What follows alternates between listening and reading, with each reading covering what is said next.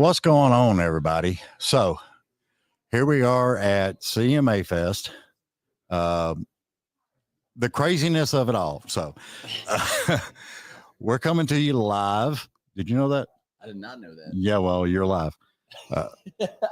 So anyway, we're live from CMA Fest, and we're zooming around and having fun. We're going to sit here and talk to Mr. Tayler Holder, which is that guy. Yeah, that's me. I'm not getting nothing on that mic. I was about to say I couldn't hear it either, but Talk now. check. There we go. Yeah, there you are. I feel like we blinked and we're here again. It's one of those things, man. Yeah. It's crazy. They had the powdered donuts waiting for me, though. That was good. Well, you was like so emphatic about them last year. No, they just keep me so busy. I'm like borderline starving over here, so I'll eat like anything that's in front of me, and you guys just happen to have them. Julie hooked you up with the goodie bag because there's some snacks in the goodie bag too. Yeah, so we should be a little bit all right this year. We tried to keep that in mind for all the artists and everything, because we did the production side and all that other stuff, and we know how hard the work is of everything you've got to do, what you've got to go through. By God, you got to make sure you're plugged in, do sound check and all this other crap, and it just gets crazy. Sometimes you're going so fast that you don't even get a sound check. You just got to go plug and go. Yeah. So it's it gets rough, man. They don't. I finally told Brad, I was like, hey, this year can we have some time where I can at least eat one plate of food in one day at least? Yeah, at least, because I heard the catering's pretty damn good over there. Is it? I still haven't even been yet. Yeah, I gotta go check that out. You got to check it out. It's crazy. So anyway, you got to tell me what all you've been doing since last year. Dude, it has been one of the craziest years of my life, man. We put out lots of new music. We had I put out a song that honestly was kind of a cool little bittersweet moment, because my team didn't think it was good enough, didn't think it was gonna whatever. I believed in it a lot. And we ended up putting out the song called Dying Flame, and it's currently kind of really changed a lot for me, man. Cool. It's been blowing up everywhere. And I just put out a recent single called This Ain't You Leaving that dude, it did 1 million streams in 5 days, dude. And it's just absolutely crushing for us. We're on the Post Malone tour right now. Sweet. Fairs and festivals, man. I did my own headline tour this year as well. At the top of this year, we did 18 cities and sold it all out. So say, I love that. The one song you done that stuck out with me really big was the dad and daughter dance thing. And I was just dude. God, that hit me. That one was one of the coolest moments of my life, man, because not only was it just me writing somebody's wedding song, it was me writing, my best friend's wedding song, Right. And she came to me, she called me out of nowhere and was like, hey, we're getting married. And I was like, yeah. And she was like, I would absolutely love to surprise my dad with the daddy-daughter song. Yeah. And I would love for you to perform it at my wedding. And I was like, holy, all right, my heart fell out of my ass. So I'll tell you, dude, I get so nervous at things like that, man. But dude, when I tell you, I brought in some of the best guys that I knew that could tell the story. I had her send me an entire list of everything with her and her dad and all the moments. So we made sure we made it as real as possible. He fought over in Afghanistan. He's just he's a hell of a man, dude. And I feel like we delivered really, really well, dude. And you did, because I'm not gonna lie, because my daughter, her and her boy guy at the time, they kind of eloped, so I wasn't able to do that. Yeah. And then I'm sitting there listening to that song, and I'm just like, I ain't gonna shit you, I had a tear come up, dude. Me too, bro. I was whenever I'd listen back to it after we recorded, I was like, man, this isn't even about me, and I'm tearing up. So I was like, I already know that this is gonna be like a disaster in the best way possible when we get to this wedding. And I was sitting there performing, and I'm looking at the dad, and I'm like, well, he's crying, she's crying, I'm gonna probably look away for a second. And I look over here, I start looking around, and literally everybody's crying, and I'm like, God dang it, man, this is not getting any easier. So but it was by far one of the coolest experiences of my life, man. See, I overheard that a lot of people are actually requesting that for the daughter dance. Yeah, dude. It's just, which is kind of funny, man, because we're playing these festivals, and every show that we're playing, everyone's requesting it, but I just didn't know it was the vibe for these festivals and stuff like that. And I was like, maybe we need to actually add it into the sets here. So well, you got a lot of parents that are taking their kids to the festivals and stuff. You play that freaking song, you know, and you look out in the crowd, I'm sure there's a dad and a daughter dancing out there. Oh, absolutely, man. 100%, dude. So, man, it was just, it hit me. I mean, it really did. And I was just like, holy crap. Man, thank you, dude. I appreciate that because, dude, it's a special one, man. And the amount of dads I've actually had come up to me and say that it's been one of the coolest things ever. So, don't you love being the first one because they're changing cameras on us and everything else? Yeah. Well, you know, David, if you weren't stubborn at the beginning. Well, I literally go, I want a camera over here. And he goes, no. So when he's distracted, I move it anyway. Yeah. So that's where you got to listen to the producer. Mm-hmm. It's just, you know, women in general, I feel like you got to just agree with you. Got to. Know what I mean, yeah, it's honestly, you know, just better to say yes.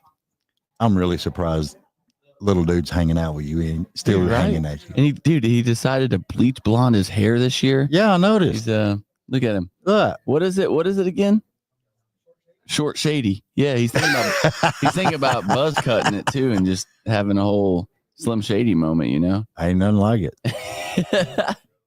It works. So I gotta ask this question because we touched on it last year. Mm-hmm.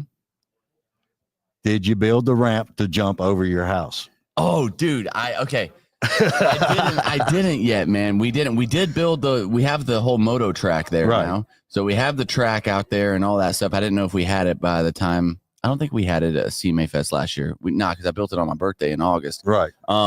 But we have the whole moto track. We have the bikes. We have all the stuff out there. We just haven't jumped over the house yet. So dude, that one's gonna come. I'm gonna have to call Axel Hodges for that one though. I don't know. I'm a little washed up, dude. That may end up really bad for me. It'd be something. It would be something, I'll tell you. You'd have to video it the whole 9 yards. Oh yeah. Put him on the handlebars. Like a little ornament. He's just walking around.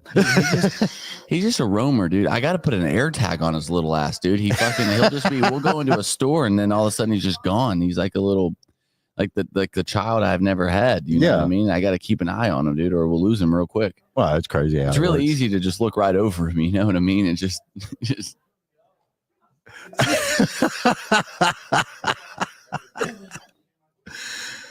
So what you got coming up? We got you got the Post Malone tour. We got the Post Malone. We're wrapping that up this weekend, man. We play today, Friday, and Saturday for CMA Fest. We got Saturday. We got the big stage. We got Chevy Vibes. That's the biggest one we've had so far. Yeah.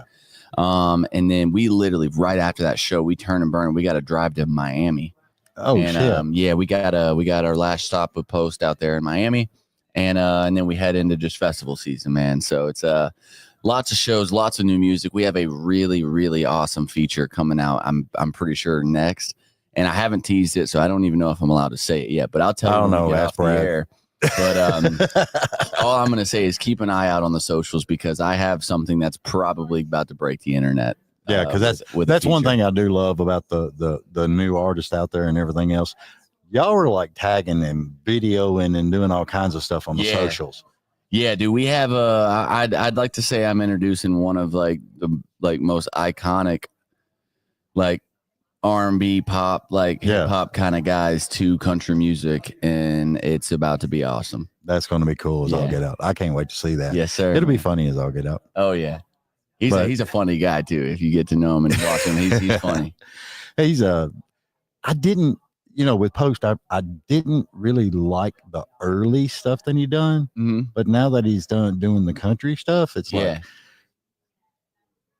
there was that unsung guy, and then he hit this country stride. He's been, which like he fits it so well, man. Yeah, and it's like once you hang out with him, like, you're like, okay, this actually does make sense. You know what I mean? But it fits his personality a little bit better. Yeah, and for so long, like he was the first person that I've ever seen just like seamlessly, like country music is like such a little like cult. You know what I mean? Like they're very picky with who they allow in. They're very picky with who they just like accept with open arms and in a good way though, but he was the first person that is just like seamlessly like just transitioned into country music with like no one caring. Like nobody said a word. Was just like, let's go, dude. Heck yeah. Like, you know what I mean?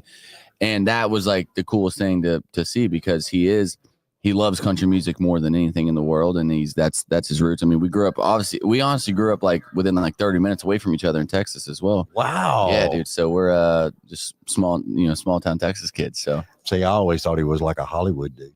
Yeah, everyone thinks I'm like this like TikTok kid from Los Angeles, California, because that's like where everything started for me. And yeah, I know different because you raced motocross and done all that other crap. You know, man. And so it's like I'm in like that same kind of boat of like no one believes that like country music has anything to do with my life. Like, you know what I mean? So it's like it's been tough, like turning the head still and all that stuff, but we're slowly making it happen, man. And this song that we just dropped, dude, I believe that I definitely think and know that it's going to be my top song out that I got right now. And so just seeing it, this the love literally every song we drop, man, we get more and more streams. They perform better. We get better reactions. I feel I love them more. It's like every time we're better in ourselves, and so that feels really good. It's crazy as I'll get out. Well, I gotta ask this because I'm bad about it. Like when I do a show, I'll look over at Caitlin because we changed everything over to live shows, but I still edit and upload the podcast on like 18 different platforms. So it's all over the place. Yeah. But on the live stuff, I'm like, how many? Yeah. You know, and you're just like, what? No. You know, it just keeps going. Do you do that when you release a song? Definitely, dude. It's we're watching the numbers and I'm like, because like even leading up to the song, I'm like, how many pre-saves do we got? Do we got more than yesterday? Do we got this? How many views does this have? And we're always like trying to make sure we're capitalizing in the best way possible. And whenever I release it, I'm like, all right, is it doing good in the first like 10 minutes? What about an hour? The first hour is it good? Did we get any playlists? Yeah. You know what I mean? Like we're definitely always studying and watching and watching all the numbers, analytics, to everything. We're watching it all. So yeah, it's crazy as I'll get out because we were doing live on like YouTube. Yeah. And it was all right. Yeah. But then the minute we changed over to where we was doing live on Facebook and YouTube, shit started exploding. Yeah. And I was just like amazed at the numbers and everything. Dude, YouTube is one of like the hardest platforms to like conquer, dude. Even when I was doing it, man, we finally eventually got some success on it, but it took me like 5 years before I even started seeing like numbers at all, like any numbers, like over the thousands at least. Well, and the other thing I noticed is people are not subscribing like they used to. Dude, it's so hard, man, because everyone, they're like, the internet is so oversaturated that literally everybody has a chance to go viral nowadays, especially with a platform like TikTok. And it's so easy to get a viral video nowadays, right? Or it's so easy to get views. It's hard to get fans, right? Yeah. And so that's why, like, I tell everyone, like, repetition, like reps, dude, and also like consistency. It's like a TV show, man. You know, everyone knew Friends came on at a new episode of Friends was on at 5 p.m. every Friday, or whatever it was. And they were sitting there waiting. And so the same thing with YouTube, it's like a reality show. It's like a TV show. It's a whatever. They need to know that you're dropping a new video at this time on this day every week, man. And they're ready for it. You know what I mean? And well, that's like when I was younger, growing up, we didn't start partying until like 7, 8 o'clock at night. Yeah. But we always made sure we was home at 10:30. You know, it's wild. Dude, it's like people don't start partying now. People don't start partying now until like midnight. Yeah. Like that's when the party starts now. And I'm like, dude, what? Like, I'm finally getting to the point where like I haven't even been to Broadway or a bar since January, man. So we're like 7 months in, dude. And I'm like, whenever I was going like every weekend, every other weekend. I think the last time I went to Broadway was 3 weeks ago. And I went down there because Kaylee Green was playing. And I went and was hanging out a little bit and checking her out. Dude, absolutely. See, like those are moments to go downtown, or like I'll go to Broadway and watch some live music or something like that. You know what I mean? Like, but going to Broadway to just club and like, it's just, dude, it's nothing but bad decisions, man. There's temptations, there's girls, there's fights, there's this, there's that. It's just always bad, man. There's nothing good that comes from it, you know. And the bad part about it, even with like you're down there looking for girls or whatever. Yeah. Then you get all that baggage that goes with that. And then you get the gossip, you get the town talk, and you get all these like rumors, you get all this stuff, man. And then it's like, dude, like now I have the most amazing, beautiful fucking girlfriend I've ever had in my life, man. I love her more than anything. It's like I got no reason to even go down there anymore. Yeah. You know what I mean? It's like it quite literally could only be bad if I go down there. You know what I mean? Exactly. With fights and this and that, dude. It's like nothing good comes from it. I can't believe that people go down there and they get to that level of tipsy to where the only thing they want to do is find a fight. Yeah. And it just drives me nuts. I don't drink. I've never drank in my life, man. And I see everybody out there getting so hammered. And then like, I've been with it with like my boys that are visiting and stuff.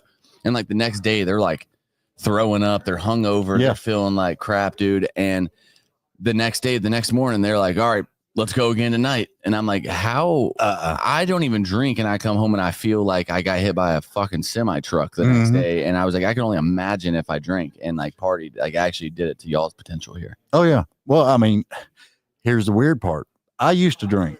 Yeah. And I would have fun and everything else. But doing the lights and the sound and being in a production booth and seeing it firsthand, because we didn't drink when we were doing the show, you know, but seeing all the idiots, and she doesn't need to be going home with him because that's like a 10 going home with a 1, you know, I mean, coyote moment all the way around, you know, and that's what got me to stop drinking. So now I'll do a shot every now and then. Yeah, man. But that's it. You kind of need that little flash moment to be like, hey, I probably shouldn't be here. You know what I mean? I literally like, that's honestly why I stopped going too, is I was about to start my first headline tour.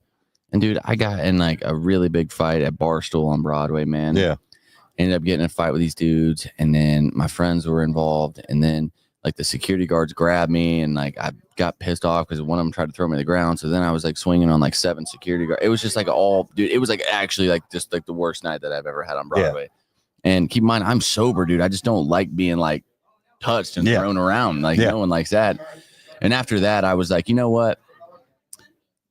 I don't need to do this, man. There was one time that sticks with me forever, dude. I always tell the story, but Jelly Roll, there was a fight that I got in that got posted on the internet and it kind of went everywhere. And Jelly never just calls me out of nowhere, dude. Right. And he called me and he's like, you know, I love you, right? And I was like, I love you too, man. I had no idea where this conversation was going. And he was like, you got a real shot at this. I was like, thank you, bro. I thought he just called me to tell me how good I'm doing or something like that, you know? Yeah. And he was like, Bubba, you got to stop fighting people.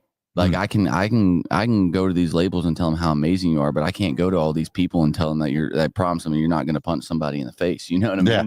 And he was like, he's like, trust me, man. He was like, I see a lot of like younger me and you, dude. And like, I made a bad name for myself for a long time. We were, you know, with the way that they used to roll and all that stuff. And dude, it spoke to me because there's so many people that will watch me fuck up. They'll be like, this is the new kid to town. Oh, he's going to ruin it. He's going to do this. He's going to do that. And out of everybody, man, Jelly calls me to tell me and like talk to me about all this stuff and like try to get me in check, you know?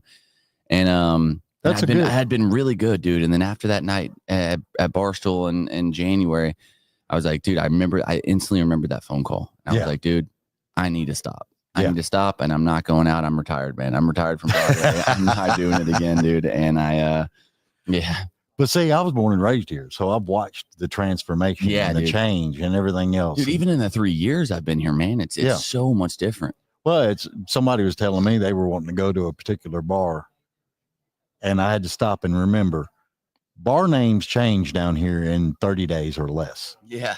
It's crazy, but it's just insane. I love what you do on stage, how you talk to everybody and you're singing to each people and you're just like back and forth on the stage. Dude, we're a little jackrabbit. Yeah, I know. What is the craziest thing you ever seen from the stage?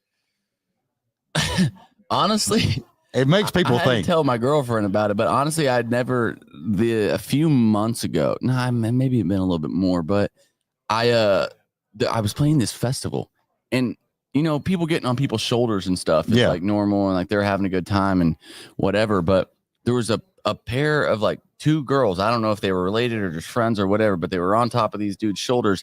And I come over to this side of the stage and both of them simultaneously just like flash me. And I'm like, okay, all right. We're going to go back over here now. Yeah, I got a girlfriend now. I'm going over here. And I'm like, holy shit. Like, yeah. And so I'd never had anybody flash me while I was on stage. So that's probably like the double flash like at one time that was probably like the wildest like little like moment looking off the stage so far, but lots of great moments, lots of memories that I've made, dude. It's been amazing. So I think it's crazy as I'll get out. Yeah, And we're just getting started, man. Like I can't know. wait to see what God's got planned for us this year, man. Well, I mean, I took an interest in you last year when you was on the show, and I started following and looking at some stuff. And of course, the songs you were dropping were just incredible. Thank you. And I told a lot of damn people. I've been telling people almost for a full damn year. Y'all need to watch this dude. Thank you, bro. Dude, it's been man. We go out there, dude, and we do these shows, and we right now we're in this moment of, a lot of people know my name, but a lot of people don't know I do music, from the TikTok thing. And so we go out there and we either like, it's like, hey, for the people that don't know us, we try to make them love us. Right. And, and just fall in love with the show, dude. The music and everything definitely is the main key and all that stuff. But we want, I go to shows sometimes. I'm like, oh, fuck. I'm getting a little bored. You know what I mean? It's like, I like to like pick on people in the crowd. I like to keep them really entertained. Like I like to have like a little comedy show mixed in with the show. I want people to leave and be like, you know what, dude? Like the music was good, but I had a damn good time there as well. Yeah. Like, you know what I mean? Like that means more to me than anything. So, and say that's what I love more than anything. It's just because people, that connection now is meaning more in the music industry. Mm-hmm. I think than. That's one thing that we've had such good feedback on is just people coming up to me and be like, dude, your crowd interaction is so good, man. And that's something that's been really awesome to hear, because I'm me being so early to all this still. I'm like, hey, am I keeping them entertained? Am I doing the right thing on stage? Am I moving this way at the right time? You know what I mean? I'm like, everything's going through my brain. Well, I mean, you're doing something because people are posting shit of you on concerts. So, yeah. And that's cool as hell. I love Absolutely, man. All right. Tell everybody where they can find you. You guys can find me on all social media platforms, just at Tayler Holder. And my parents are weird. They spelt it with an ER instead of an OR. So it'll be Tayler and then Holder. So that's Julie got it spelled wrong. Oh, wow. Julie. Wow. Yeah, I had it spelled wrong too. Online. My bad. It's okay. Well, that's going to be an argument later, but we'll get to that point, It'll be fun. That's all good. Get some stuff and tell all your fans bye. And we are gonna. Oh, we got the canvas again. We'll get you to sign up. Absolutely, man. And we'll grab a couple of pictures. Awesome. Well, thank you so much for having me again, dude. Dude, it's been an honor, it's man. Always a good time with you guys. Man. I love hanging out with you because we got a lot of background stuff, and it's cool. Love deep diving back, dude. It's fun. Yeah, and powdered donuts. Absolutely, man. You can never go wrong with those things. Exactly. We're going to be live all day, folks. So y'all stay tuned, and you'll see me get up and shaking hands and taking pictures and doing all kinds of stuff. So it's going to be crazy. Ain't that right, Caitlin? We got to figure out camera angles. We got to figure out camera angles. Yeah, I'm putting it on the still. It's all part of the progress. Enjoy the logo. It's a bunch of trial and error. You know what I mean? That's how it always is. Yeah. Nothing but fun. Thank y'all so much, man. We'll see y'all next time. Let's get out of here.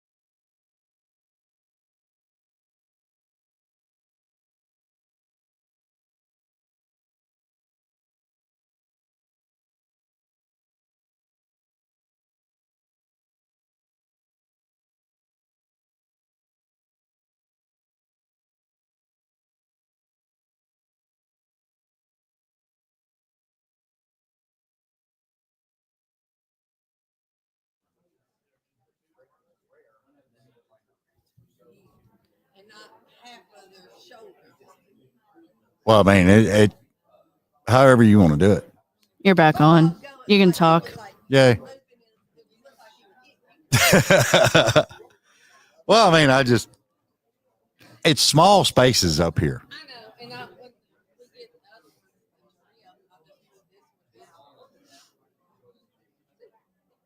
It'll be crazy.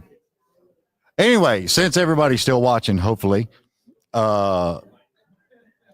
Purity Dairy is our sponsor, and DKD Productions is sponsoring. Viation is sponsoring, and we got a lot of good people. If you go see Viation.net. You can't see it in these. That's why can't you see that? You can't see it? No, you can see Viation.net. Oh, okay. Well, go to Viation.net.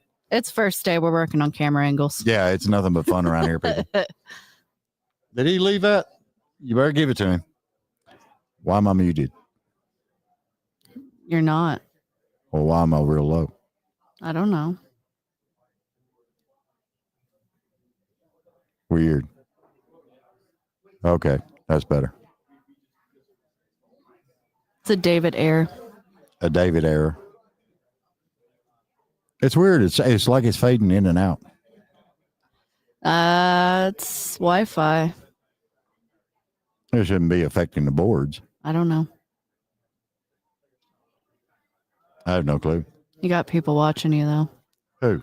I don't know. Where? Online. Oh, online. Hi, people. Feel free to leave comments. Yes, comments are turned on. So please leave comments. Let us know. We've got a few minutes and we'll have another artist on. I'm not naming the artist until they actually sit down and hang out with us. So it'd be cool. But anyway, I thought it was cool as all get out because the Grand Ole Opry is turning 100 years old today. No, not today, but this year. And Purity Dairy is actually turning 100 years old. So that's cool as all get out. I think your next guest is here. I can't move. You can't move? No, I can't. Why can't you move? I am blocked in.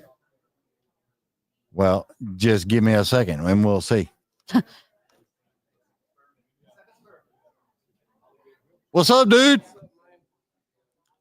Hey, everybody, we got Ollie Gabriel coming in, and it's going to be fun. We're live, brother. So come on. Yeah, just have a seat. Whenever he gets ready. He's got to get his stuff done.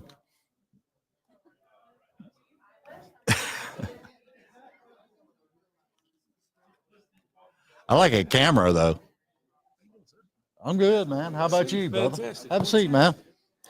Headphones are there. I don't care how you put them on, but you can hear better because it's starting to get loud and noisy back up in here. Get a little loud. Oh, yeah, it gets crazy.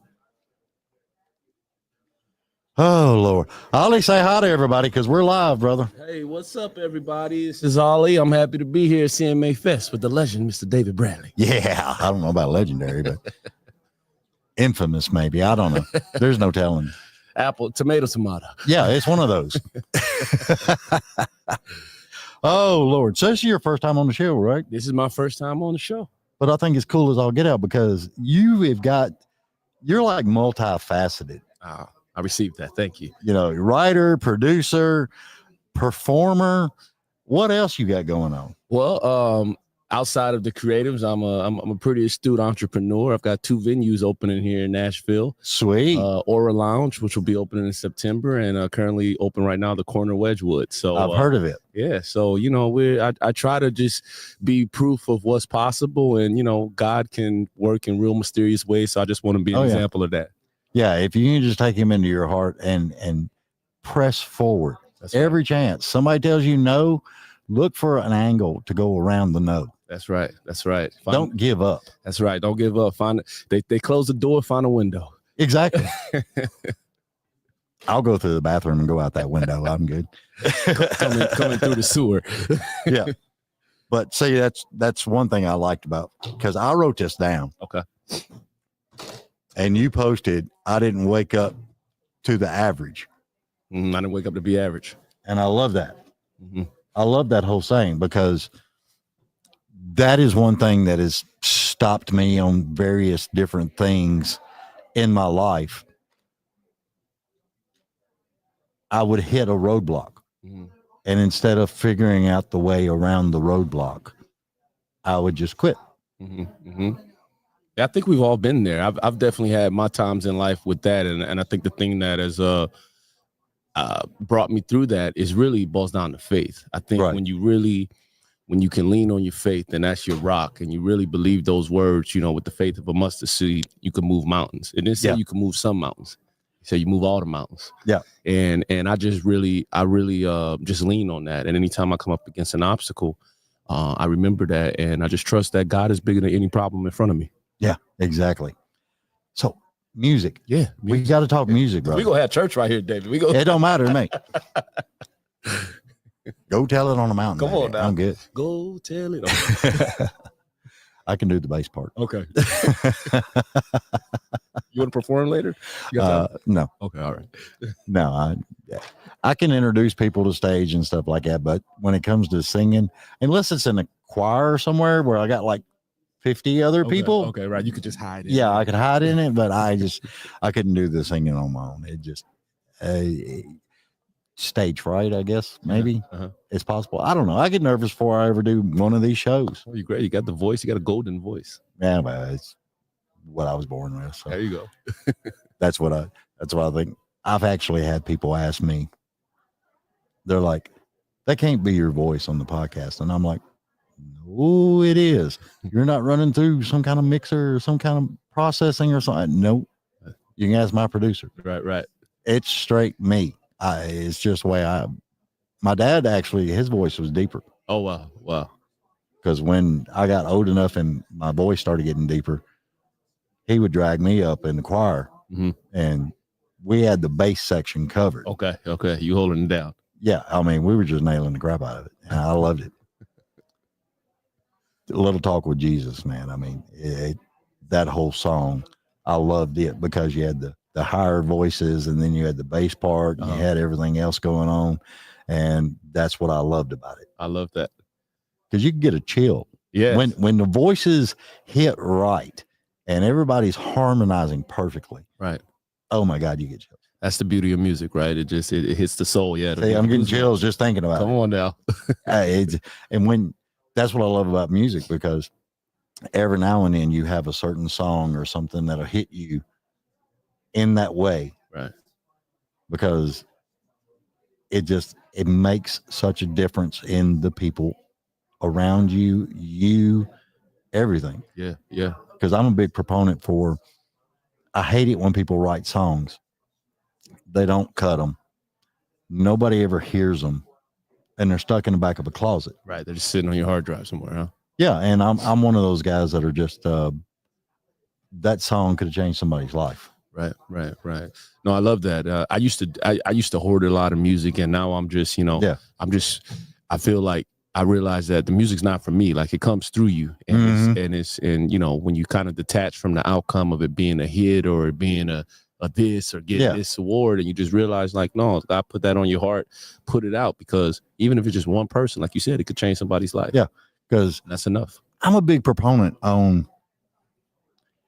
I think when you start doing stuff, not because you love it, but because you're wanting to turn $1 on it, I think the dollar don't come. That's right. But if you start something and you're doing it and you're good at it and you love doing it, it may take a year or two, might even take 5. A decade, yeah. But the money will eventually come. That's right. I agree that, and that's been my life story for real. Like, I started this as a young kid with a dream, and I mean, it's looking back. I understand what they say now. Hindsight's 20/20. Oh yeah, because you start to see, like, oh, okay. Some of those hardest times I can remember when I was in it. It felt like, man, will I ever get a break? Yeah. But looking back now, from a different place, it's like, oh, I needed that. That was so important for me to be who I am today. Oh yeah. And it's like back to that faith, man. Back to that faith and just trusting. So tell me about Running Man. How did you come up with that? Running Man was kind of to what a little bit of our conversation. I started out, I signed my first record deal while I was actually in the military. Right. I was 21. I signed with Interscope, and I went through these crazy ups and downs with the music industry. I was living in LA. I lived there for almost 18 years. I'm sorry. And I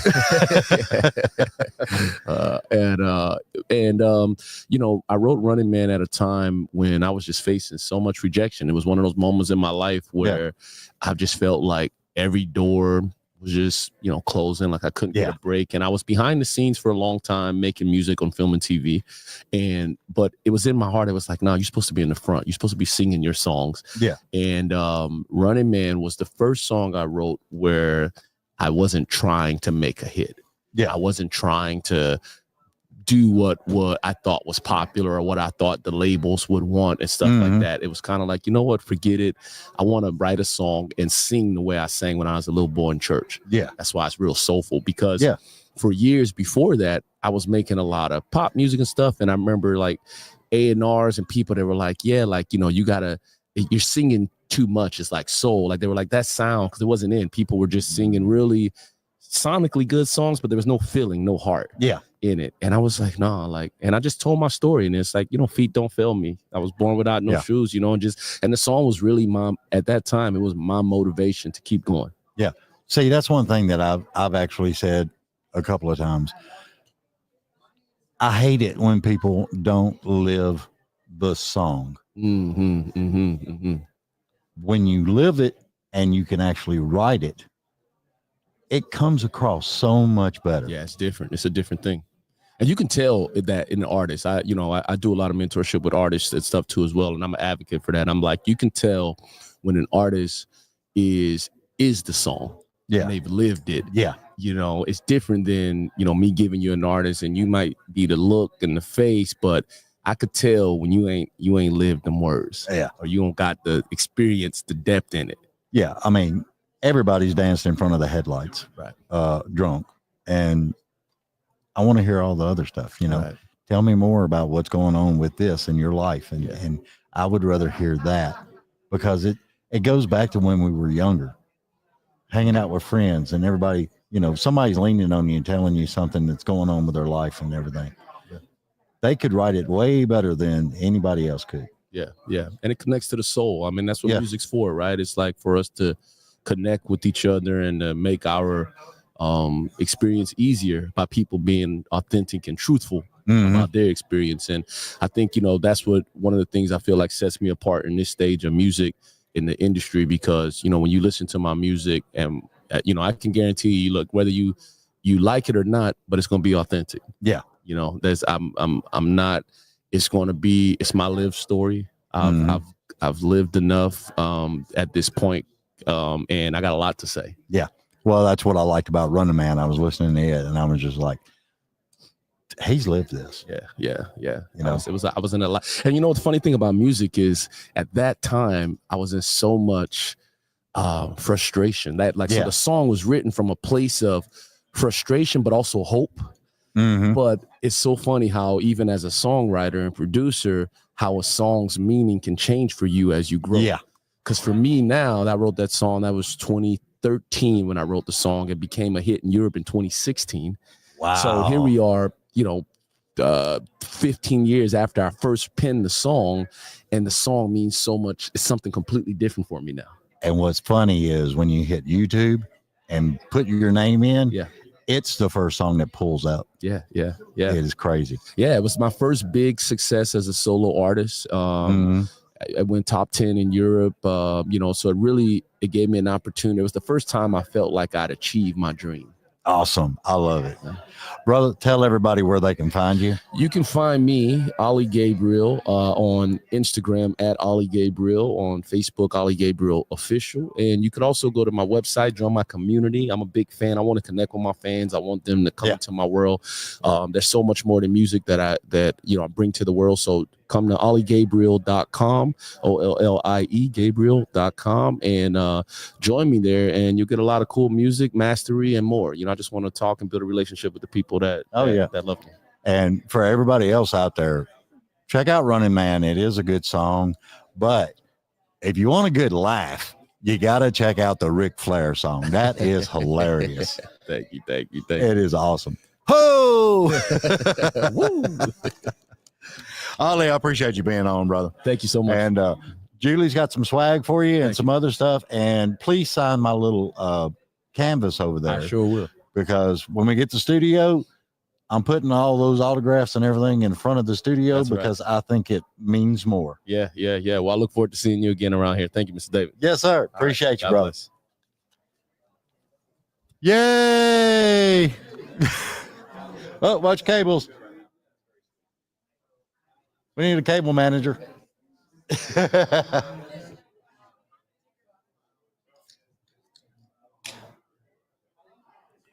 Nothing like a cable manager. I like those. Callum, what's going on, brother? How's it going? Nice to meet you. I'm tired. You're tired? I'm tired. You tired? All right. Not yet. Well, that's your first day, so you'll be good. Day number 1. Yeah. Day number 1, you'll be good. Yes, sir. Headphones are there. Perfect. And I'm going to tell you, like I told everybody else, we're live, Bubba. We're live. Even better. We're live on Facebook, YouTube. So I'm not going to talk too much because I just love listening to you people from Australia and stuff just talking. Well, that's good. I'll put on my best Australian accent for you. Your boss man over there with the camera is laughing his butt off now. He's not from Australia. It's because he's Australian, actually. Yeah. He's not from Australia? No. Where's he from? Scottish. They do call us the Australia of the North. See, I apologize. I really do. Fine. You're fine. I know it sounds all the same to the Americans. Well, a little bit, yeah, but it's Australian. That's why he was laughing so damn hard. I got Australian people coming on too today, and I was just like, because I was looking at your stuff, and I actually wrote down Scottish. Look, hey, yeah, I see it. I see Scottish there. Yep. See, I wrote it down, but I was listening to the voice. Yeah, it's a tough one. Also, I mean, I'm a total sellout, so I don't sound fully Scottish when I'm in the US. So it's kind of somewhat of a blend, and you're not wearing a kilt, so. And I'm not wearing a kilt. No, not well. If I'd known this interview was going to be so fun, I probably would have worn a kilt. Well, I mean, that's next time. Do you wear the undergarments for the kilt, or is it still mandatory no undergarments? Never, my friend. No matter how cold it may be. Because it's weird because you go down my family heritage. It started in Scotland. Yeah, I bet. Where are you from in the States? Here, Nashville, Tennessee is where I'm born. Yeah, you get so much Scottish. And I'm a unicorn, according to a lot of people. Absolutely, yeah. There's not many native Nashvilleians. Yeah, exactly. But yeah, a lot of Scottish heritage in the Appalachians and through Tennessee and down through the South. It's cool. Yep. The one thing I got to ask though, Virgin River. Yeah. Because a lot of people think music, and then you're doing acting also. Yes, sir. Yeah. If anything, I kind of started.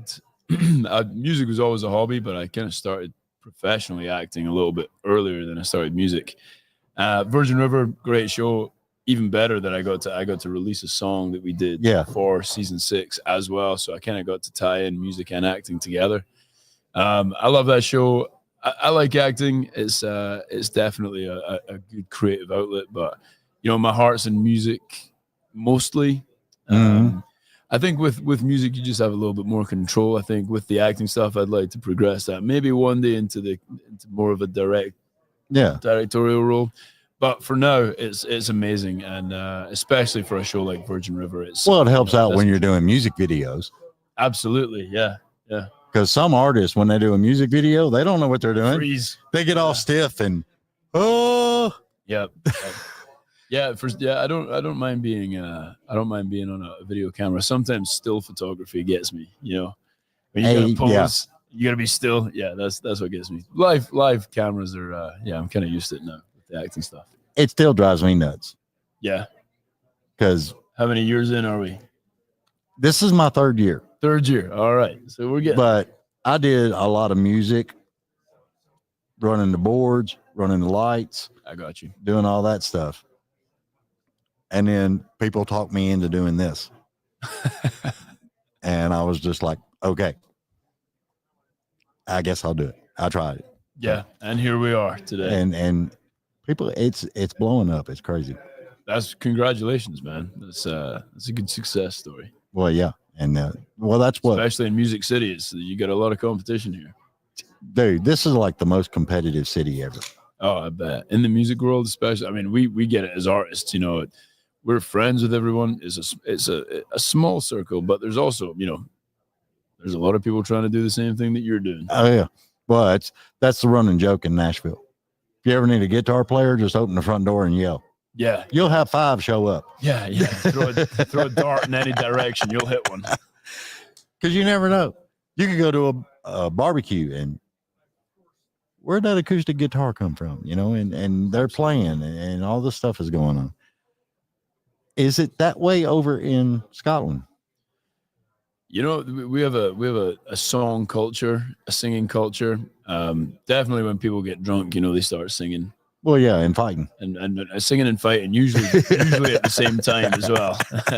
One, or you know, if one happens, the other one will proceed. Well, see that the big difference I see, and some American women, you'll get a couple of them that will actually, when everybody's getting drunk and the fighting starts, they're like running away.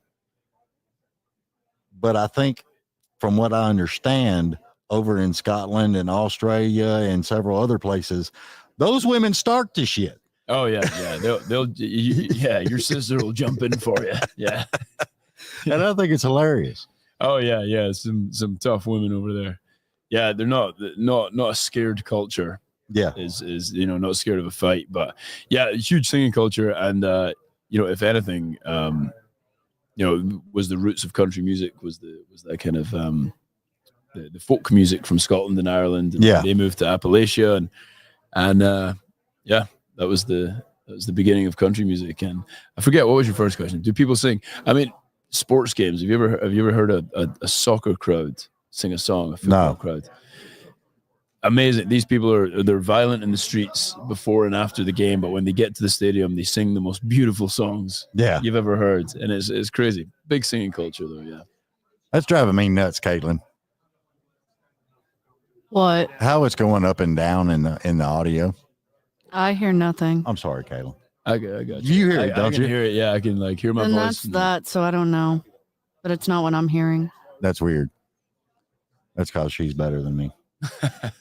I guess. So everybody needs a Caitlin. I don't know if we might do a charity. I might see if I can't auction her off or something. Well, we can always use a Caitlin on our team. So auction me off. I'm kidding. Just listen. Never mind. Don't worry. Anyway.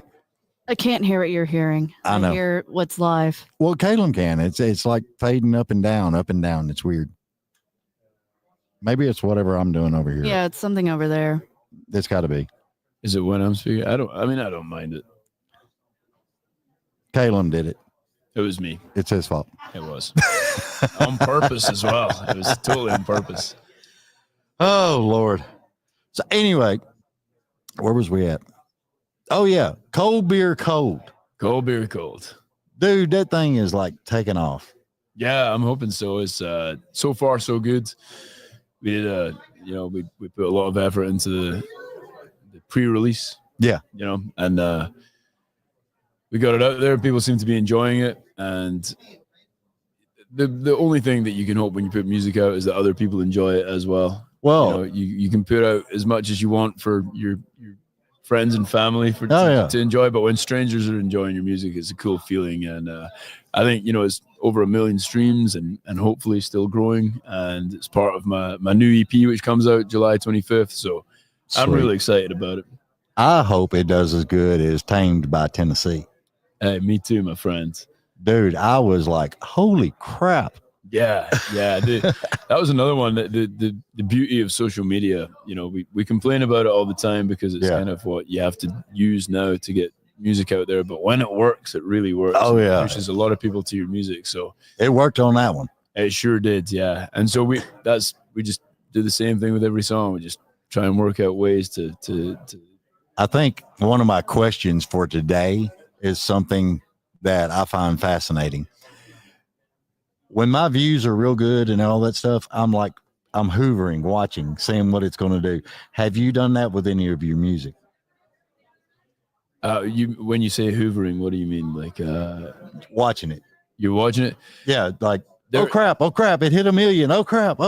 Yeah, sometimes I'll check streams maybe once every couple of weeks, but sometimes you'll see the number jump on like Spotify or something like that.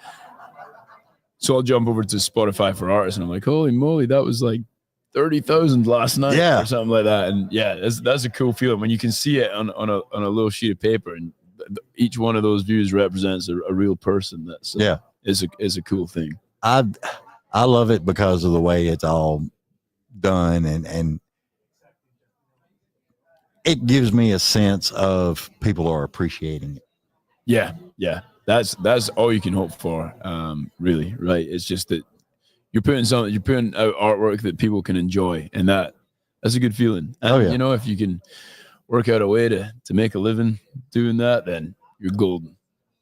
It's kind of like the golden spot. Yeah. Yay! Big fan of the golden spot. All right, so we're gonna get off here. Appreciate you being on. Tell everybody where they can find you. Well, it was my pleasure. Thank you so much for having me. It was nice to be here. And I'm on all of your streaming platforms. Your Spotify's, YouTube's, Apple Music. You can find me on Instagram, TikTok, Twitter. Awesome. Basically anywhere that you could have a social media site, I'll be on there somewhere. And Facebook. And I'm also. Dates aren't announced yet, but I'm doing a tour in the fall. Probably starting off in Texas. So I'll announce that soon. Yes, sir. That will be fun. Texas is getting to where it's a big country music thing. Yeah. Those Texas crowds are, they're renowned for showing up and being loud. So I'm looking forward to it. Hey, awesome.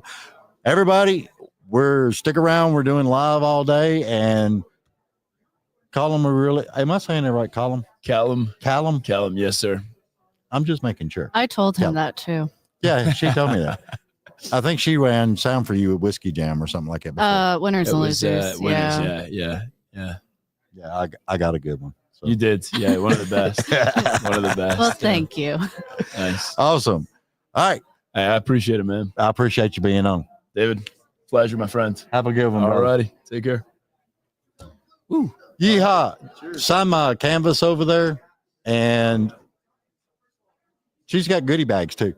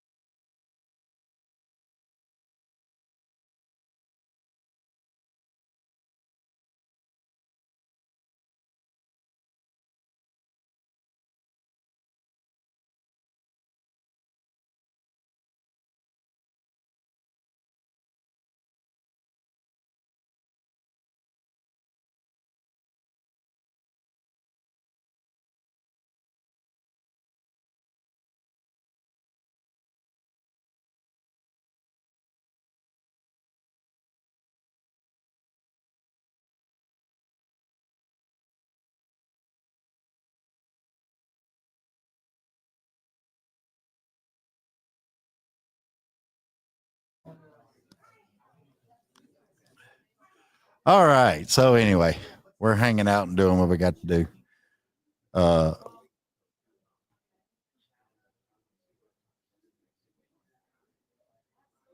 One thing that's funny about being down here is all the people walking by, and because we're in the press room area, and it's basically a lot of booths sectioned off in like little areas that we're in, and of course we're sticking halfway out of our booth because we've got so much equipment and everything. So it's just crazy as I'll get out. And then Caitlin's going to sneak over here and listen to what I'm listening to. See how low it is? And if you give it a minute, it'll peak back up and then it'll go down low. I do. I can tell right here because I haven't touched any of the volume or anything. It can't be the headphones. Ain't nothing wrong with these. Cats did not chew this cord. You got better hearing than me? Probably. Say now it's getting louder. Hear it getting louder? Yeah, I do. It's weird. Yes, dear. Whatever you say, dear.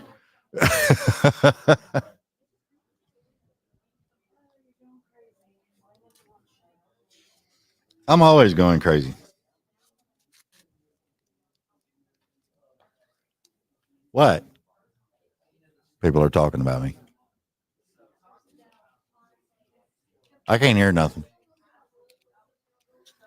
I'm muted. You're not supposed to hear me. Yeah.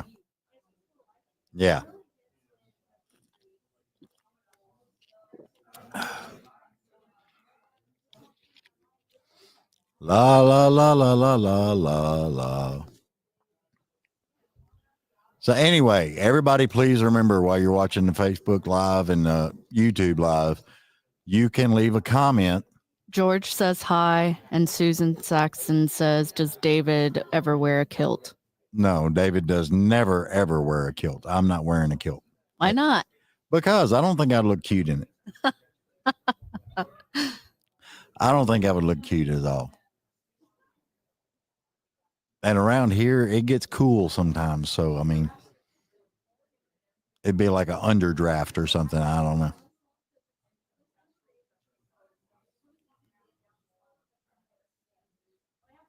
Yay. Just going to sit here.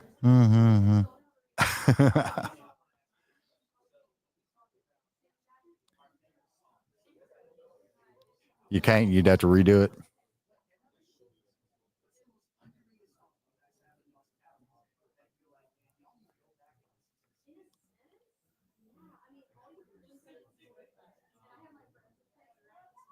Yeah, I mean, it's just, the way I got it set up is it's live all day. So you can't just stop it and then restart it. Yeah, that's fine, but I can put it on the still unless you have things to say to people. Otherwise, they're just staring at you, messing with your my goatee. George says, "All those pegs would shine in a skirt." LOL. Oh, funny. Till I got the tan. Once I got a tan on my legs, then I wouldn't have to worry about it. Those pegs would shine in a skirt. Yep. I think I would rock a kilt. You think? I don't know. Ask your viewers. No. Actually, somebody send me a kilt and $50. I'll wear the kilt.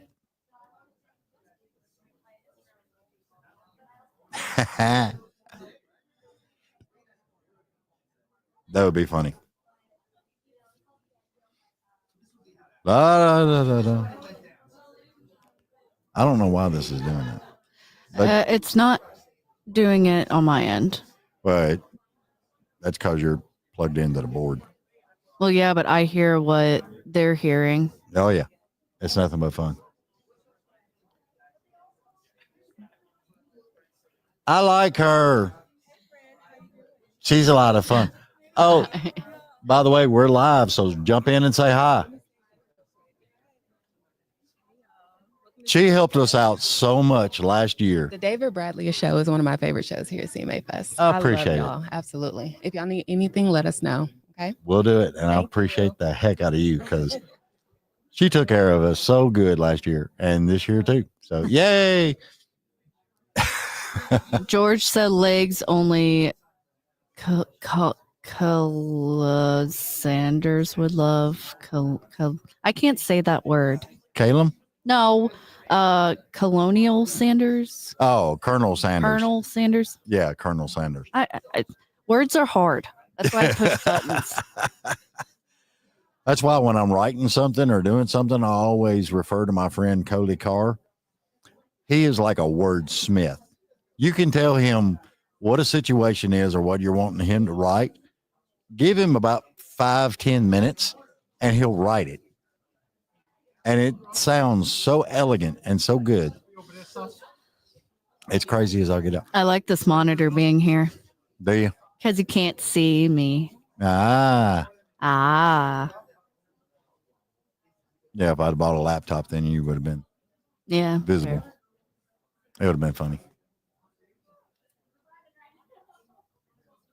Da da da.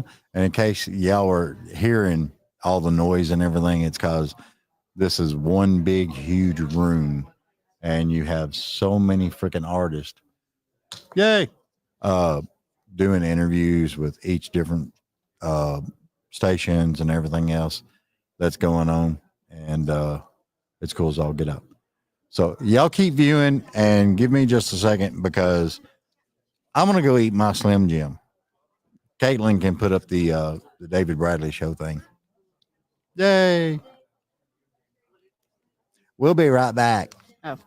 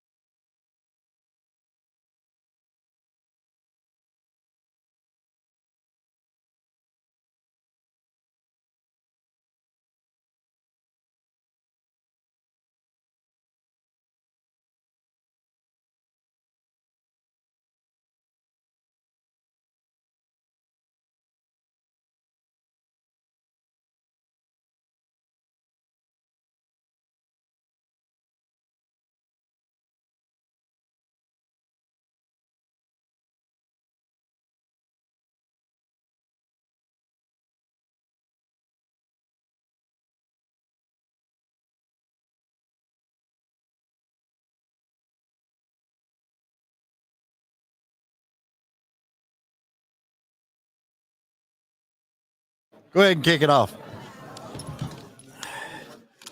Do.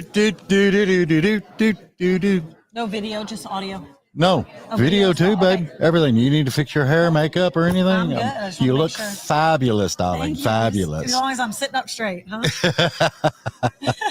Well, it could be off to the side or half drunk or something like that. But you never know. You never know. So when we did our video, you was like on the phone. Yeah. Have you done a lot of those, or? You know, I just kind of do whatever as we're traveling. If we're on the road, if I'm, in the van, or if I'm at the gate at the airport, I just kind of do whatever. I try to kind of take it easy and not get overwhelmed, So just do whatever you got to do. Oh yeah, just do it. Hey, for everybody wondering, this young lady is Miss Karen Waldrup, who is doing fabulous things, and I'm stuck on that word today. Fabulous. Fabulous things. You was on The Voice, season 20. What season? Season 25 last 25. year. Yes, it was a fabulous experience, truly. Well, you learn a lot. Yes. That's one thing I credit The Voice for, because it is a huge learning experience. It really is. It's honky tonk school 2.0 for sure. I learned everything I know at Tootsie's, and then I learned double that on The Voice. So. Well, yeah, I can imagine. Yeah. But it's nuts how all that stuff works. It really is. We just go out there with a good attitude, optimism, and there we go. And then that's a little weird, because like sometimes when you go to rock festivals or something, they're coming out. As soon as they hit the stage, they're shooting birds to everybody, and I'm just like, what the hell, man? Quite different in country music for sure. Oh, yes. We're giving hugs. Well, we give hugs, moon pies. Yes. Moonshine. I've not tried that yet, but I got to thinking about it actually 2 days ago. What if you had a good stiff drink of apple moonshine? That would probably be enjoyable. Maybe I should get one after CMA Fest. And then have a moon pie in your hand. Okay, a moonshine moon pie. Yeah. I like and just kind of like take a bite, take a drink, take a bite, take a drink. Work. I think that'd be good. Maybe you're onto something. You never know with me. That's a great idea. It's crazy stuff. You're gonna have your own restaurant. No, no. I couldn't put up with the people. We'll just keep you in the kitchen. I could probably do a bar. Yeah. Better than I could do a restaurant. Yeah. But like if somebody ordered like chicken fingers or something like that, I'd send a waitress out with chicken on each finger. There you go. Papa. You just have beer and pizza, and that's it. That's all they can get. That's all you need.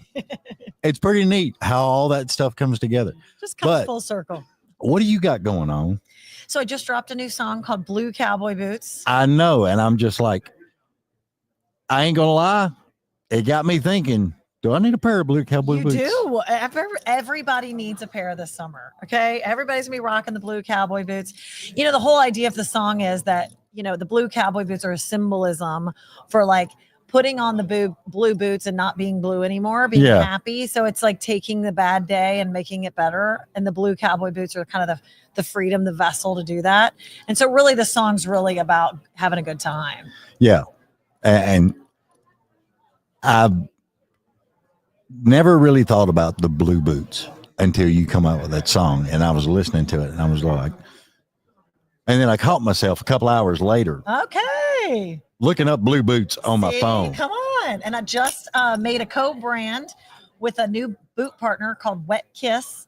And so I've got my own Karen Waldrup blue cowboy boots on KarenWaldrup.com. Wet Kiss? Oh, yes. That's an interesting name for a boot. And they are great. They are gorgeous. They look so great. I'm so proud of them. They have my logo on the side. Awesome. Yeah, I'm feeling like Lynn Anderson or something, Well, it's always cool when you can get your like logo put on something.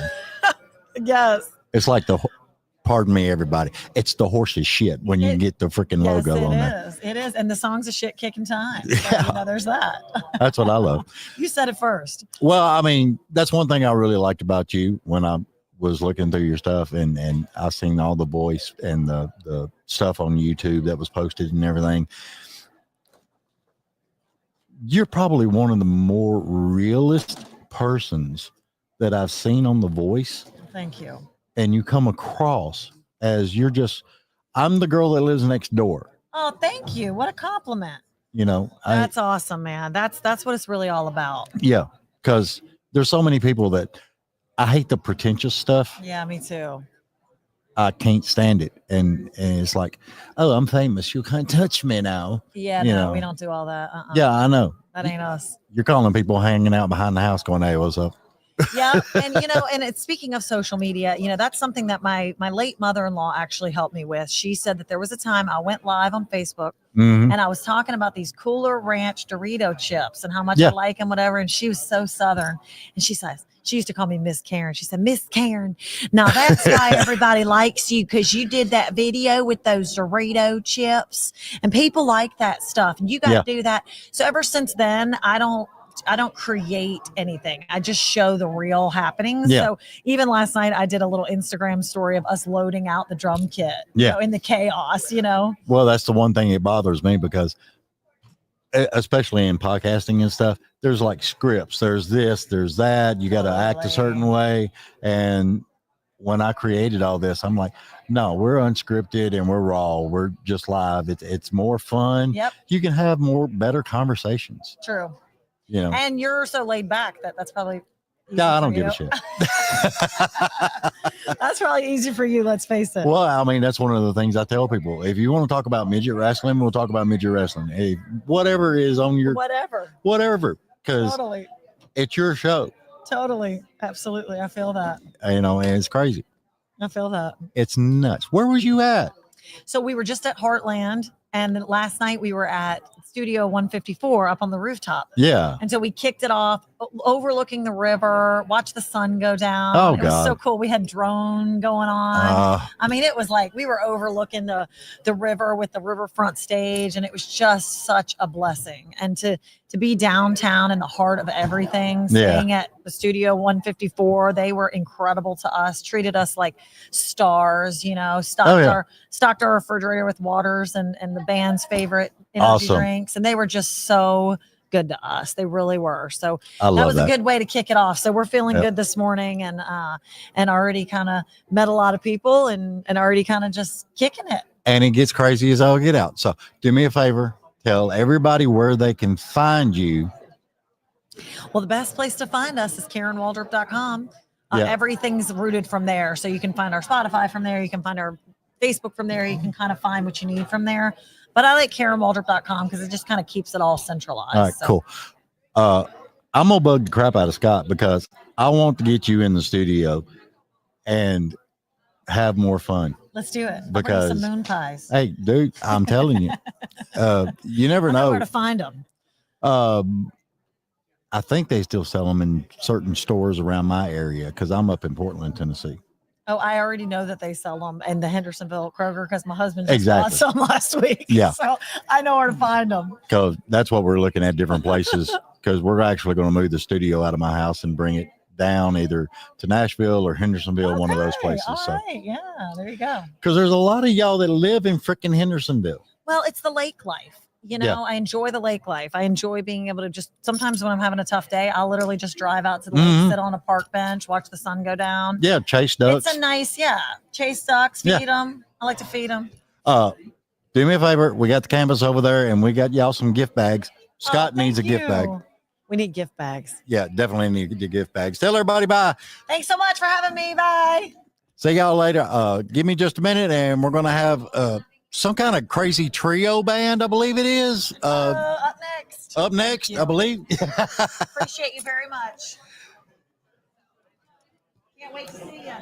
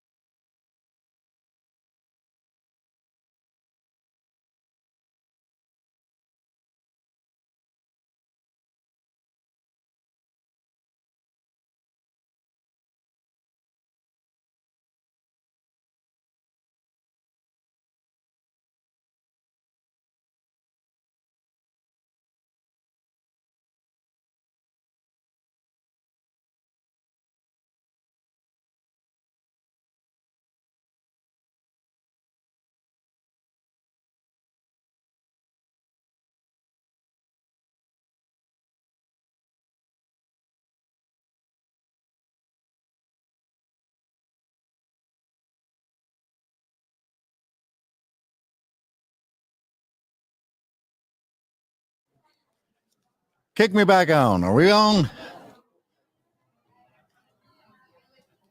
You are. I need to test that last mic though. Which mic? Yeah. The one he's talking on? Keep talking. Keep talking. Which headphones do you want? It don't matter which one you want. Just grab a pair. I think they work. If they're too low, let me know. Are you sure? Yeah, perfect. Your hair's still whack. Yeah, I'm overdue for a haircut. Because when y'all was standing up here a while ago, he had that little hair sticking straight out. Bit of a flick out. Yeah, I was just like, what the heck? Maybe it's your look. It is. He's trying something new. You never freaking know. Everybody, we got Homegrown Trio hanging out with us. Caitlin, Liam, and Casey. Hi. Did I say that right? Yeah, you got it. Nailed it. Okay, cool. If it wasn't for Julie, I wouldn't know. I can say this with knowing what the hell I'm talking about this time. These guys are from Australia. Yeah, sure are. So I ain't got to say nothing. Y'all got to talk. Yeah. Well, we are. We're from Australia. We if you couldn't tell by the accent. So yeah, we just flew over on Saturday, so we're fighting jet lag. But we actually called Nashville home for 3 years. So we actually moved over here in 2021. In the last 12 months, we've been going back and forth. So we split our time between Nashville and Australia, which we're the best of both worlds. I know, right? And since y'all do that so often, I just need to know which suitcase I need to in. Oh, it's not mine. One of the girls. No. Always overweight. Well, I mean, you just carry the extra like upright base next time. That's it. Yeah, I'll be in there. Just Perfect. a couple of yoo-hoos and a couple of moon pies. I'll be good. Fantastic to be said. Because it's what? How many hours is it? So 15 from LAX to LAX Sydney. to Sydney. It's about a 24-hour travel Yeah. day, really, to get Wow. to our place because we're like an hour and a half from an airport. So Yeah, because that's what I find fascinating about over there. Because I've had a lot of different artists from Australia, and they tell me there's like very limited airports that you land in. yeah, But then when you get into the travel time to where people live, it's insane. Yeah, definitely. Well, like for us, we actually grew up on like a 1 million acre property, which was 7 hours from the nearest town. So, traveling to, even just to get groceries was a big thing for us growing Yeah. up. So, Yeah. an hour and a half's not too bad to get to the airport now. Yeah, I could do maybe an hour and a half. But one of my big dreams, because I was over the road driver amazing. for a long time. Yeah. And on the weekends, I always did lights and sound. One of the things I always wanted to do, and actually I probably still want to do, is I would love to drive that long train of trucks that they have like 8, 9 trailers and run across the what do they call it? Outback or Yeah, whatever they call it. Yeah, Yeah, and just run that train across and come back. Yeah. It would be fun. be cool. Yeah. I'd be scared to death Yeah, I was gonna say it'd be a very long drive, but because everybody I talk to, they're just like, the kangaroo situation is kind of crazy. yeah, but we're riding kangaroos over there, so it's fine. I'm joking. That's weird. I'm joking. I'm joking. Yeah. Well, I mean, you two are like thin little girls. Y'all can do whatever you wanted to. Kangaroo, throw a saddle on it. Let's go. Some of us crazy people can't do that. No. I mean, we could fight them, but dude, But even then, they're pretty big. It's a big one. I've seen pictures of them. They look like they just lifting weights all the time. Oh, 100%. Yeah. I mean, it amazes me. Yeah. Because you see it and they're just like get big old arms and chest and everything. Screw that. I ain't doing that. It ain't happening. I got to know though, y'all's harmony, the way y'all sing on stage is just, it drives me crazy. Because the way, I mean, y'all are just like in so much perfect pitch. Thank you. And when did y'all discover that? Were you both, everybody hollering at mom at the same time, or? I feel like I was the cool older sibling, and I started singing, and I I was doing singing lessons and all of that. And I think these two were just looking up to me and were like, I want to do what she's doing. No, we were kind of like, we grew up on the cattle station and we loved country music. Like we grew up listening to Alan Jackson, Brooks and Dunn. Like mum and dad had a huge music collection. So we're always listening to music. And I feel for us, like we then moved a little bit closer to town. Yeah. And then we started music lessons. We would travel every weekend. We'd go out to playing at different competitions and stuff. Anywhere we could really find a microphone and sing. Right. So that was really cool. But yeah, we really started to take it seriously a couple of years ago. We did The Voice in Australia, and that was really just a turning point for us, I think. And then we made the decision to move over here, and it's great. We get to experience this all together as well, which is nice. So. Yeah, I think it helps that we're siblings and we can fight and then we can make up in like the matter of 10 minutes. So well, I mean, in reality, y'all know each other better than most bands know each other. Oh, 100%. But we also know which like buttons to push. Yeah. Yeah. We know each other. Yes. Really easy. Oh yeah, like I know Caitlin likes these Skittles, but I'm going to eat them all first. Literally. You know. I know how kids are. I've raised two myself. My daughter always blamed everything on my son. My son blamed everything on my daughter. Yeah, And- that's how it works. Yeah, and whoever got punishment first, the other one was over there to the side just snickering their ass off. Yeah. That sounds Basically about it. right. Yeah. So who plays what? I play acoustic guitar. I play bass. and I am just singing. I'm there for the good times. Casey used to play tambourine, but we had to stop Yeah, her 'cause the had to timing stop me. Wasn't great. She got I've- fired. Honestly, I was sitting there thinking, who plays drums? Yeah, no, we haven't found. We just hire in the drummer. I'm like, yeah. Teach her. She always sings the rest of the Oh, time. don't worry, we did try. It's not for lack of trying. Well, I mean, that's the curiosity part about a lot of people. They want to know what instruments you tried, how did y'all form this? How did all this come together? And yeah, I can tell. Yeah. I She- will say, like, She started to crap. Yes. I did. But like, I feel like being siblings, like you just, everyone says about like, having that blood harmony, like it just fell naturally. I feel like we just started picking it up and we've just been working on it ever since. So Yeah. Because I've met brothers and sisters that have done it and stuff, and I'm just, the harmony is so much better. It is insane. Yeah, it's pretty cool. It's crazy. Yeah. Everybody else is like, damn it. Do y'all, when you're playing shows and doing stuff, y'all talk to the stage, the fans out from the stage? Oh, definitely. Yeah. And do you find everybody out in the audience going, oh, he's speaking Australian? I feel like we've got to slow down our talking. Yeah. Sometimes we talk too quick. And people are like, I have no idea what you said. Yeah. I just find it fascinating. I had Callum on here, and he was Scottish. I actually called him Australia, but he was from Scottish. Yeah. And it's a little bit different, but that how he pronunciates stuff, Yeah. it just, I'm a listen. It gets crazy. Love it. Heartbreaker. I love that song. Thank you. Thank you. Love a Little. That had a good meaning to it. Thank you. How do y'all write? We can't write just the three of us. Well, that's what I was curious about, because there's artists in Nashville and stuff, and they go to they'll write with other people and all this other stuff. And I'm just like, okay, cool. Let's throw a couple of sisters and a brother in there and see what happens. Yeah, I mean, for us, like we've been writing for quite a few years now, and when we moved to Nashville, we actually signed a publishing deal, which was amazing. So then we were in writing rooms every single day. So it was just a whirlwind. But like, we love writing, and I think for us, as Casey said, we can't write just the three of us. We need someone in the room that's like the mediator, because we'll end up like throwing somebody out of the room if it's just the three of us. But it's great. Like, and Nashville, that's the best thing about Nashville. There's so many incredibly talented writers and producers here in town. So you can go into a room with anybody, and it's like, it's just incredible. Or So, you can go to a bar and wait till somebody gets drunk enough. They'll yeah, tell you and, everything you want to know. that is so true. We'll head to Broadway.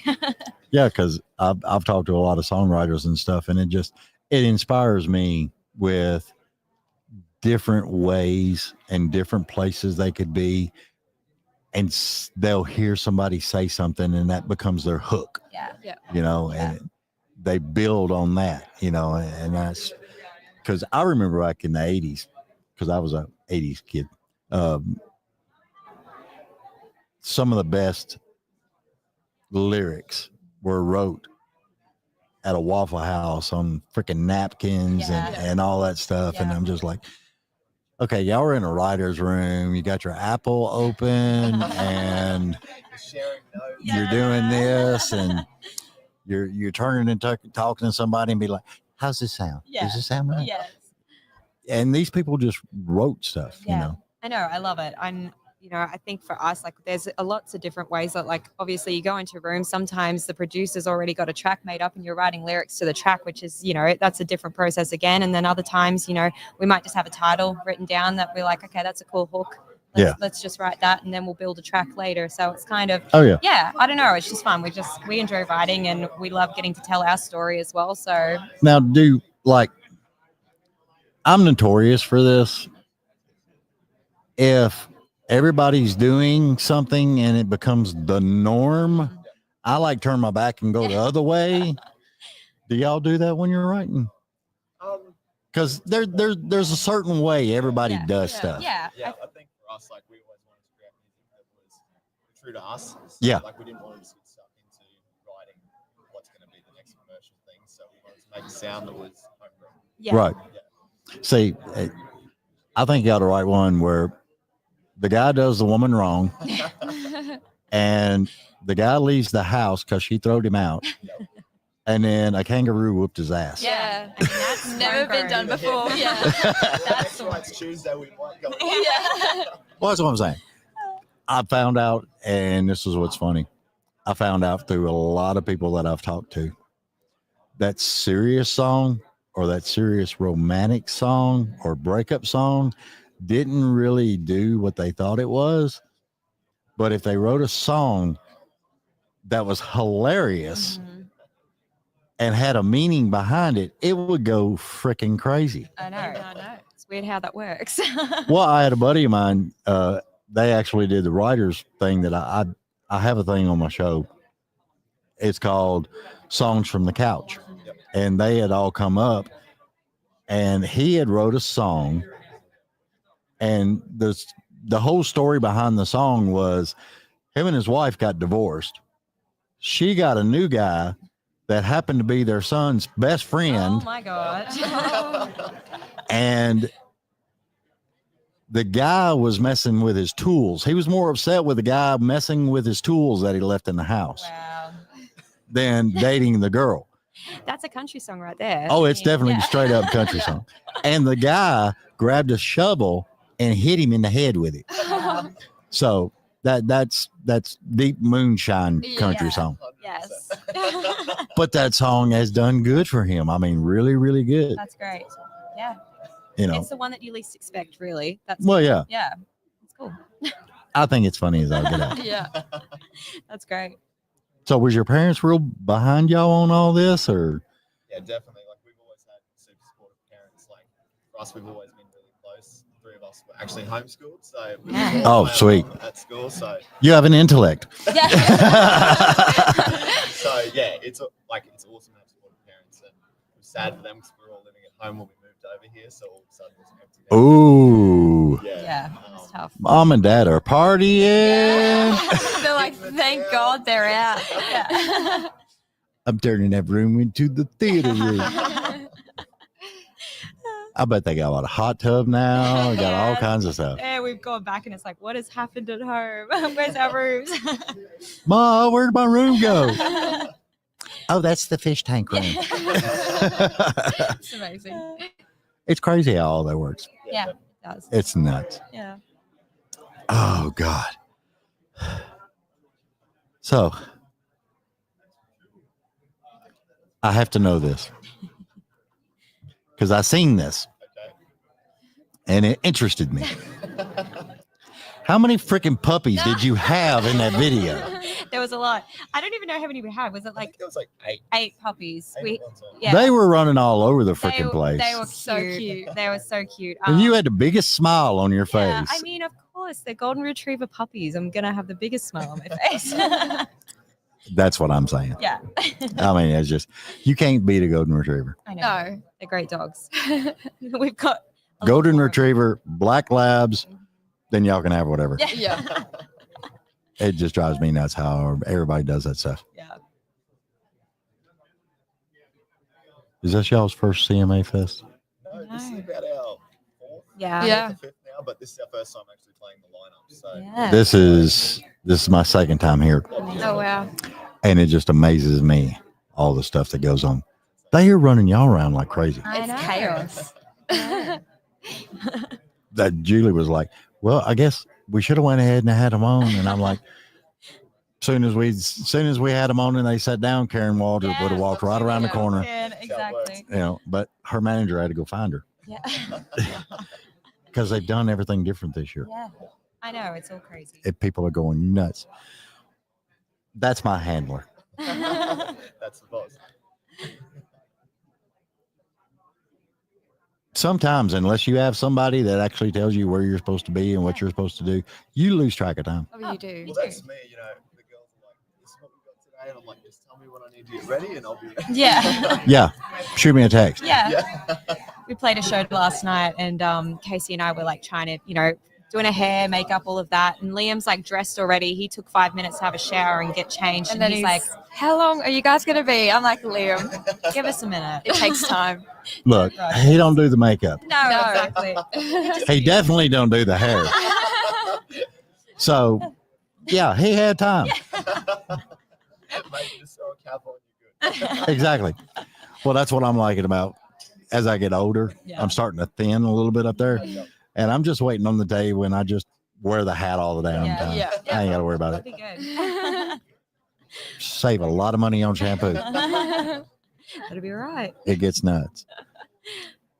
What are you doing? Why not? Minding your business. That's a first. So whose puppies were they?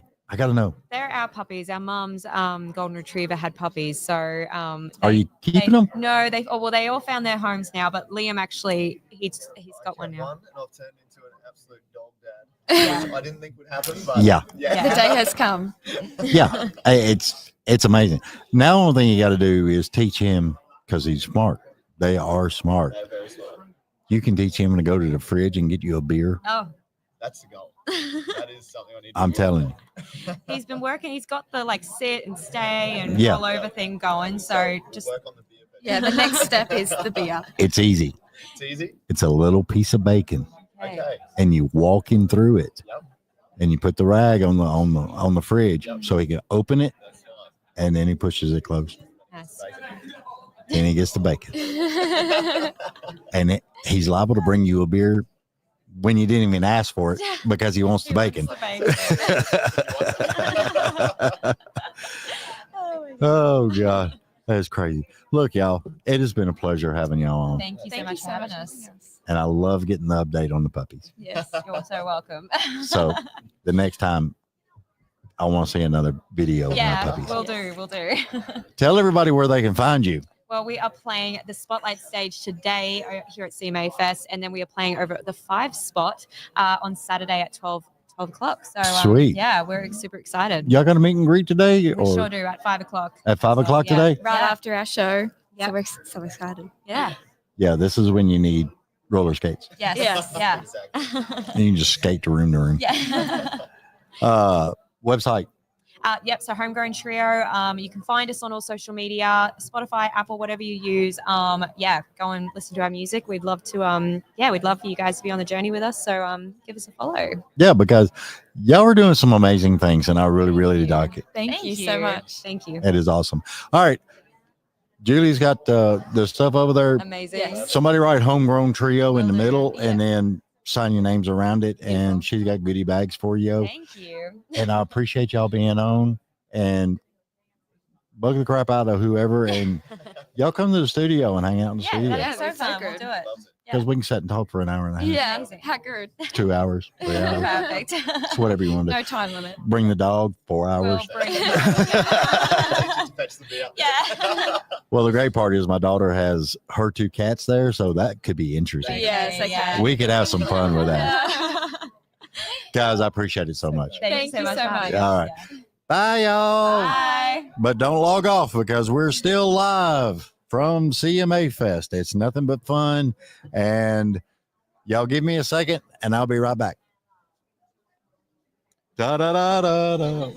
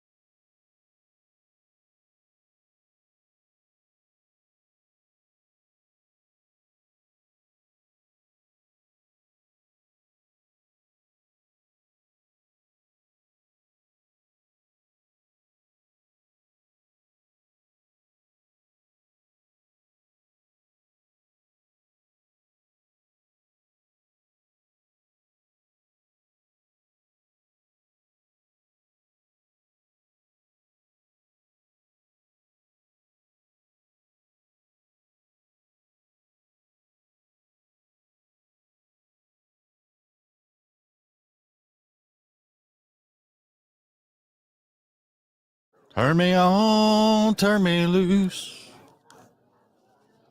Turn me down. Yeah. Ha ha. Oh, God. Anyway, I just wanted to holler at y'all real quick. Purity Dairy, 100 years. And they're a sponsor of the show. And we got DKD Productions. I don't know if y'all can see that or not, but there's DKD. And y'all check them out at dkdproductions.com. Skilled event labor specialist. Awesome people. Viation. They do everything. If you got a nightclub or something like that and you want everything done as far as audio and visual and all that good stuff, Viation is the people you need to holler at. When? Oh, one of the artists that we had coming on was Chapel Hart, and they have run into some personal problems, and they need to take a hiatus from CMA Fest this year. And we want to say that our heart goes out to them and wish them very well, and prayers always for your heart.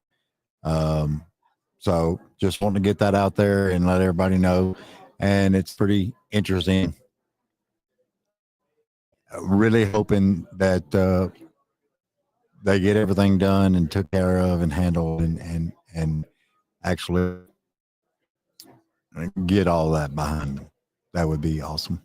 So anyway, we got some people coming up. That's going to be fun. We just we ran into Kirsty Krause, which is at the other end of the press rooms.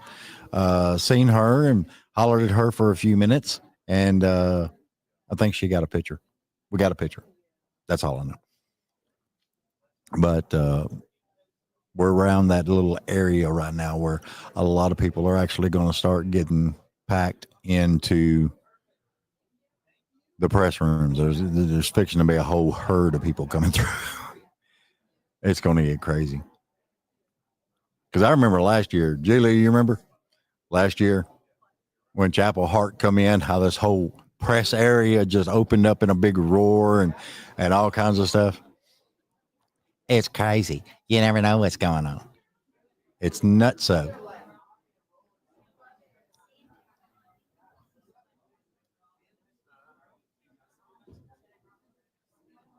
Who, what, when, where?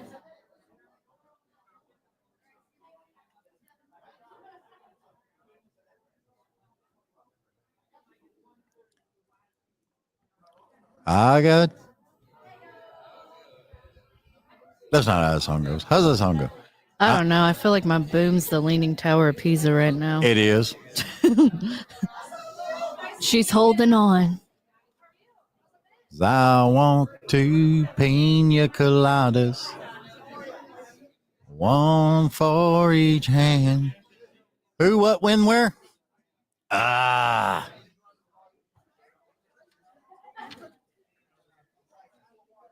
got to figure out what's going on. Because we have all kinds of stuff. What? Hi, Karissa. How are you? What would you like me to say? Sit down, honey. You ain't got to say. I ain't that. Sit by you, though. Okay. Hi, Zach. How you doing? Who? Her? Her?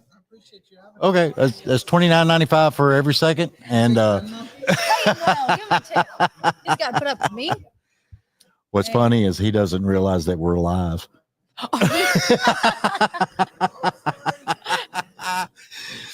We're live on Facebook and YouTube right now. It was so funny. Well, your butt was camera ready. I mean, I'm just telling you. Oh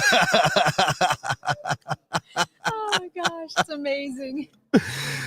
That's why we have fun here. A little show for the people at home. Well, you know, they see gorgeous women like you and all the artists that come by that are just fascinating and gorgeous and everything else. And then you got a PR guy with a button camera. So Hey, we're giving them what they want. Exactly. That's what they really want. you got to have that. I mean, it's just cool stuff. And he's a fiddler. Did you see him? He's over there fiddling around with stuff. Oh yeah. You can't trust him. Oh my God. Nope. I can't take him anywhere. You know what I mean? Have you thought about like maybe a candy bar or something? We need to get him something. Yes, that is a good idea. I haven't thought of a candy bar, but well, it's kind of like, something. with the little dogs, you get the little treat. Here you go. Get a little treat. You get him to follow you around and all kinds of stuff. Yeah, come on, buddy. Exactly. Come on. Oh yeah, that would work. I think. Bring the margarita. That's all you got to do. Yep, that's all you got to do for me. That's truly as well. So I got to bring this up. Yeah. Because I was looking into all your stuff and I was listening and listening to music. But the one thing that hit me more than anything on all your stuff is how big your mom is in your life. Yeah. It's like that lady is there for you no matter what. She's got you. She deserves some type of award. I just don't know how to explain it. And I have, 2 other siblings, and she shows up for all of us in the same way. And I think moms are heroes. They're superheroes. They wear capes. And I hope I can be half the woman and half the mother that she is. We would all be very lost without her. Oh, yeah. But, she's my rock. My dad is too, don't get me wrong, but we just have a specific song out called Mama's Do. That's about my mom, and I made her be in the music video. Didn't make her, but I kind of did. You didn't have to twist her arm. No, not that much, but she did say, put someone else. And I'm like, I'm not getting a fake mom. This song's about you. You got to be in the song. Yeah, I'll hire this lady to be in the video, and she's never a mother at anything, but she's a great actress. Yeah. No. But she's got the job. No, I was like, you're coming down. Again, I didn't have to twist her arm too much. But yeah, she is one of my biggest heroes in my life. I feel very fortunate to have that relationship that's very open and honest, and that unconditional love with my mom. I feel very lucky. I know others don't have that, and I hope they find it in other places. Right. And that's what I love, because that's one of the biggest things, I think, in the industry right now is that support group. Mm-hmm. And if you got that support group, mom, dad, brothers, sisters, best friends, just to have that support with everything, it helps out so much. It's a game changer. It really is on where your trajectory, I think. You can get there yourself for sure, but I know I wouldn't be where I am without the support and the love. And I know others who don't have that. And it's a very different vibe, different scene. And I just feel very grateful every day that I do have that support and that love, because it truly is a game changer, and I wouldn't be where I am without it. Yeah. And I love that. Yeah, me too. Me too. That's crazy. You moved down from Ohio? Or did. You still live there? Nope. I moved from Ohio. I moved after high school, and I moved here to go to Belmont University. It was important for me to get my education. And I thought, well, I'll do it in Nashville then. I can't fault you for the Belmont. I'm just saying, because that's in a Belmont alumni over there. Hey, go Bruins. Yes. That's awesome. Oh my gosh. I love people that go or went to Belmont. I had like the time of my life there. So, and just being in Nashville, it's, everything happens for a reason. I was meant to go there, meant to be here. So. And you went for songwriting? I went for music business. So the other side of being an artist. Yeah. I didn't know what I wanted to. I knew I wanted to sing, but I was so afraid to say that out loud. Yeah. I didn't, especially being at Belmont, so many talented, it's so intimidating. And it didn't really start coming out of my shell until later in college. And then right after college, I started releasing all my music and stuff, and really giving the artist thing a shot. But in college, I just still wasn't sure. And I wanted to be prepared. I knew either way that I wanted to work in the music industry, because music's so important to me, and it's just always has been a crutch in my life. So either way, I was going to be in it. So I decided to do music business. What's the biggest drive for you in the music? What's the thing that just pulls you right to it? The whole music industry thing? Is it the songwriting? Is it the just being connected to it? Or I don't know. That's a great question. There's so much that goes into it. I think there's people don't understand. They think I'll put this music on and I'll listen to that and I'm great. I'm in the music industry. No, you're not. But all the stuff that goes along with it, the songwriting, the the business aspect of it. You got to look at that social media aspect of it. Now, I love when artists post videos on Facebook. I think it's cool as all get out. Yeah.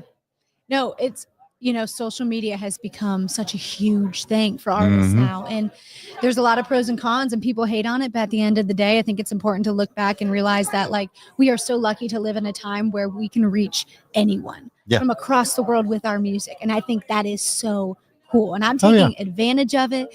And so I'm on the TikTok, I'm doing videos. I'm going live on TikTok all the time. Karissa music. Just meeting people and trying to make new fans and just hanging out and trying to be myself. I think social media can be one-sided too. Like you think everyone's got it together, and that's kind of my way to be like, I don't have it all together. I'm just a normal girl making music that I love, and I hope that it's music that you can cry to, you can laugh to, you can drink to, make memories to, whatever it may be. That's my goal. Yeah. And that's a lot of good goals. Yeah. Thank you. Yeah. Because I don't know if we will scratch them all off, but we're trying to. Well, I mean, one at a time. That's all you got to do. Yeah. Because I'm an 80s kid. So I was raised up in the 80s and 90s. And it was heavy metal and the older country and all kinds of stuff like that. And just, we didn't have all the stuff that we do now. Yeah. It's different. And it amazes me how it has changed everything. Some for the better, some not for the better, maybe. Yeah. You don't need somebody in the bar taking a picture of you while you're, whooping somebody's ass. It just don't happen. But yeah, no, I get you. There are definitely lots of pros and cons, but it is cool that you get to find other artists too that you wouldn't normally find. Yeah. Discover new people. Yeah. Well, it just amazes me. I could make a friend in Russia and FaceTime them. Yeah.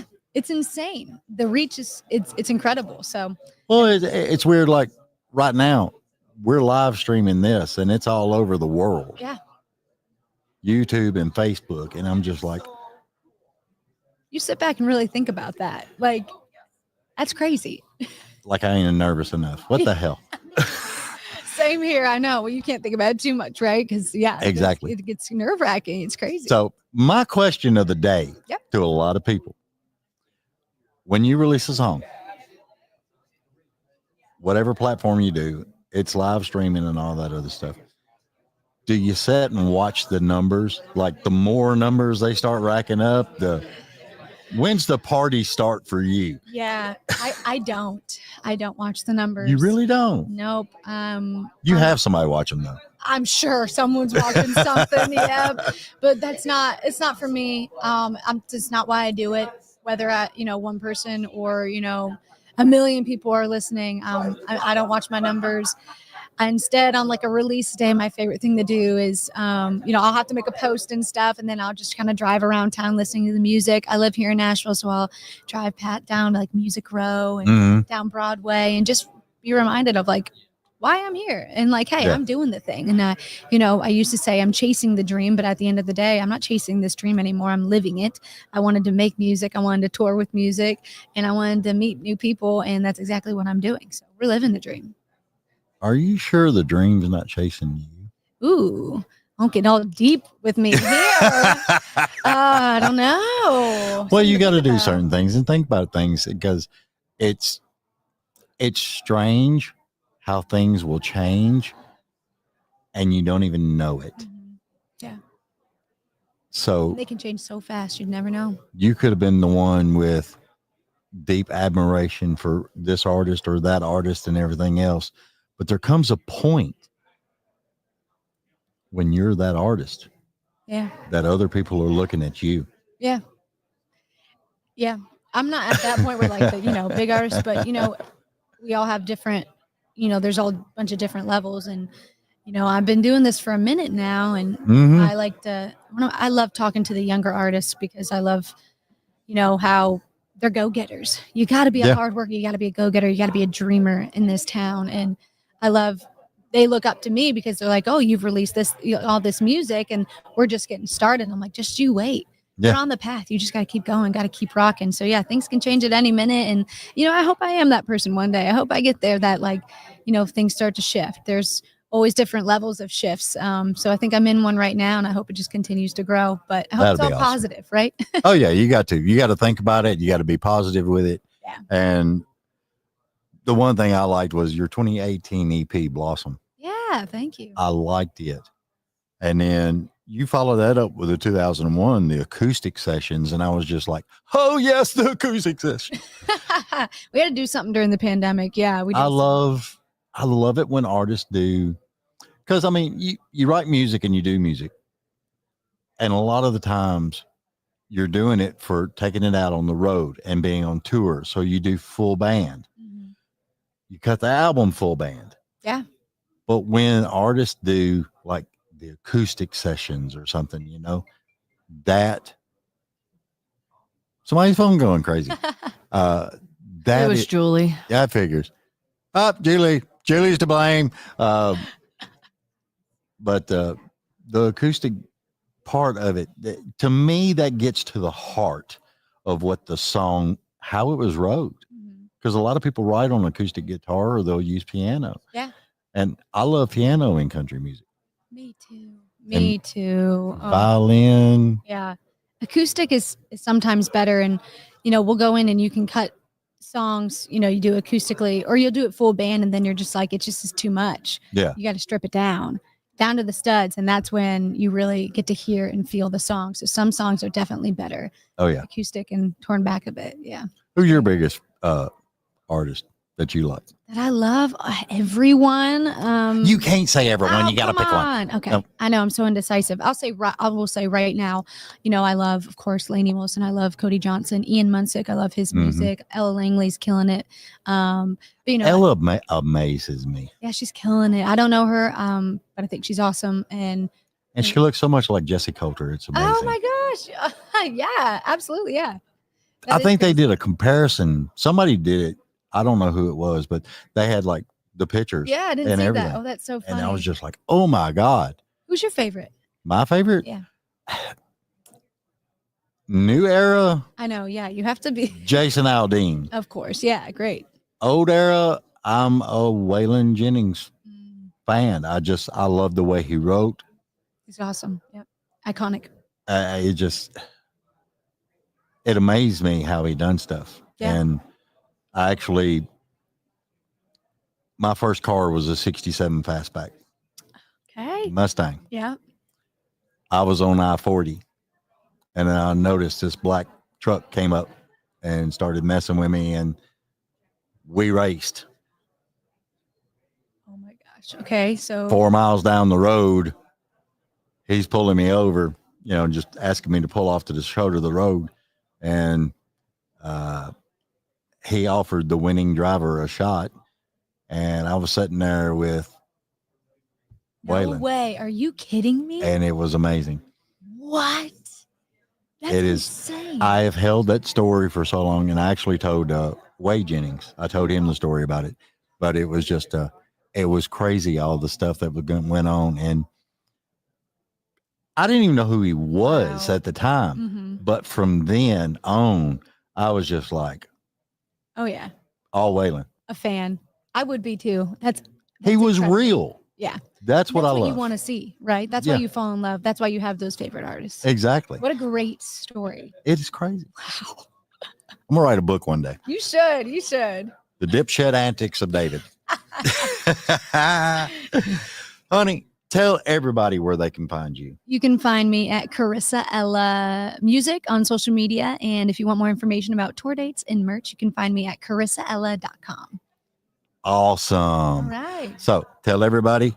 And I appreciate you being on. Thank you so much. Thanks for coming, guys. Hey, Julie's got all the info and everything else. You're welcome to the studio anytime. Oh, you're so sweet. Thank you. It was so nice to meet you. We do like an hour and a half, 2 hours. Whatever. Oh, great. Yeah. Wow. So fun. And you can bring your guitar and play music and do whatever. Oh, that's so fun. I'm down. Just hang with you. And the booze is on the corner. Hey, I'll be there.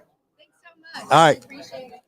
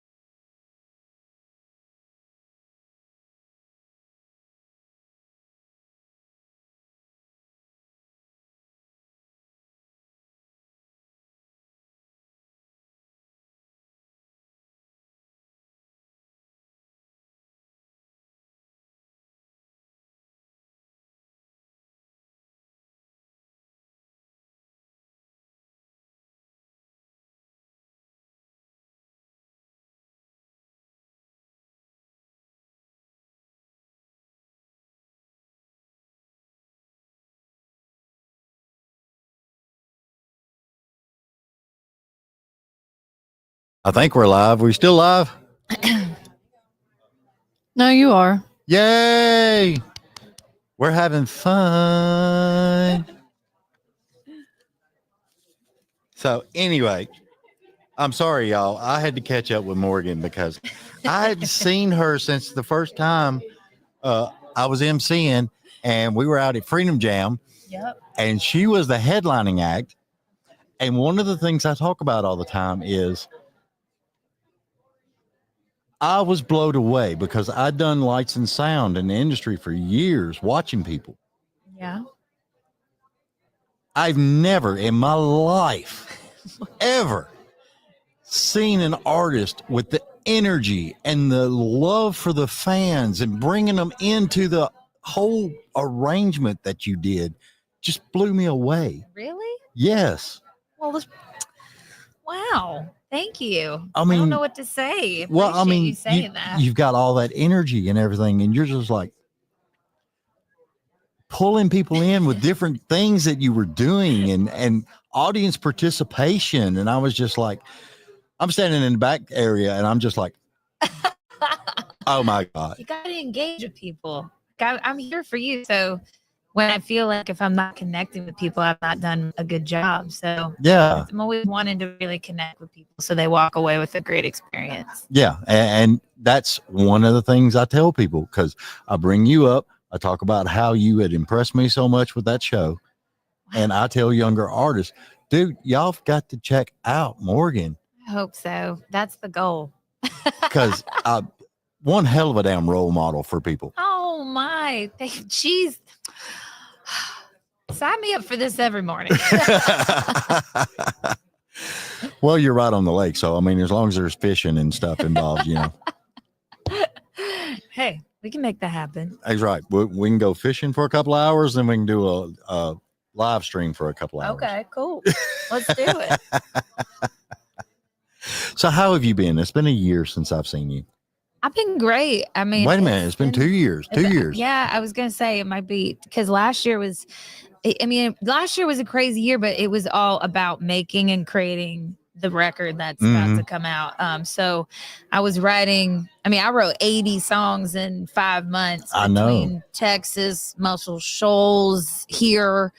My grandmother passed away at the beginning of last year, and so I was in Indiana for like 6 weeks because of her passing, and got engaged. Now I'm not engaged. A lot of shit's happened, so it's been a crazy little bit of a whirlwind. Released a live record that I'm proud of, but yeah, it's all been good. I can't complain. Yeah, I don't know. I think I complain about the engagement part. Well, God did me a solid because I didn't dodge a bullet. I dodged a war. So I feel very blessed that we bought a house together because that was how I saw what was going to happen. And a month later, I sold it.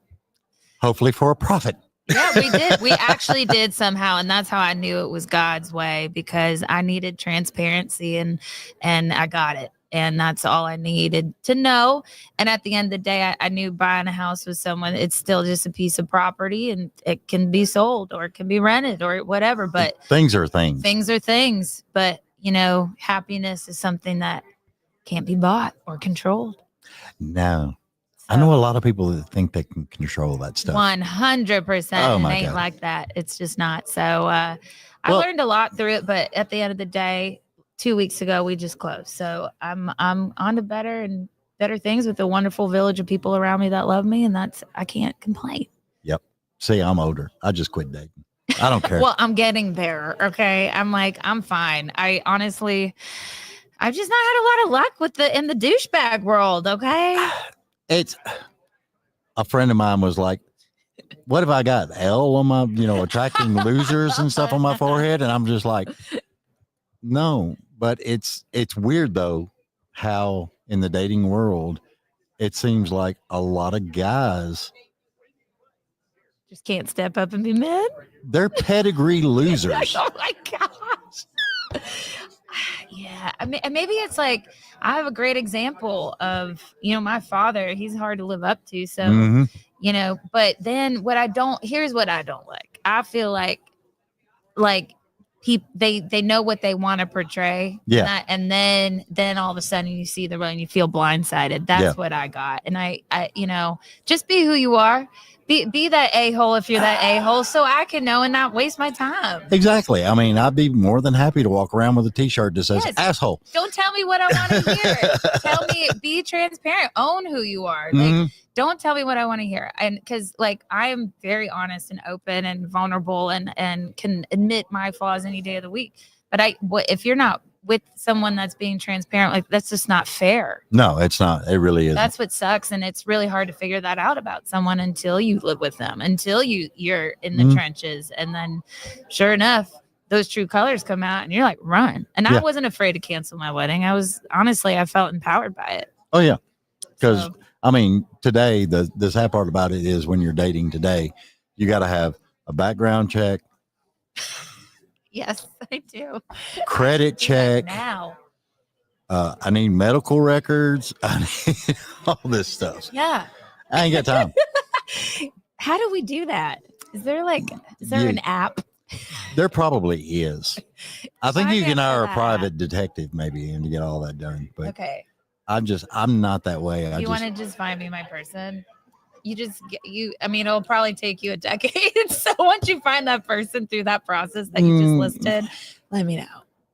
Now here's the part that's going to throw you a curveball, because I'm kind of like, I've been around you.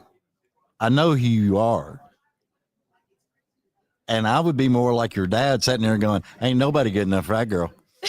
Oh gosh. Well, sorry. There is, but I appreciate it. Definitely is. Oh. One day. You But I'm good for know. right now. I am good. I'm in recovery, healing mode. So. Oh, that's easy. Just go get on the boat. Yeah, true. It's summertime too. So. You ain't got to worry about it. Oh. I want to know. What is next on your agenda? Because I told Julie this. I said, Morgan's coming on. I got to find out, because I want to know where you're playing next. Because I would love to come and sit in our audience this time and just be a fan. Be able to watch. So I'm touring this whole year. We just wrapped my first exclusive listening tour, which was 50 dates in 3 months. And it was so much fun, but I still have a ton of shows this year leading up to the album release, which is in November. Right. So if I've been telling everybody, just literally go to morganmileslive.com or follow me on socials, because there's a free Milestone fan club sign up and it'll notify you when we're in your town. And that sort of thing. So I'm everywhere. I mean, look at my route. It's always like a star pattern. Your route is crazy, because I remember that. Survive. Well, I mean, I remember that night y'all come back and I think a couple of your guys grabbed showers and then y'all were grabbing something to eat and out in the van, and y'all were driving all the way back to Nashville that night. Because a lot of my band, I remember at that time they were still doing church on Sundays. So that would also, it always made Sundays really hard for us, because Saturday night we'd have to drive through the night to get them to go play church. And you got to give it to the guys, because they would only have like a couple hours of sleep and they'd go and do 2 church services. Yeah. And I'm like, oh my gosh, it's got to be rough. So, but they're incredible. I love how they play, and they have so much soul in them. That's why I just love, working with them. Oh yeah. And it's like those guys behind you playing and doing everything else. They're watching out for you while you're on stage. And I love that. We're making music together. We're not this like very, very rigid type band. Like we do really create to like, I don't even write a set list until I'm physically there, just to see the vibe and like take in the elements of the room, probably who the crowd's going to be, what they're going to want, the vibe. And then we create off of that. But the reason why I love playing with them is in a church where you're having to make up that music behind people that are feeling the power of God. That's why they're able to create things with me as I'm feeling things in different ways and different energy and whoever the people that are coming in that night. And that's why you're just trying to create that special experience that can only happen in that room in that night because of that energy that the crowd's bringing. Oh yeah, it's crazy. Tell everybody where they can find you, because we're at CMA Fest. We can only do so many minutes here, there, and everywhere else, because all these stars, and you especially, have got so many interviews to do, and it just gets crazy. You've got to come. I tried to get you on the show before, and I think you had quit using that person. Who knows? Was this last year or the year before? It was last year. Who knows? And then I couldn't find who to reach out to, and I was just like, so we'll just. Good. Now you have Aristo Media, who's represented me publicity-wise. I love Aristo Media. I've known Christy Watkins forever, so it's been a really good fit. We just brought them on their team at the beginning of the year. So, well, the one thing I like about Aristo Media and Christy is her people have helped out my show so much. A lot of it is just, it's awesome. And Julie's fixing to throw something at me if I don't get you off my show. So totally cool. Gotta have people. Honey, it's been a pleasure. It's been a pleasure. Thank you so much. I'll see you Love soon. You. See you soon. Hi, everybody. Stay tuned, because we're still live and going crazy, and I got to go hug Krista.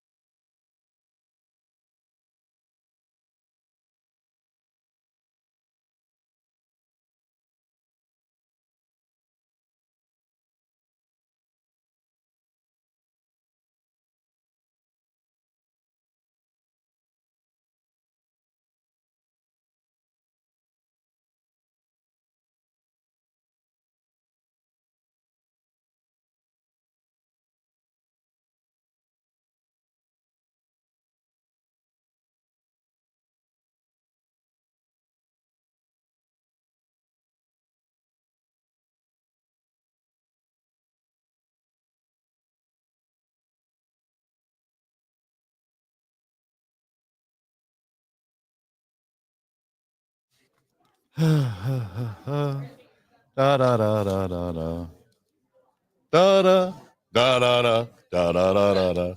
I unmuted that at the perfect timing. You muted me at the perfect time? Unmuted. Unmuted. What the hey, man? What the hey? Okay. What are we doing? What do you mean? What are we doing? What do you mean? What are we doing? You're talking to Gracee. I'm talking to Gracee. Yeah, you're not. Oh, hi, to me. Gracee. How are you? Good to see you. Oh. Are you running around crazy yet? I'm running around crazy. My feet hurt. I wore 4-inch heels, so that was on me. Yeah. That's my question. I got a question about that. Why do women go out for a night on the town and they're wearing heels 4 inches or larger? I don't know, because I'm 5'9" without shoes. And I'm thinking tennis shoes would be awesome. Exactly. But my thing's kind of boots. You know, I got like 65 pairs of sparkly boots. Why? I know. Yeah. You should see my closet. No. It's it's insane. And being a tall girl, people are like, what the heck? But what if you meet a guy that's like 5'10"? Well, thankfully, I'm engaged to a tall guy, so. Oh, there he is. Okay. We could still be friends if you're not tall, but. You're engaged to him? Yeah. Where's the rock? Right here. I know, right? You gotta. Only I can say is. Because that's the hardest thing for a guy to pick out. Oh, yeah. No, he did a great job. Because you don't know what the girl likes, what all that is about. You don't really know. Exactly. And when you can, land one and knock it out of the park like that, dude. It's complimenting. Yeah. That's a huge compliment. Very good. Very good. So if anybody needs help picking out engagement rings for their wife or their soon to be wife, holler at that guy. Yeah. He knows what he's doing. Literally. No, he did so good. I was very impressed. Does he do breakfast in bed, all that good stuff? Not quite. We're Not getting quite. there. I move in at the end of the month. Then we'll see. Cappuccino, and it's a bagel. You don't want scrambled eggs. You want an over easy egg. Is this your order or my order? Oh, yeah. Okay. What did you I'm want? just I'm sorry. What did you want? He wants breakfast in bed. We'll get it figured out. That's so funny. I ain't had breakfast in bed in forever. I haven't either. I think I'd drop it in my sheets. I think the last person that brought me breakfast in bed was Fruit Loops. Oh, I don't know if I've ever had Fruit Loops. It's good. It's breakfast. Maybe just my Cheerios, but the plain kind. Well, Fruit Loops is just like the same thing as Cheerios. They say you are what you eat, Well, for the past 8 weeks, I've been doing nothing but eating steak. So Oh, okay. There you go. carnivore diet. Carnivore. I've heard great things.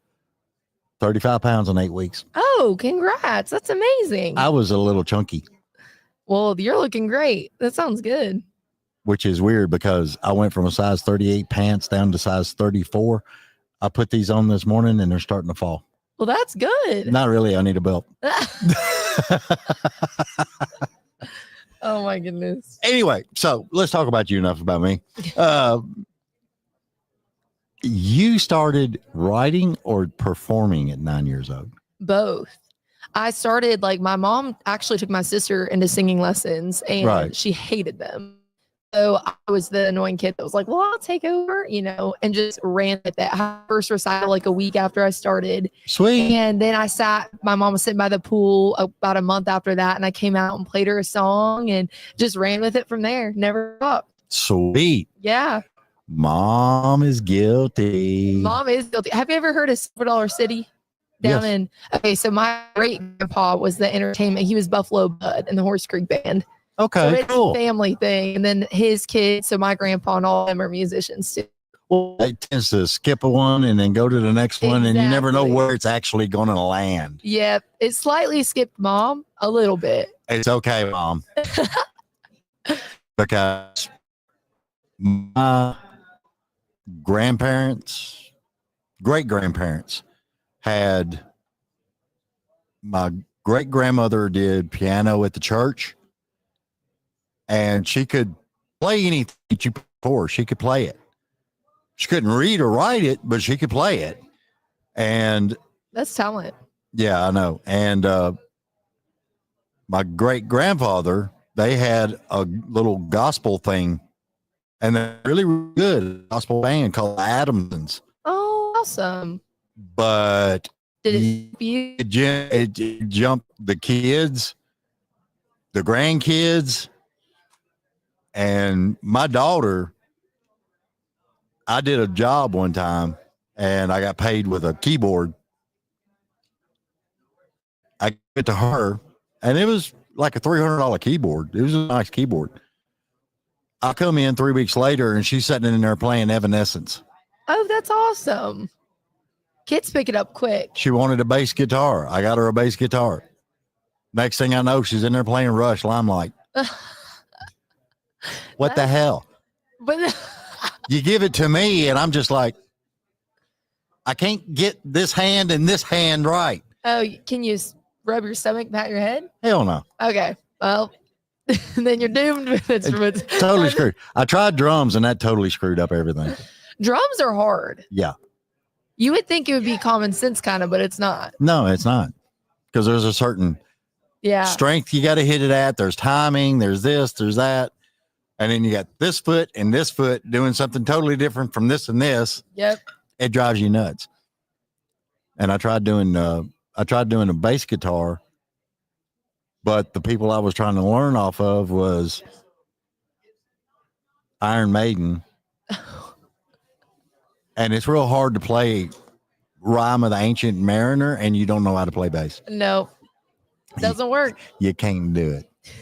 But yeah, I was just curious because a lot of people, when they start that young, it's either this thing or they were doing guitar or you know, and there was a lot of different things to it. And I was just wanting to clarify because you did several things at 9 years old. I started singing and then a week later signed myself up for guitar. So my mom came to pick me up and I was in guitar lessons. Sweet. And it just went on from there. I just never stopped. What was your first guitar? My first guitar was a Washburn that didn't plug in, and I won it at the Bluegrass Chili Festival in Claremore, Oklahoma. Awesome. Yep, out of a drawing. And then the next year I went back, and my dad told me I couldn't play that show anymore because I won it again. It was just a drawing. It wasn't like I was that phenomenal. They just drew it out of a hat. And I won it again, and it plugged in. So then Dad was like, you got to give other kids a chance to win the guitar. Which do you prefer? The plug-in or the non? Yeah. Plug-in. Yeah. Just because you can play it live. Well, you can play the acoustic live too. Yeah. Well, they're both acoustic. Just one's acoustic electric and one's just acoustic. I know. Yeah. They're both the same. They're actually like the same guitar. They're both Washburns. And then Dad customized me a Santa Cruz, and that's my baby. So that's what I play now. Well, I mean, there is not a thing wrong with a Washburn. Oh, no. I love that guitar. I played so many shows on it. Your sister play? She's a closet player over there. She really does. She's great. Actually, the guitar teacher said she's better than me. But so what you're saying is she sits in her closet and plays the guitar? Literally. She doesn't want anyone to know she does, but she came home probably a couple months ago and she started whipping out Hotel California.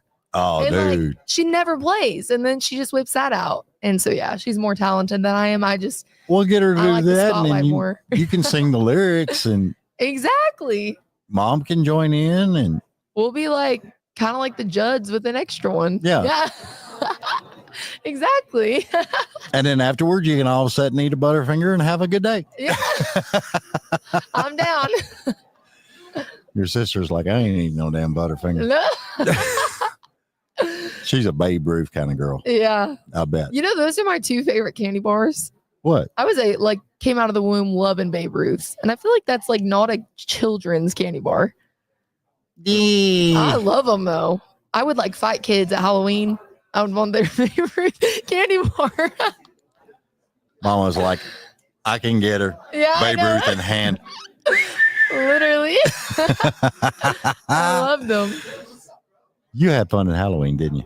I did. Well, I was never allowed to be anything scary. So I was always a singer or a pageant girl or something, you know?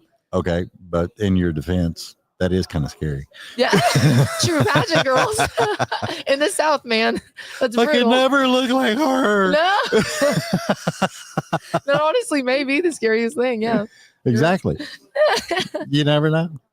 It's crazy stuff. Oh, man. There was something else I was going to ask you. I can't remember.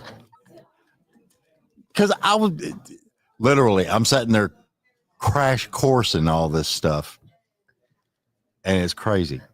Talladega. Oh, the cover. I put the cover of that on there. Mm-hmm. I love Eric Church. I was just like, you did it justice. Oh, thank you so much. I love his music as a songwriter. Yeah. Hands down. I don't remember. I've never met him. But I can't remember the names of the albums. It was the first two albums they actually put out. And I was just like, dude, Eric Church, I love this stuff. His writing is crazy. Well, I mean, there's some of his writings I find has got a Jim Croce feel to it. Yeah, I can see that. How he does the wording in it. Yeah. And I'm just like, because Jim Croce was like huge from back in the day. Yeah. And I love it when people tend to do certain things that the older writers did. Carry it on. I just loved like there's a lot of singers that are great, but like his is a very distinct voice. And I think that's awesome. Like you have a legacy when you have something like that. Oh yeah. Who knows? Give it a couple of years. I know. Eric, hello. Can I open for you this week, please? Literally. I know. Hopefully, fingers crossed. If not, you could stand in front of him and stomp and throw a fit. Exactly. Mom! Just stand in front of the stage and sing. There you go. You never know. How many albums have you put out? So I haven't put out an album yet, just singles. And I think I'm about to put out my 9th single. Because I was looking to see where the albums were and everything else. Yep. And I was just like, there's no albums. Nope, it's just singles. Kind of a singles game until you're deep into it. Some people put EPs out, Mhm. you know, and you're just like, are we calling that an album or is it just an EP? Yeah. Because y'all do 4-track EPs. And back in my day, the 4 tracks that you cut was what you used to get to play gigs. Yeah. Yep.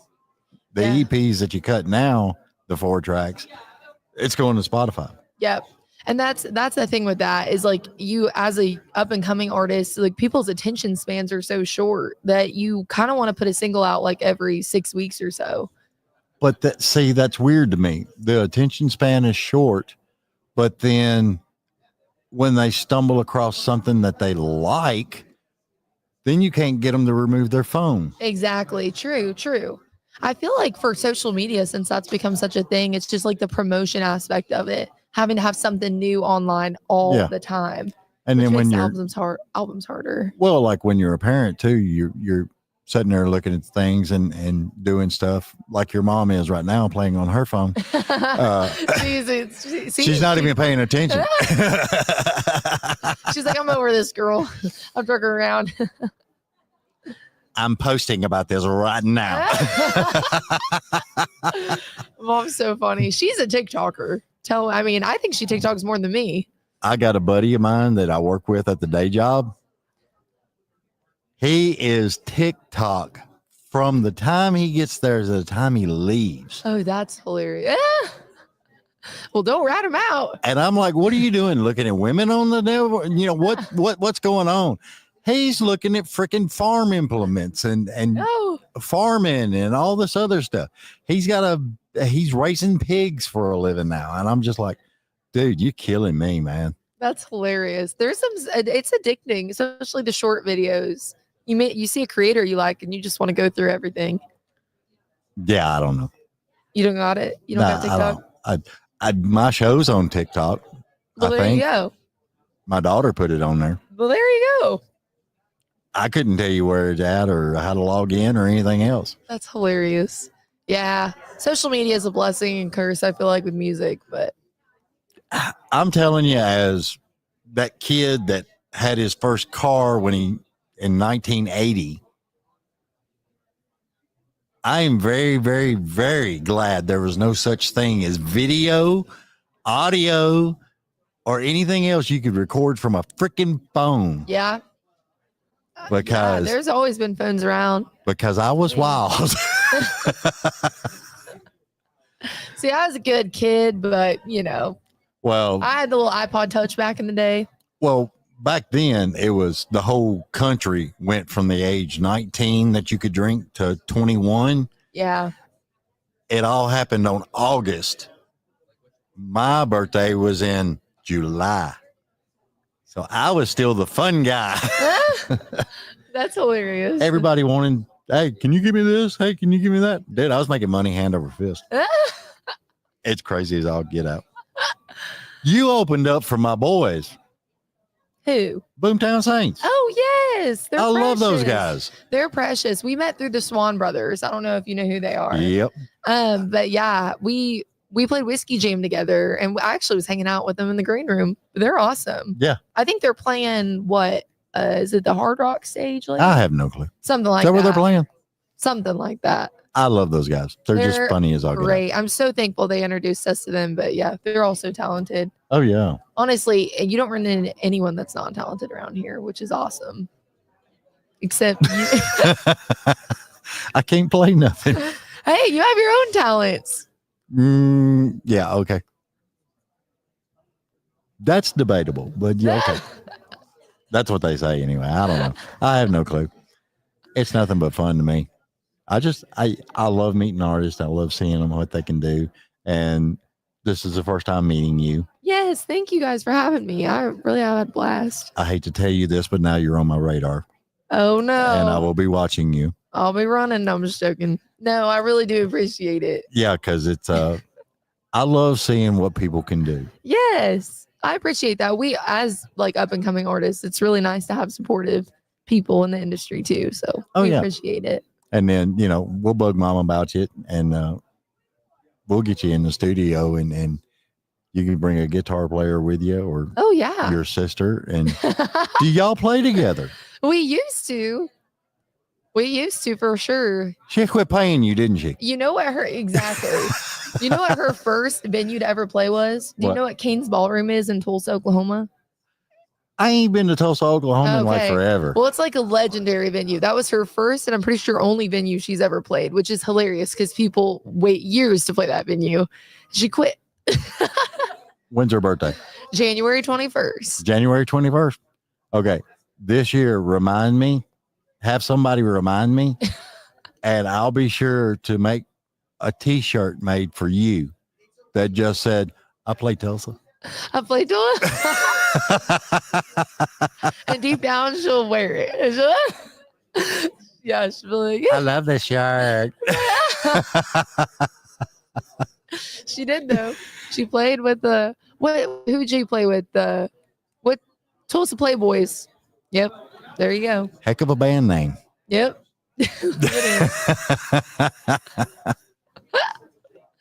But then that's the day our duo died. Do we need to add that to that? Yeah. I played at Tulsa with the Tulsa Playboys. On the shirt, yeah. I don't know. It's kind of I don't know now. I mean, exactly. Weird stuff. Oh Lord. So when you gonna put the album out? Well, I do have an EP coming out in the spring, but I don't care about the EP. Planned out for the end of the year. I don't care about. I want to hear an album. I know. I want an album. I know. Me too. But Mom wants an album. See, Mama's not telling you about that time she went to the store and she come home with the Def Leppard album. Exactly. I know. There's something about an album. I know. And so many people. You gotta have a label to do an album though, and it really be worth it. You ain't gotta have a label. Yeah. They know. Are you gonna give me the money? Honey. How many shows you do a year? It depends. Increase. No, I know, but it ain't for the good people. Play everywhere. And it's like Dolly said, if somebody's giving you $20 to play in the bathroom, by God, I'm sounding good. I know I'll play anywhere, but it's the promotion and stuff that goes into it too. You just gotta play it smart, I guess. You got a sister, hand her a phone. Exactly. Except she don't have TikTok either. She's anti-social media. I got a weird family. Look, has he got a computer? I know he plays computer games. He doesn't play games and he doesn't have social media either. I'm marrying What in the hell? I know. You gotta get some friends. I know, literally. I got music industry friends. I'll make them post. Get some friends. That's all you gotta do. Because people will hate me on here or whatever they want to. I don't care. In this day and age, you don't need a record deal. You can DistroKid, distribute your records yourself. You can do all this stuff yourself. Have a good support system and a good team. You can do it all. Oh, yeah. Because it's all social media. Contacting the masses. Yep, for sure. And then you'll have somebody come up and go, would you like to sign this record deal? Then you can get all that money. Yeah. Yep, that's what we're doing right now. But kick it back to the old school, like 1950s and the 40s. The country artists would load up in a Grand Wagoneer and freaking go town to town. that's what they did. Yep. That's what we're doing now. Got a band and go around. Yeah. Just do it. Yeah. Just, if one dies, strap them on the top. You're good. Keep going. No, that's funny. I seen Family Vacations. Yeah. Yeah, literally. She's seen it too. I mean, it's funny. It's good stuff. All right. You need to do me a huge favor. Okay. We're live, so you got to talk to everybody out there and tell them where they can find you. Not your home address, where they can find you. Yeah, so my name's Gracee Shriver. You can find me on Instagram, Facebook, Twitter. I guess that's X now. Apple Music, Spotify, any streaming platform. And my name's Gracee. So look me up, Gracee Shriver, and go stream my music. Yeah, because you threw me with the spelling. I know. Well, blame her. My mom.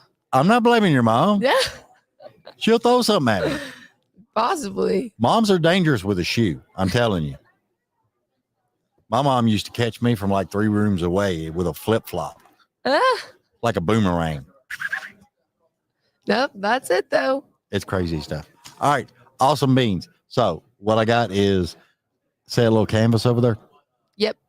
I want you to autograph my canvas because when I get to the studio, I'm doing like a whole thing with autograph canvas and stuff. Yep. Because I got this weird picture in my head of how I want it. Okay. And I just think it's cool. All right. Sounds good. Thanks, guys, for having me on. I appreciate you being on. Yep. And I love being able to meet you and understand a little bit more about what you got going on. And for anybody out there listening, y'all got to go stream some of this girl's stuff. It's phenomenal what she's doing. And I just can't wait to see where you end up in the next 2 years. Well, thank you so much. I appreciate it. You might be a Grand Ole Opry. There you go. Here we go. Put it in the air. There you go. Put it in the Grand Ole Opry, baby. No, thank you guys. I appreciate it. Stand in that circle. I can't sing, but it's fun. Anyway. Thank you, guys. All right, guys. We'll be back in just a few minutes.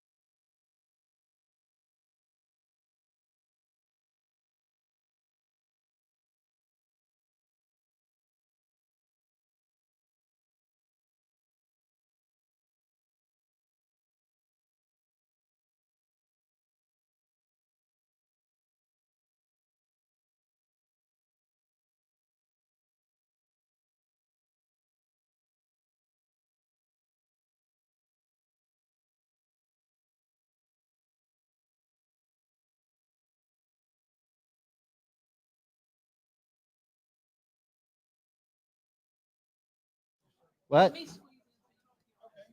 I don't care. Whoever.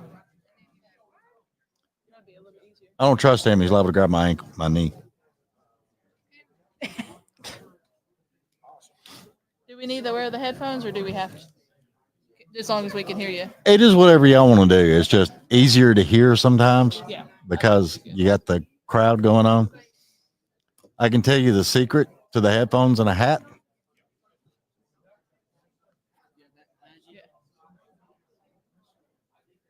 You can do it like that. I don't want to. Or however you want to do it.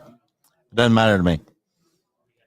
I keep saying somebody needs to make a hat with headphones and a drop down. And a drop down. You need these to play in. Them earphones. I'll be doing a lot better. Let me take a picture. You know what to play in. Hey, Joey, snap a few pictures, please. Especially of the SM7Bs. He's wanting my microphones. Yep. There's nothing wrong with the microphone. Check one. Yeah, check you two. have to like eat the mic. Can you hear me now? Yes. Yeah.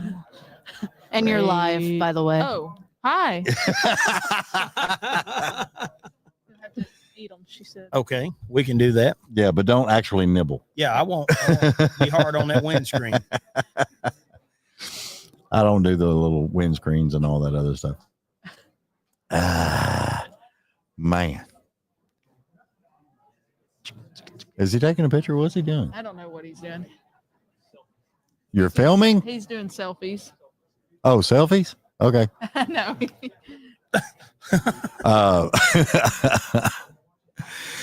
Dude, have you ever wanted to do that? Like when they're on stage playing and stuff and you got all the fans out there. Have you ever wanted to just run out there and take a selfie with the crowd behind you? That would be cool. I ain't worried about them guys. They're just playing music. I'm just going to do a selfie.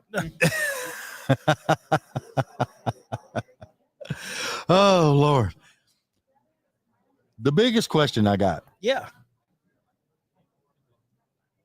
How did y'all settle on bluegrass? Because a lot of people are doing different things and everything else. To me, the bluegrass is at the heart and soul of country music. Sure. And y'all settled on that. How did you come about that? Because y'all are young dudes, man. I really feel growing up in East Tennessee, every weekend in the summer, we were going to a bluegrass festival. Right. And I remember vividly the first one. I was only about 4 years old that we went to. And, you know, seeing Bill Monroe and Jimmy Martin and Jimmy Jesse and all these people that could really get the job done. It knocked my socks off. And then, you know, not long after that, I saw Porter Wagner live. And basically what you see from the Cody Norris show today is just a conglomeration of all that stuff that I saw at a very young age. And I just put it together and, you know, we packaged it up and, you know, began to, you know, start working the festivals, and we were different. There was something different. When I rolled these rhinestone suits out at a bluegrass festival, you know, the first few years, they about laughed me off the stage, but then it caught on. Oh yeah. It caught on, and then it started working. And I mean, hell, you go to a bluegrass festival any day, where Porter Wagner's there or Marty Stewart or any of those. It's rhinestones, baby. There you go. It's rhinestones. There you go. I remember when Conway Twitty used to wear rhinestones and stuff. Oh yes. And bluegrass, I think it's just been something that's so near and dear to my heart. And we, you know, we do a lot of course, original material, you know, country music. We do all kinds of things, but the bluegrass is still at the heart of it. Yeah. And what that's where our axis is, and that's what we turn on. So that, you know, and I think it'll always be that way. Now, how did he rope you into all this? He's a smooth talker. Oh, okay. No, I met Cody a couple, it's been 15 years ago 15, now. yeah. At a bluegrass festival up in Rosine, Kentucky at the home place of Bill Monroe. Yeah. Literally met in Bill Monroe's backyard. Yeah. So we met there, and years later, you know, we started dating, and now I'm part of the band, and the rest has been history. So, yeah, we shouldn't bring all that up. So, well, I mean, I didn't know. I was just trying. No. I didn't know I had to tippy toe on something. No, I'm joking. It's been a smooth ride, and definitely glad to be here. And got a great band, and everybody's here for the same purpose. So. Right. Well, I mean, it's one thing that when I was looking into a lot of stuff and everything, I was really amazed because your age, everybody's age in the band, and the bluegrass and the music you're putting out is just, dude, it's about as authentic bluegrass as I've heard. Well, thank you. Yeah. I appreciate that. I love the whole fact of it. I love when the YouTube videos and stuff that I've seen. Yeah. The way y'all with the audience and everything. I mean, there's that the heart of everything's right here, folks. And we're just having fun with it. Yeah. And I love that. One thing that I realized a long time ago, I feel like a lot of, music and just music in general has gotten away from this, but a live performance, it's still show business. Mm-hmm. And when you walk at, if people just want to hear your music, they'll be buying your records. Yeah. They'll turn the radio on if they just want to listen to the music. But when they come to the show, they better see something or they ain't going to keep coming to the show. Oh, yeah. And so we really try very, very hard. And the audience is at the forefront of everything we do. Yeah. The fans drive the wagon. They drive the wagon. And our fans are the most wonderful people in the world. They are so good to us. They just welcome us in with open arms. There's not a festival that we go to that somebody's not knocking on the bus door, bringing us. This morning, I pulled in, got into town 8:30, 10 o'clock, somebody's knocking on the bus door, bringing us chicken. Yeah. It's amazing. Now it's that's really bluegrass. amazing. You better believe it. Yeah. It's just, I've seen so many people, because I was actually just telling the last artist that was on here, back in the day, I don't know why it's doing that. It's kind of like it's going up and down. It's weird, but it's good on the daggum live stream. I've had actual people checking on it. But back in the day, it was just like Andy Griffith. I loved hearing the Darlings when they come on Andy Griffith show. Yeah. And some of the things that they showed about touring musicians that went through Mayberry was true. Oh, very much so. You'd have a 6-door freaking big long station wagon looking thing, and everybody's loaded up and they're going and playing shows town to town and just entertaining the people. Yep. And I loved all that stuff about it.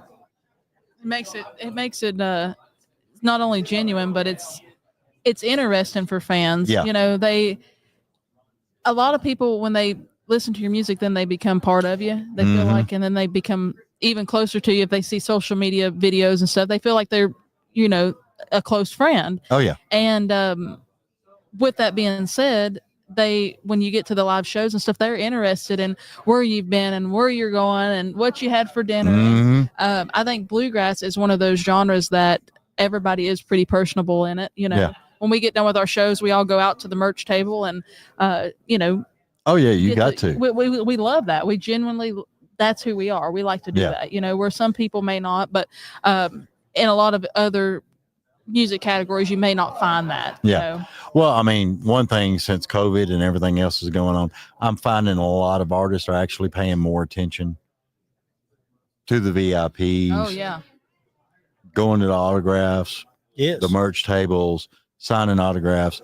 Wade Jennings actually was on my show, and he talked about how he didn't care if it was 3-4 o'clock in the morning. He wasn't leaving until everybody was done. They got what they wanted and autographs and taking a picture with them and all that other stuff. So that's a big thing. And I feel like country music got away from that for a while, but I think COVID woke a lot of people up to that. I think that COVID introduced obviously a new way of life for everything. But for the music business, it showed us that without those fans, we sit home. Yeah. And they're just as important today as they were 30, 50, 100 years ago, whenever, Oh, yeah. They are. They're even more important today because there's so many people competing for the same thing because of social media. Right. Well, that's where like, share, follow, subscribe come in. Yeah. Back in the day, it was word of mouth, town to town. Yeah. Yeah. Kind of who you knew. And well, yeah. But now it is who you know, but a lot of it is social media. If you go viral on there, you're. Oh, yeah. I don't understand the viral. I'm happy with it how it is because it's a little bit easier to navigate, But well, to me, if I got like 300 listeners in one show, I'm just like, ooh, we're going viral. Other people look at viral is like 1 million, 2 million, all this other stuff. And I'm just like, wow, okay. Yeah, that's what we need.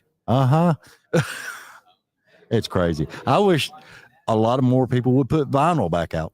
Well, we do. Yeah. I know. Yeah. We have actually the last album, Rhinestone Revival, we did 2 colors. We did a classic black and then we did an orange vinyl to match the CD. And then this new album that comes out tomorrow, Highfalutin Hillbilly, it'll have a gold, just like what's on our suits here. Oh, sweet. Yeah, album vinyl with it. So always wanted a gold album, so we just pressed one. Yeah, might as well. We're going gold. Yeah. And then, how ironic if it went gold. That would be funny. That would be really awesome. It comes with a plaque now. Yeah. I think it'd be awesome as I'll get out.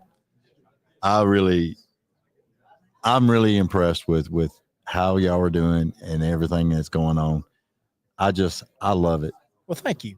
Because one big thing that I always loved back in the day was you can't beat, I don't care who you are, you cannot beat a good bluegrass festival. Yeah. Oh, no. It's the greatest thing in the world. When someone experiences a bluegrass festival, I would say 90% of new fans that go to a bluegrass festival, it bites them as soon as they walk through the gate, and they can't stay away from them. They always go back. Yep. Yeah, and there was I can't remember their name. I'm bad with names, by the way, but there was 4 older men. And they were playing bluegrass, but they did the Metallica album in bluegrass. Yeah. And I was just like, wow. Yeah. And it sounded good. Sure. I'm sure it did. Yeah. I actually liked it better. Because it made sense better, I mean, that's one thing about bluegrass music.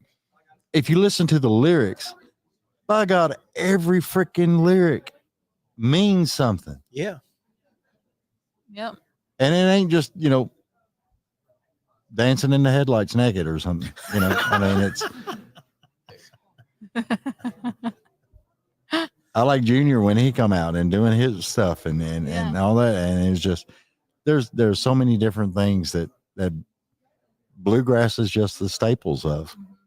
And I think a lot of people, have learned from bluegrass and they don't really even know it until we go a lot of the shows we're playing here lately in the last couple of years, there's a larger demographic of younger people there and they're like, man, we didn't even know this was what bluegrass was. We thought bluegrass was something that our great grandparents listened to, and it was and still is, but they don't realize how exciting and genuine and fun, and people are looking for that kind of sincerity in their life now, and so when they find bluegrass, and then we throw a lot of the classic country elements in there, and like Cody said, we do gospel music, we do it all, and when they get to experience the show of what we do, they're like, man, I wish I could have got this earlier, where y'all been, so. Well, I remember there was a magazine article and the guy asked Eddie Van Halen how it was to be the greatest guitar player in the world. And Eddie actually turned around and said, I don't know. Let's ask Roy Clark. That's something. You talk about some pickers back in the day. Oh man, it just amazed me. Yeah. Sure. And Andy Griffith himself, he was good on the guitar. Yeah. That's a Sure that's a was. staple of what's on our TV every night as we go to bed. We watch it almost every single night. I love Andy Griffith. Can't beat it. I'm sorry. It's just when I built my house, I wanted a house that had a little bit of a front porch that reminded me of Mayberry. There you go. Good for you. Because a lot of times you turn on Andy Griffith show and it's Andy sitting on the front porch picking the guitar, just messing around with it. The Darlings come over in the living room every now and then, or at the jail, or whatever. But music was a big part of that life. Oh, very much so. And I love that.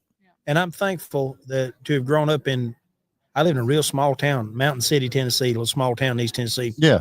And my childhood was like it was taken from a Mayberry catalog, really. It was, right.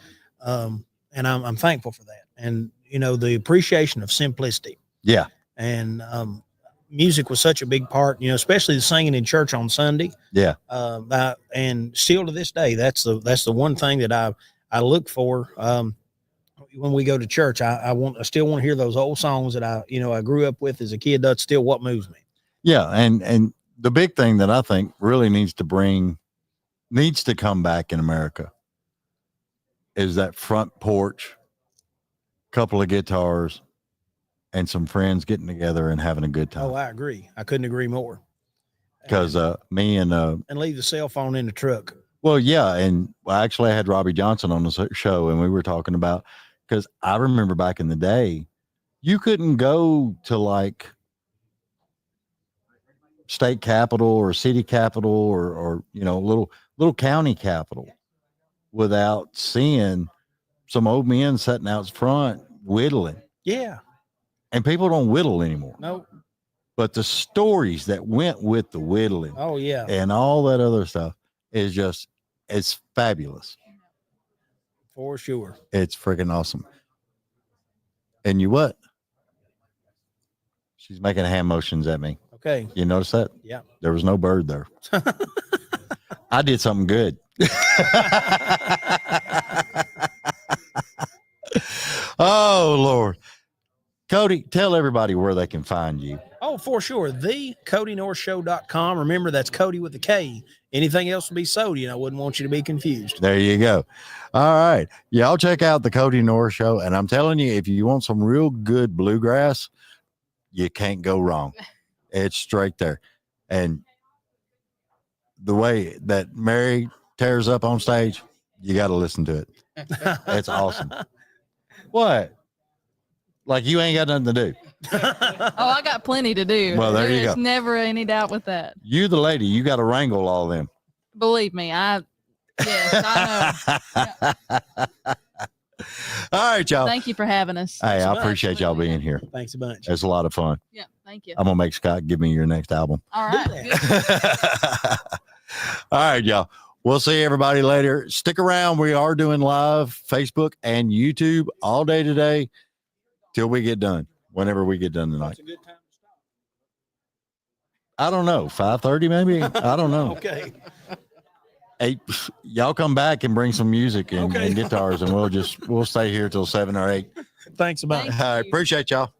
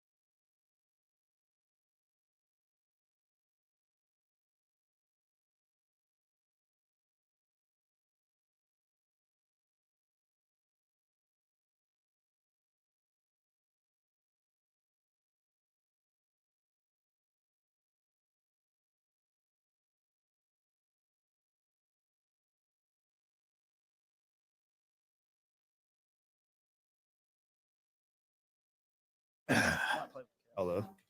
I don't blame you. A stress ball.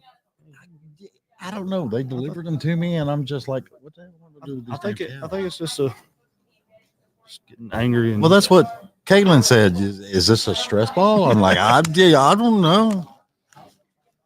It's not that stressful, is it? Well, I mean, you hang out in my life, and you probably end up choking it to death or something, ripping a head off. Ripping a head off. You never know. That's a cute cow, anyways. It's a cute cow, and it even's got my sponsor Purity on top of it. Okay, what is that? Purity Dairy. Okay. You learn something new every day. Interesting story. Purity Dairy is celebrating 100 years in Nashville. No kidding. No kidding. The weird part about it is the Grand Ole Opry is celebrating 100 years in Nashville. I would love to make it to 100 years. I'd love to make it to 60, which is in July. Yeah. Oh, you will. You get there. 100% get there. You never know. I believe in you. I'm a firm believer that you never know when that number's up. That's right. They'll just pull you. And you got to enjoy every moment that you, good, bad, or ugly. Oh, yeah.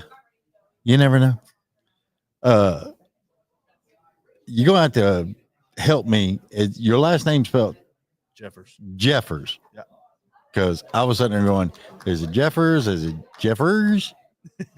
I used to hear Jeffries all the time. I'm like, there's no I in that. Well, there's Jeffries. I mean, there's just. No, it's just Jeffers. You never know what people's names anymore. Yeah. It's Danielle. I'm just kidding. You never know. He did say that. He's like, is it Daniel or Danielle? It's like, that's Daniel. People spell different. They do. It's weird. You can never assume anymore. Well, I just had Gracee on. How do you spell Gracee? Gracy. Well, I was going to say IE. Yeah, but she spells it Gracee. Oh. Gracee. Gracee. It's totally different. Yeah. You never know. Yeah. There was something I was going to ask you. I can't remember. If you remember, let me know. All right. I'll let you know. I'll think on it. North Carolina. Yes, sir. Dallas, North Carolina. Small town? About 6,000. So you still had the hollers? Nah, we're not up in the mountains just yet. We're the Piedmont. Mm. Not even the foothills. We're the Piedmont. Okay, you're gonna hate me when I'm fixing to say. What? Yeah, there Get you up go. On the mic. There you Sorry. go. I was about better. to say it too. I'll do better, I swear. I was looking at my signal. I was like, ooh. My bad. I apologize. I'm not Joe Rogan, so I can't tell you to eat the mic. Has he marketed that or trademarked that yet? I honestly don't watch his show, so I'm unsure. I listened to like one episode and I tried to listen to it, but it was so long that I just was like, all right, well, I got to go do something else. Yeah. I don't have enough time to sit here for 2 hours and not do nothing. Well, I mean, the only thing I could listen to him talk about anymore is he's on the carnivore diet. So yeah. I'll listen. I've thought about that, but it's like, that's expensive. All the prep and all that going into it and the cost of I'm meat. telling you, that's what I thought too. Especially this time of day or this time in our lives. It's like, yeah, it's expensive. Not really. Really? Serious. I've been on carnivore for 9 months now. Really? How do you feel on it? Do you feel better? I've lost 35 pounds. I feel better. My thinking is not as cloudy as what it used to be. Really? And I'm enjoying life a little bit better. See, I like bread way too much I know. My thing is garlic bread. Mm-hmm. Oh my God. I don't discriminate when it comes to bread. I like all bread. Breadsticks, garlic breadsticks. Go get the Logan's Roadhouse or something, and get those. Go to honey butter. Well, you go to Longhorns and you got the big loaf of bread, Mm-hmm. Olive Garden. You got the breadsticks. Yeah. Which those are fabulous. Exactly. Like if we ever take takeout, I always get like an extra order to bring home and just keep them. You never know when you might want to eat them. Even if for, a little cheap butt every now and then. Fazoli's, dude, the breadsticks they got at Fazoli's are awesome. Yeah. I love bread. Yeah. See. But honestly, we got to stop talking about food. I'm getting hungry over here. Well, we got snacks for you. I eat breakfast at like 9:00 and I didn't have breakfast. So do you eat 3 times a day for me? No. Yeah. Like you just eat one or twice? Twice. He's had like 6 mini little Slim Jims. Don't let him fool you. Well, I mean, it's okay to snack. I didn't have breakfast. I had a bagel. So, see, but like, so say you have like breakfast or a lunch, nothing but meat, right? Eggs, meat. Yeah. Steak, chicken. I love steak too. I like to treat myself with this good old steak. Yeah. So you can do steak, chicken, pork, anything that is animal based. Huh. And don't sit there and eat the whole damn animal.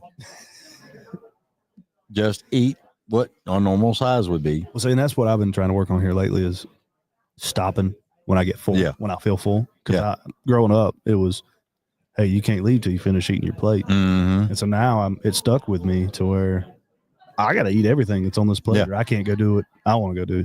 The weird part about it is, if it's the wrong things or whatever, it really sticks with you.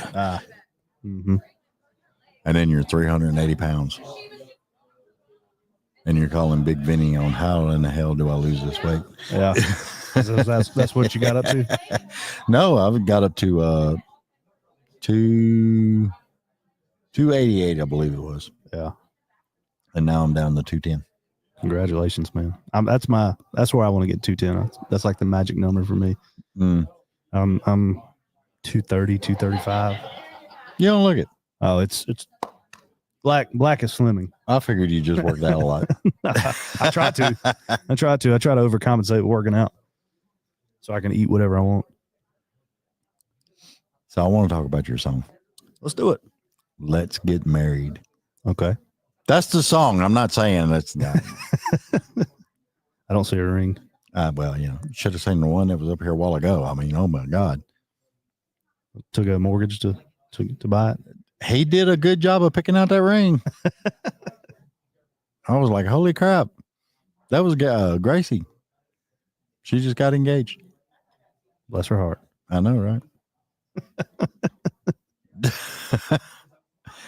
It's crazy as I'll get out. So when you was growing up, did you do a lot of front porch singing and stuff? Because over in North Carolina, you figure it's that's kind of more back to a lot of the basics of the music. It is. I say the first time that I really sang in front of anybody was like a campfire. Mm-hmm. And then it just kind of progressed. I played like my high school graduation. Awesome. Nervous as I could be, about to faint. I can imagine. And then, I got through it and it's like, all right, cool. We'll see what else I can do. And it's just kind of progressed throughout the years. And then that girl that, never paid you any attention was actually paying attention. That did happen. I was like, nah, you didn't want me then. You don't get me now. Yeah, for real. It did. It has happened. I don't doubt it. That would be funny as I'll get out. Mm-hmm. You got a posse over there. Well, yeah, I do. It's my bodyguards. But they're playing on the phones. Yeah, they don't pay attention. They're not watching out for me. They're just happy to be here. They're just living, man.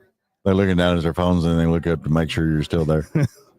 They know we're talking about them now. You could hide under the table and they'd be like, where the hell did you go? Yeah. Hey, get off your phone. That's my manager, and then that's one of my best buddies. And she's with our PR. What's up here, girl? Dude,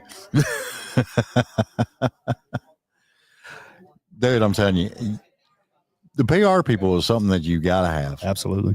I didn't know it until until I started doing it. I was like, they make my life easy. Oh, yeah. Get me places that I can never get myself. Oh, yeah.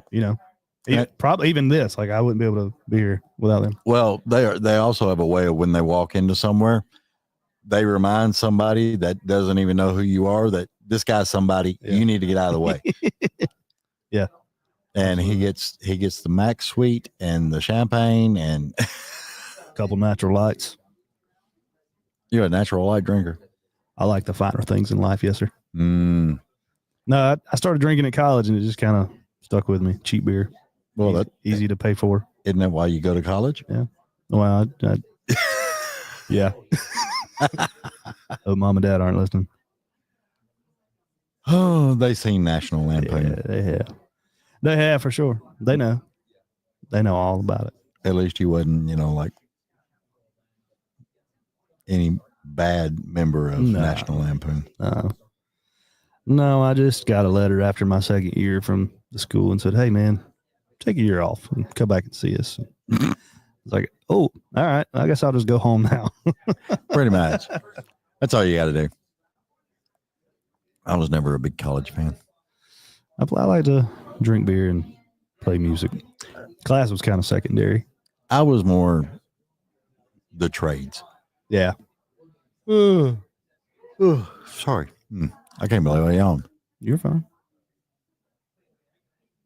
Now Julie's yawning. You yawning because I yawned? Figures. Shame on you.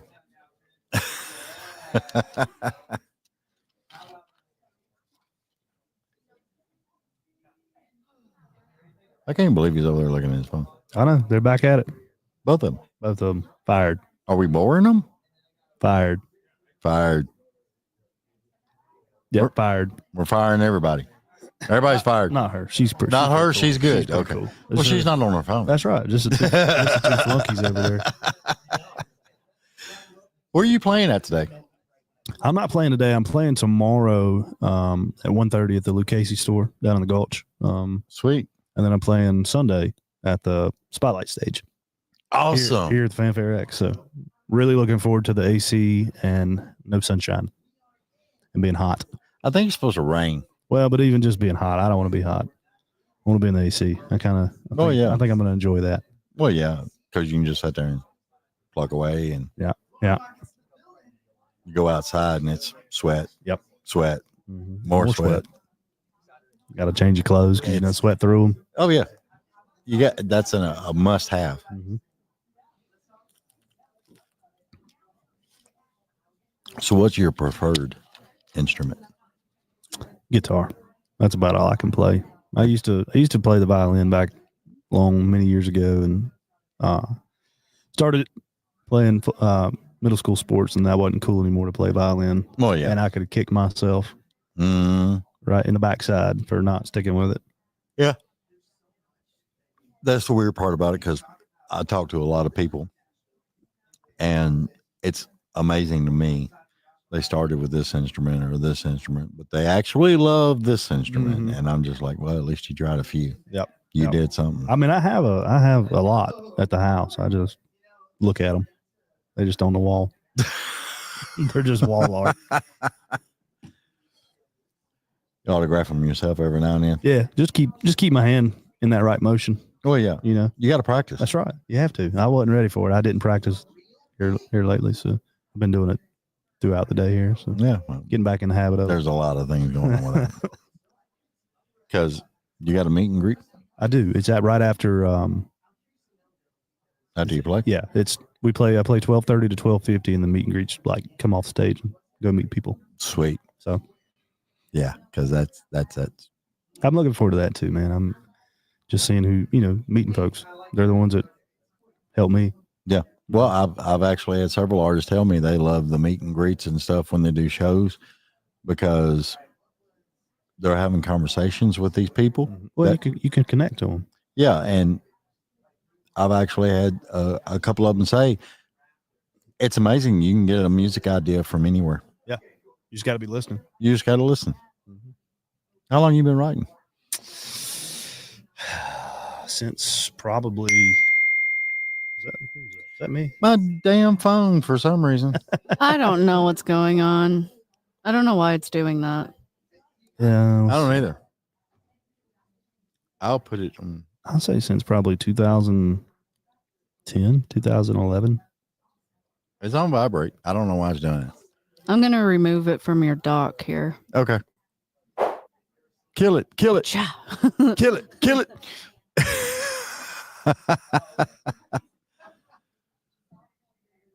2011. Yep. That ain't bad. No, it's a art. It takes practice. Yeah. So and some people are just born with it. I hate them. Yeah. I mean, everybody knows them. Oh yeah. Yeah. When they walk in the room, you're like, oh, there's that guy. Yeah. Just write about a phone book and be really good at it. Well, I got a buddy of mine, Cody Kerr. When we were going to school, he done something in his car that nobody had ever done. Cody's big on electric guitar. Mm-hmm. Back in the 80s, we didn't have the amps and all that other stuff. We had power boosters and stuff. Yeah. He figured out a way to run his guitar through the power booster and play it in his car. No kidding. So when we were doing summer school and they give you that little break, he'd be out there with the trunk open on his Camaro playing the guitar. No kidding. It's funny as I'll get out. Heck yeah, man. And that's like he's wrote probably over 100 songs, and he's helped me out a lot with like bio on my website and stuff like Just that. A great writer. He's one of those guys. Like, you could call him and say, I walked into this room, I stumped my toe, landed face first in a pile of crap, and he could write it out and make it sound really good. and make it sound awesome. Yeah. Yeah. That's talent. It's crazy how he does. Last year, there was more people walking by. It's weird how all this goes. So how many interviews you got this year? Well, this makes like the 5th or 6th one today. I had a 6 o'clock live news right out front here this morning. I wasn't, that 5 o'clock alarm wasn't pleasant. But it was fun to do. So it's been a long day. I was hoping to go home and like get a nap before all this, and it just didn't pan out. So not happening. So we're in the trenches right now. Well, that's why I call this Hell Week. Yeah, pretty much. Because you don't get no rest. You do good to get a snack. Mm-hmm. Well, this is like, so I come last year for CMA and played off Broadway for a small round, but this is the first time that I've been like CMA affiliated. Right. Name on the app, you know, all the good stuff. Being that guy, this is the first year, so I'm really excited about all that. Get a little pep in your step. I did, yeah. It was. I'm like, all right, this and the only crappy part about it is I have to wait till Sunday to play. Like, I'm ready to go do it now. Yeah, you know, just the anticipation. But if you could do it every day, would you do it? Oh yeah, 100%. Because I love playing. I love playing music.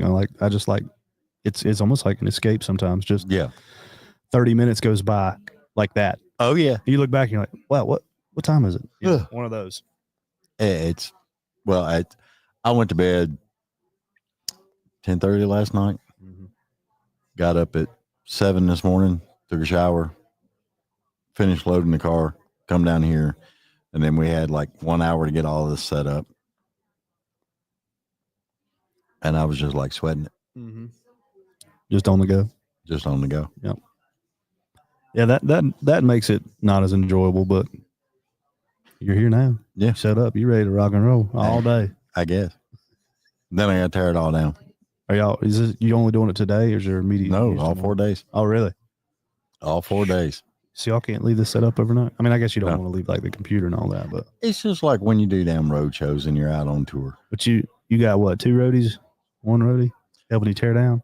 We got one that basically is the boss, and then we got the producer, which is Caitlin. And are you the big boss? Evidently. We were going to have a roadie, but they wouldn't let us have 4. Oh, yeah, they wouldn't let us have. Really? Yeah. That's kind of crappy. Which, I mean, it's pretty crazy. But no, me and Caitlin both are audio engineers. She's actually got the degree. I don't. I did the hard knocks. And it's not hard for me and her to just throw stuff together and make it work.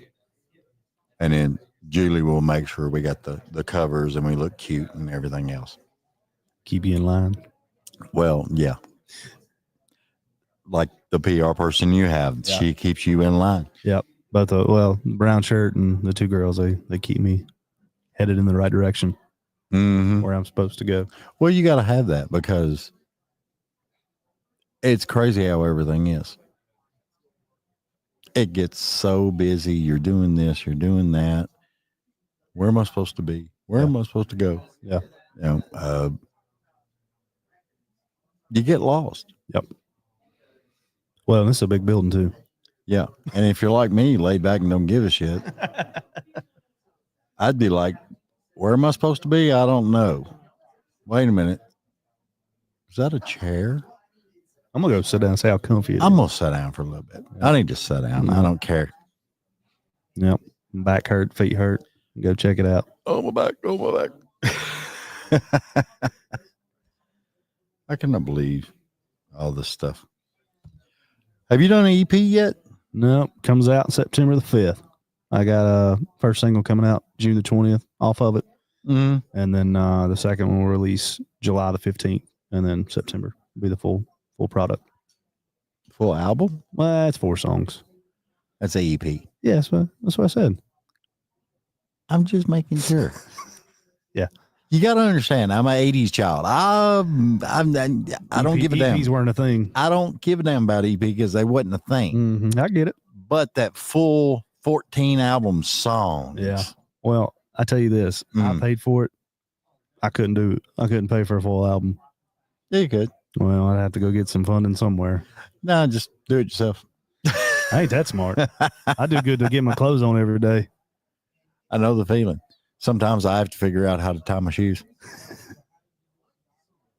And if you're drunk, you can't tie your shoes. No, I've tried. That's why I wear slip-on boots all the time. Well, that's why you see so many people just poking their laces down in their tennis shoe. Uh-huh.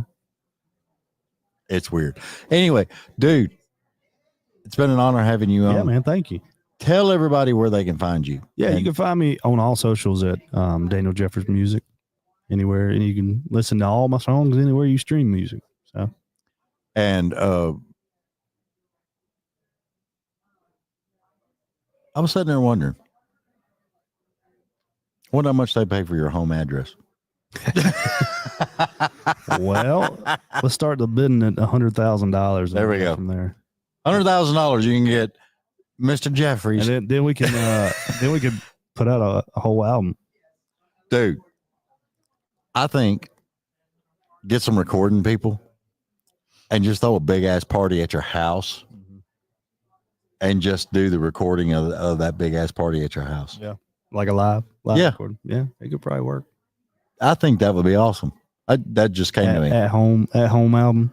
Well, I mean, you said at the very beginning, you drag a guitar out when y'all were like bonfiring and camping and stuff like that. Yeah. That would be cool as hell. Just have a big ass party at your house and get dad to barbecue for everybody. Yeah, they would. I'll look into that. We'll look into that. I think it would be cool. Yeah, probably a first of a kind. That's what I'm thinking. Yeah, we'll look into it. I have 1,000 ideas and I can't keep shit for myself. It's the way it is. Yep. All right. So everybody check out Daniel Jeffries. Jeffers. Yep, Jeffers. You got it right. I'm trying. That's right. Work with me here. And like, share, follow, subscribe, do all that good stuff. Yeah, man. Thank you for having me. And check out his socials. Check out his music. Stream some music. You got music out there yet? Oh, yeah. Where? Everywhere. Where? Spotify, iTunes, Apple Music. See, you're supposed to know everywhere. Yeah, everywhere. Okay, everywhere. All right. Thank you. We're out of here. I appreciate you, man.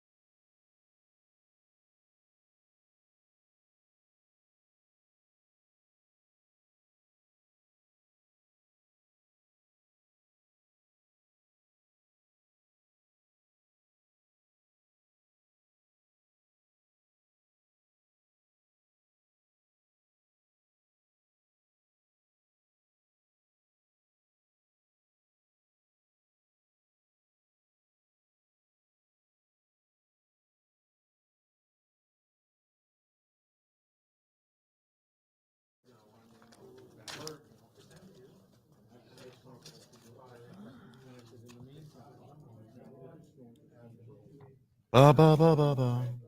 Headphones. Perfect. It's all the fun stuff. You can play with the cow if you want to. Oh yeah, I think I might. Everybody, Dylan Wright. And I'm saying that right? Yeah. Dylan. Okay. Perfect. People spell stuff weird. We were actually talking about that earlier. It's amazing how people go to be different. Yes, they go a long way. Exactly. And then you're just like, am I saying this right? What the hell? It's cool to be just normal for once. Whatever happened to Bob Yeah. or Ann or It'll come back. It'll come back. Yeah, I don't know. You never know. So you've been doing a lot of interviews today? Not today. It's my first one, actually. Awesome. Yeah. I'm sorry. Thank you. Thanks for having me. Oh yeah, you're more than welcome. I mean, it's just I got a thing about you Australian people. I just want to shut up and just listen to you talk. I'm the same. That's why I'm happy to be here. Yeah. I get to hear it all the time. So you was on Australian Idol? Is that what it's called? Yeah. Yeah. Like American Idol. Right. Down under.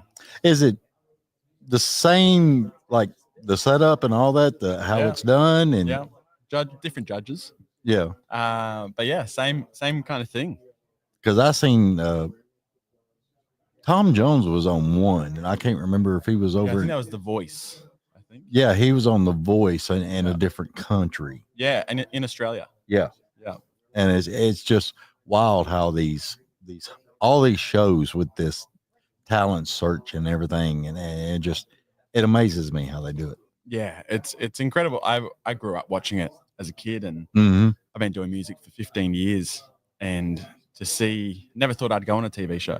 Yeah. I was playing at bars and busking on the street and everything, and then joining different bands. But to see how the TV show's made and created, and they really push you to your limits. Oh yeah. And it's I think it's made me a much better musician as well, a part of it. That's awesome. I don't know if I could put up with 50 different people telling me how I needed to look on TV. I know it took a while to get them to realize that I can do it myself. Mm-hmm. But yeah, they taught me, like, gave me some new fashion advice, which is always good. What's wrong with blue jeans and t-shirt? Well, I know sometimes I don't like that. And they're trying to tuck it in, and people are touching, and you just come on. Oh no, you have to wear green pants. Yeah, make those eyes pop. You know? Do something. Yeah, no, it was a good experience though. So I loved it, and then I thought I'd be there for a week, but I ended up staying the whole time. Yeah. Well, they liked you. Yeah, well, hopefully I was doing something right. I was 6 and 8. Did you win it? Did you? Yeah, I won. That's what I'm saying. I mean, you got to put that out there, dude. Well, you know, I may have researched it and found out and all this other stuff, but them people out there ain't hearing all that. So you got to tell them. Yeah, I won, which was humbling experience. It was just incredible. I was there. There was 3 of us at the end, and then we got to play. I got to sing a song with the guy who came runner-up in the first season, right? Australian. So he was like, "You got to do this for me." So it was really cool to take it out. And since then, I've been recording and writing and touring around Australia. And I just finished a tour with an iconic Australian artist called Tina Arena, and we were doing 3,000 capacity rooms around Australia. And now I'm here in Nashville for the first time. Wow. Yeah. I'm so sorry. No, it's great. We love it here. It's an acquired taste. I think I've come at the busiest time though, so you have. It's a bit chaotic. Well, it's amongst a lot of people in this industry and podcasters and all that. Oh, excuse me. It's what we refer to as Hell Week. Yeah. Yeah. Exhausting for all you guys as well. Well, I mean, the PRs, and everybody connecting dots and crossing I's and dotting T's. Yeah. It is nonstop. Yeah. Yeah. Do you get much sleep? I think I went to bed about 10:30, 11 o'clock last night. It's pretty good. Was back up at 7 this morning, taking a shower and coming down here. Yeah, wow. And it's just, get here. It's kind of like you're doing a show. You get here, you set up. Yeah. You got load in. Yeah. Set everything up. Mic check. And go. Yeah. That's all you can do. And back to back. Yeah. So, well, that's what we'll be doing all 4 days. Yeah. Yeah. Because when we get done here, we got to tear down, load out. Do it all again. Do it all again. Groundhog Day. Just like y'all do. Yeah. Yeah. Yeah. We're racing around everywhere, playing shows, meeting new people. Oh, yeah. Which I used to be on that side because I was doing lights and sound everywhere. And you would have load in and everybody do their thing, get everything set up, and then go from there. Yeah. I know it's a crazy industry. It's great though. It's the only thing I never really liked was the hurry up, get this done and wait. Yeah. Yeah. That would drive me nuts. The waiting. There's plenty of waiting a lot of the time. Oh, yeah. Yeah. Plenty of airport, especially for us. It takes us 24 hours to get here. Yeah, that's what somebody else the Homegrown trio was on, and they were telling me it's like a 24-hour travel period to get over here. And then jet lag. And yeah, I think back home right now it's early in the morning or tomorrow. It could be the next day. Who knows? Yeah. Yeah. That would be nuts. So how's Tina been treating you? Great. Yeah, she's incredible. I grew up listening to Tina Arena. Did you listen to her? No, I haven't listened to She's yeah, amazing. Just I think all Australians have grown up listening to her, and she's been doing music she grew up as a young girl on a TV show, and she's been doing music for 50 years. Wow. And spent some time in France. Yeah, she's just a gem of a human. That's a long freaking time. Yeah, she's been through it all. She knows what's going on. But she's incredible. Her voice is one of the best voices I've ever heard. So you're saying you totally dig her? Oh, amazing. I think that's one of the reasons why I started music is listening to her album as a kid when I was 5. Yeah. My mum would play her album all the time.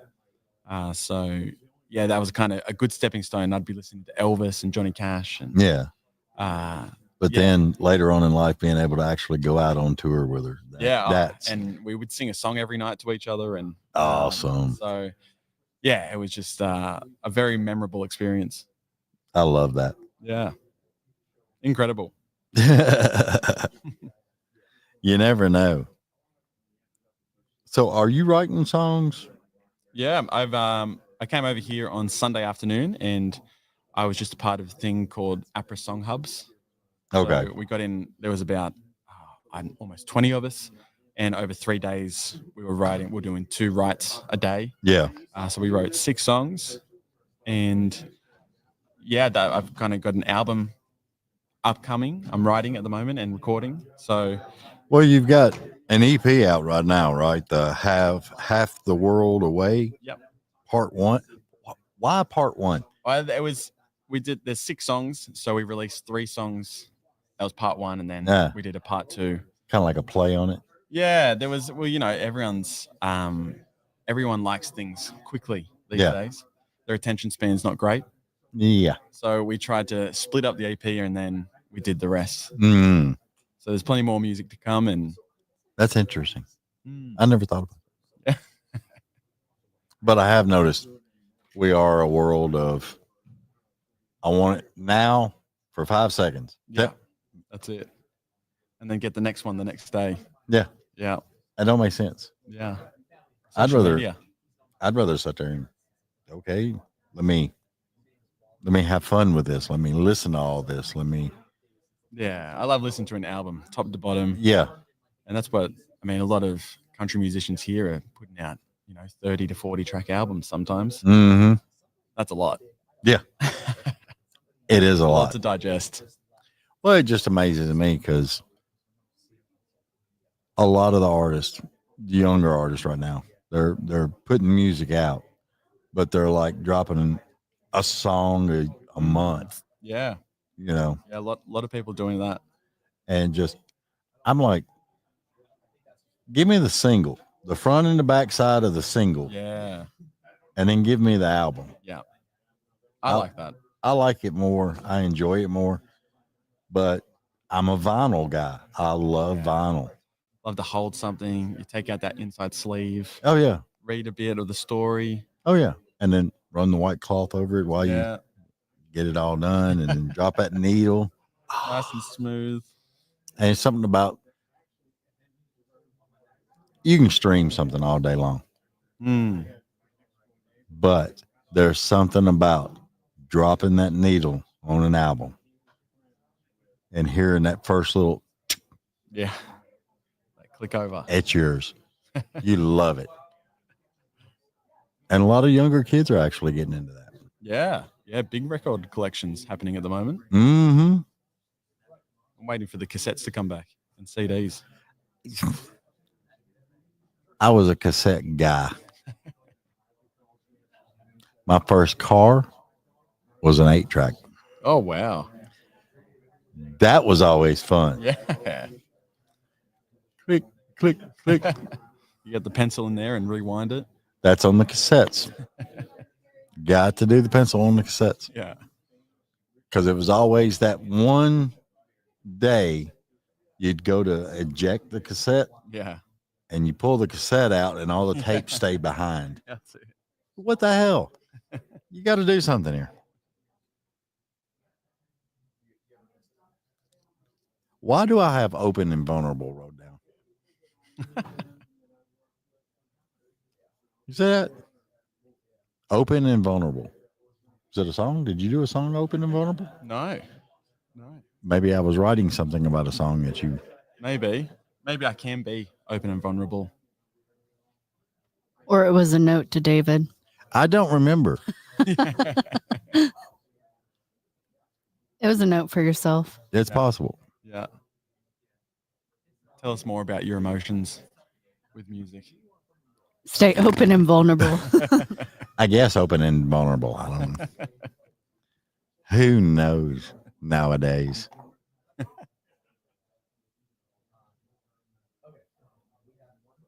We're sitting here trying to figure out what to have for dinner. Okay, what have we had? See, I've had plenty of great food while I've been here. I went to Sun Diner for the first time, actually, this morning. Had some chicken waffles. Everybody's big on chicken waffles, man. Had to be done. You hear about it all the time. Yeah. Home. So what's the best kind of go-to dinner? What should I be having? I'm on a carnivore diet, so I could just tell you ribeye or, get a good steak. Yeah. Okay, that's good. We got some good steak at home, so I might have to compare that. Well, yeah. Bad part about it is you got Ruse at home stealing the meat. Yeah. Yeah. It's true. I was talking to Homegrown Trio and it was just like I couldn't get over how the Ruse over there are just like studded out, man. Oh yeah. Yeah, they're ripped. Yeah, they'll take you out. Now, how long from like the airport to you getting home? How far of a drive is that? From the airport at my home? Yeah. It's 17 minutes. Really? Yeah. Wow, they had an hour and a half. Yeah. And then I talked to some other people from Australia last year, and they were telling me it's like half a day drive. Yeah. Some people are very far away. Yeah, because how it's laid out. Yeah. Yeah.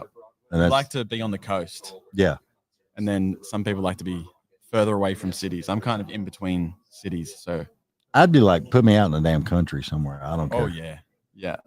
Right in the middle. Mm. Right in the red dirt. Yeah.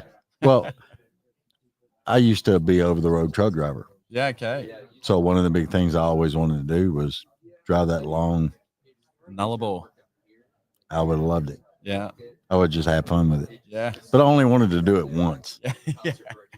Because it's like 8 trailers or 9 trailers long or something like that. Yeah, the road trains. Yeah. You just take the road train out. Yeah. Yeah. That'd be an experience. Mm. It's good country out there. Have you been? It's flat. No, I've never been to Australia. It's pretty good. And my the movie that I loved the most out of when I was growing up was Mad Max. Oh yeah. Yeah. Some of that was filmed near me where I used to live. Yeah. Actually. Yeah. I wanted to go. I've always wanted to go to Australia, just check it out. Yeah. Oh, it's a great country. Mm-hmm. Yeah. The middle's pretty flat, but on the coast it gets pretty hilly. Yeah. And then you got the beach towns, I guess. Yeah, that's where I live, in a beach town. Got the country and the beach. Sweet. You never know. So what did you get, like a culture shock when you come over here? Yeah, I've been to California before. Yeah, it is a bit of a culture shock. I head to Europe straight away after this. Yeah. Well. Oh, well, that's more. Yeah. Yeah. Yeah. But this is Then people talk funny over there. You got to be careful. Yeah. Yeah. We're going to some interesting places.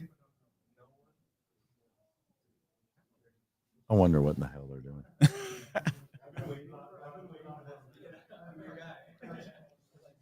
That's one thing I always found funny.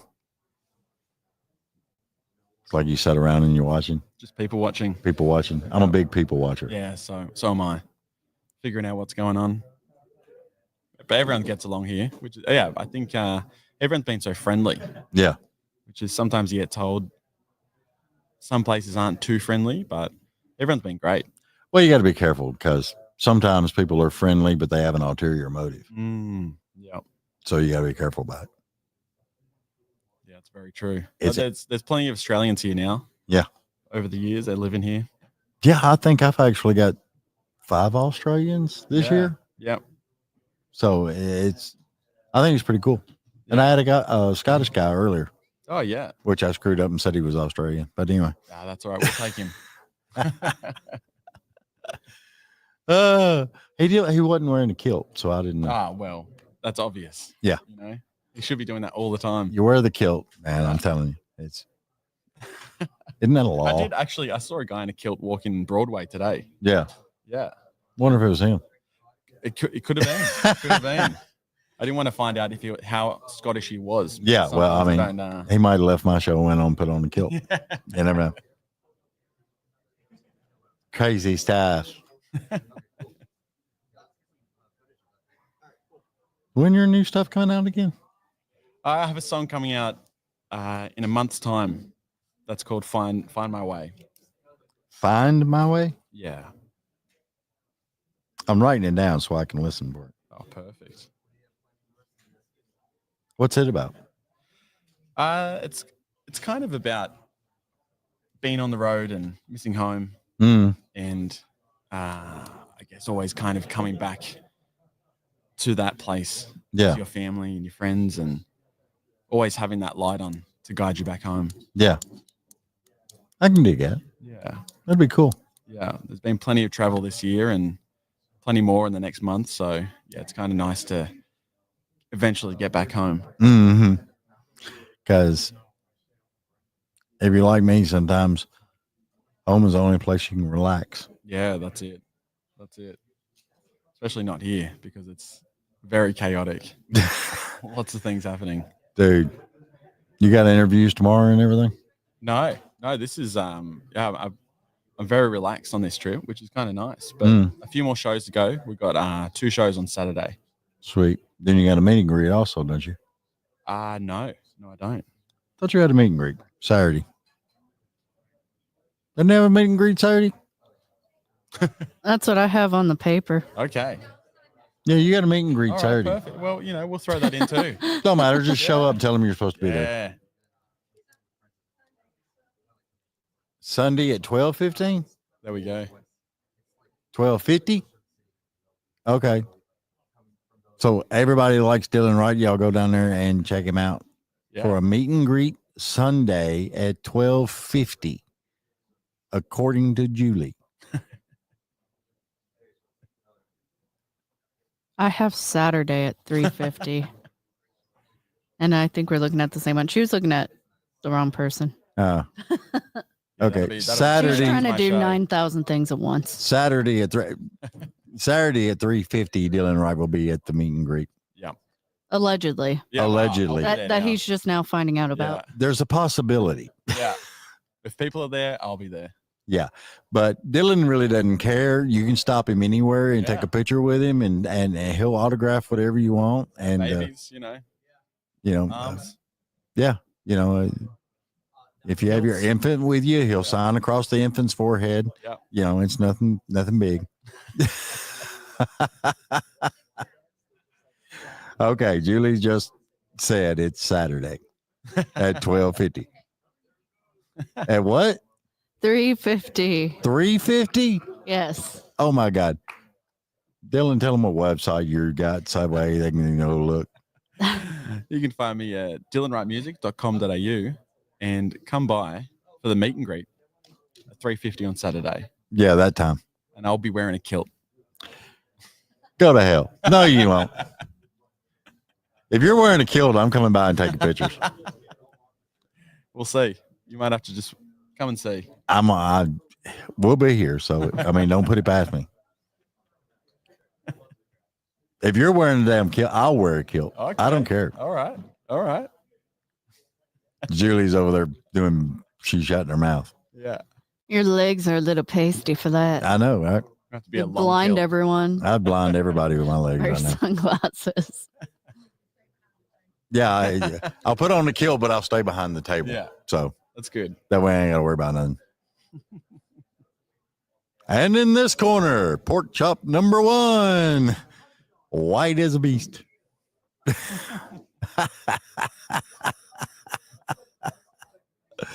Oh, Lord. Well, Dylan, we got to get out of here, buddy. Tell everybody where they can find you. Yeah, find me on Instagram, Facebook, TikTok, Dylan Wright Music, and Spotify, Apple Music. Yay. Everywhere. Absolutely everywhere. YouTube, whatever you want. Sweet. Awesome. I love it.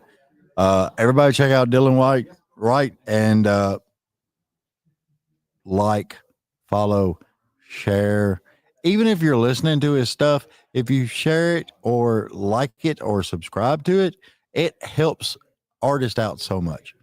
Yes. You would not believe, because that's why the booking agents are looking at what all their numbers are so they can get them to your city. Yeah, definitely. Especially when they're in Australia and you're wanting them in Shoboken or whatever town in Ohio. You never know. Yeah. Have you toured the U.S. yet? Not yet. Hopefully next year we'll be back. It'll be interesting. Yeah. Because I'm gonna start following you and I'm gonna figure out what all you're doing. Yeah. I've done East Coast Canada. But yeah, need to get to the US. Oh yeah, because you gotta have some fun. Yeah, definitely. We're having fun now. Well, that's what they say, but I don't know. There ain't no telling. All right, Dylan, we're gonna get out of here, bud. Perfect. Appreciate you. Thanks very much. And Julie's got we'll get you to sign that, and she's got some snackage for you. Oh, lovely. Nothing like snackage. I've been snacking for an hour. Oh. Yay! I still want a steak. Why are you looking at me like that? People are looking at me weird. All right, we'll be back in a little bit, Bob.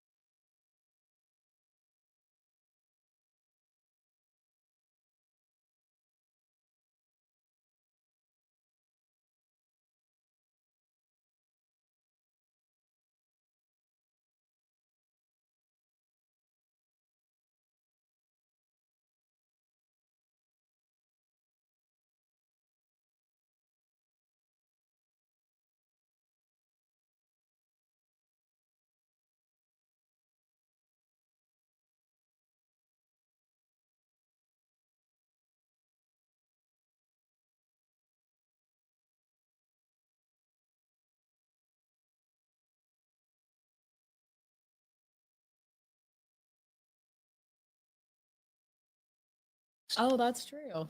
Yeah, you're not constrained to the radio rules. We don't care about FAA or anything else. I've been doing so many radio things the last couple months. I'm like, just have it ingrained in my brain, like, don't say certain words when I'm singing my song. Oh yeah, you have to limit things and do this and do that, Yes. and then when you actually get somewhere where you can actually talk. I know, then I forget. I'm like, oh, I can say that. Okay. I can. Oh, Really? Oh, it feels I don't weird. know. What was I thinking? I have no clue. So I wrote down Mary Heather Hickman. Yeah, that's my name. Are you going on the full? What are you billed at? So I go by Mary Heather in my like day-to-day life. Mhm. Yeah. So my stage name is Mary Heather Hickman, but people always think that that's just a stage name, and Mary Heather isn't my actual name. Well, see, that's why I wanted to ask, Yeah. because sometimes people do different things. I feel like there's a lot of country music artists that like pull in their middle name or Mhm. something, just for the artist thing. Right. But I'd go by Mary Heather every day Okay. since I was little. Okay. Well, I'm fixing to pull a Joe Rogan on you. Okay. All right. Microphone. Oh my God. Let me scooch up. All right. There we go. Better. Can you hear yourself better? I can hear myself better. There you go. Because it was going to be very, very soon. Caitlin was going to go. Yeah, I "Straight was up." looking at the signal. Yeah. Sorry about that. Lean in more. That's okay. You're fine. Definitely want people to be able to hear me. Yeah, it's like you're singing a song on stage and you're like 5 foot from the mic. I should know better because usually you have to on stage, you got to like eat the mic basically. I'm like Well, yeah. knocking my teeth out. Well, SM58, you got to do that, and you're using wireless mic, I'm assuming. So Yeah. you got to get up close on them too. Yep. I should know. It's crazy. You people surprise me. Oh, Lord. I want to know. Yes. And this has been bugging me ever since I've seen it. You made the iTunes top 10 country chart. Mm-hmm. Were you like watching the numbers and watching this and watching that? And because I'd be like, oh God, it just went up 500 more miles. Yay. And then, oh, wait a minute. I'm at 7,000 miles. Yay. I'm turning everything to miles. You notice that? And I was just like, oh my God, I honestly try not to look at it too much because it stresses me out. So like Spotify streaming numbers, because I don't know if you know, but when you put out a song, you get like the live updates and stuff. And I just try not to look at it because it just stresses me out.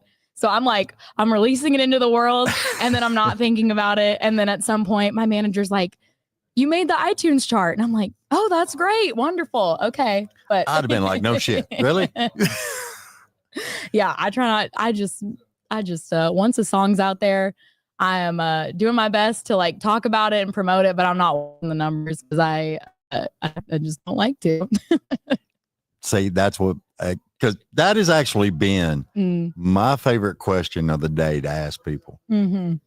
How do you feel when you see the numbers and you're just like, me, I'd be like busting at the freaking seam screaming. It's hard when I see something like that, or like I have a song called Treasure that I think hit 5 million streams this year. Yeah. And that's just hard. It's a hard number to like wrap my head around. And then sometimes I'll go and play that song and there's people that know the song, but I'm still at the phase as an artist where I'm surprised when anybody knows my song. Yeah.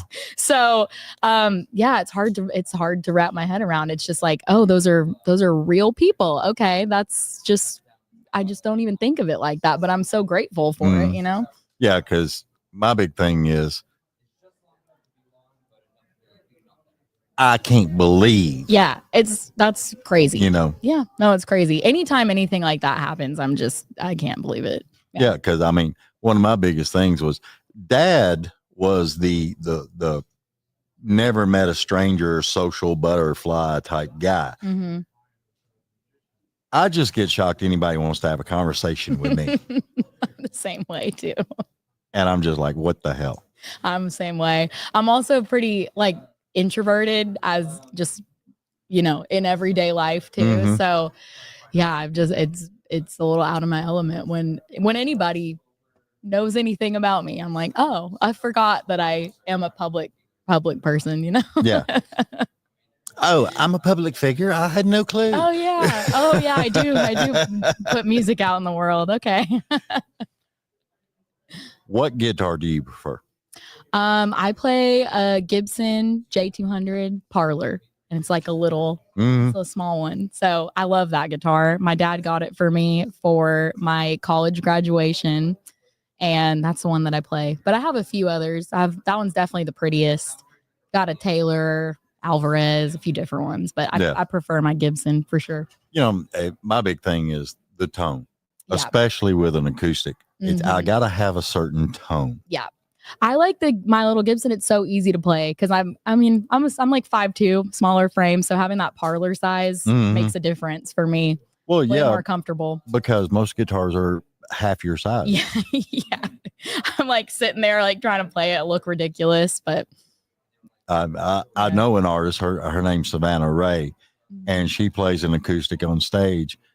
And I literally don't see how she can carry that big ass thing on stage, and because she's little too. She's like 5'2" or something. Most of my guitars are gonna be like, I have one that's a standard size, and then the rest are like parlor or like the classical. Yeah, because I just prefer it.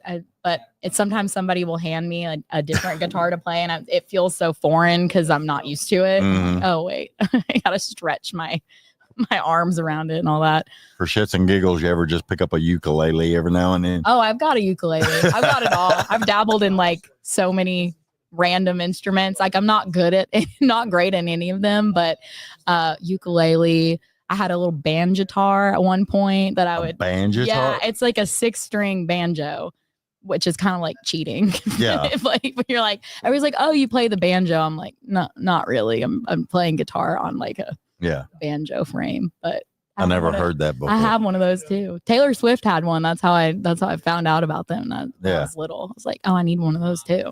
She had one of them special made, probably. Who knows? Probably so. That is crazy. Yeah. Do you prefer a full band or do you prefer just an acoustic?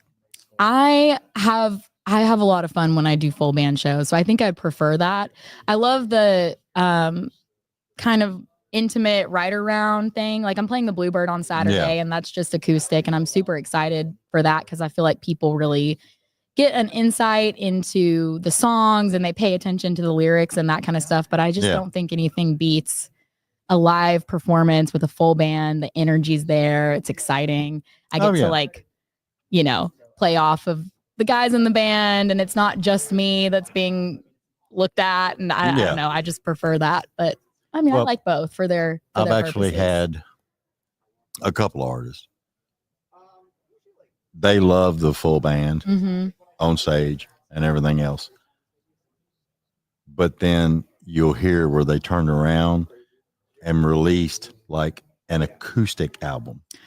I feel like acoustic covers are really popular nowadays. Like a lot of times when I'll release something, I get a lot of comments of people asking for an acoustic version. And I've done it for a couple songs and it's always gone over well. I think people do like that kind of stripped back lo-fi type of sound right now. It's very popular. Well, a bunch of us was back in the day drunk sitting around a bonfire and somebody had a acoustic guitar and next thing you know the whole damn campsite was busting out in songs. Hey, that's my favorite way to play out of all of it. A good drunk campfire is the best. Exactly. I mean, it's just every now and then, even today, I'll have a bonfire in my backyard, even though I don't have anybody to play. Yeah.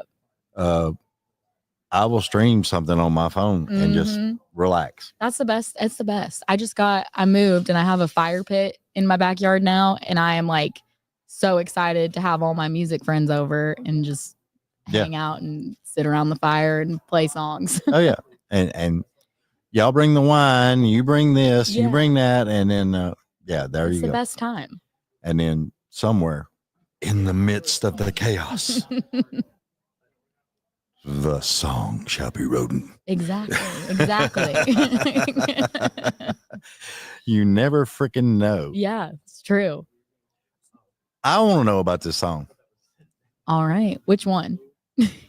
Denim on Denim. Ah, yes. Where did you come up with that? Because I was real big back in the day. Mm-hmm.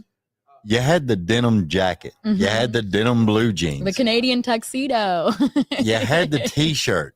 Yeah. And then you started coming out with this song, and I'm just like listening to it, and I'm like, that was me back in the 80s. Yeah. Thanks. I wear a lot of denim. Like, actually, it's kind of a running joke in my friend group because I have about like 6 different denim dresses, jumpsuits, like anything that's denim. I'm like, oh, that's cute. I'm going to get it. Yeah. I was like, don't you already have one of those? And then when it came time to write for my EP that's coming out this summer, I was with my friends SJ McDonald and Brittany Moore, and Brittany had the title Denim on Denim, and she said, I feel like this is just really fitting for you. Right. Like, I think that we could do something cool with this title for you. So we came up with the spin on it, Denim on Denim off. Yeah. And it's kind of about, meeting a guy at the bar and wanting to go home with him and all that. But yeah, Brittany was the one that brought that title in, and I just loved it right away. And I thought, what can we do with that to kind of flip it? And that's what we came up with. So yeah.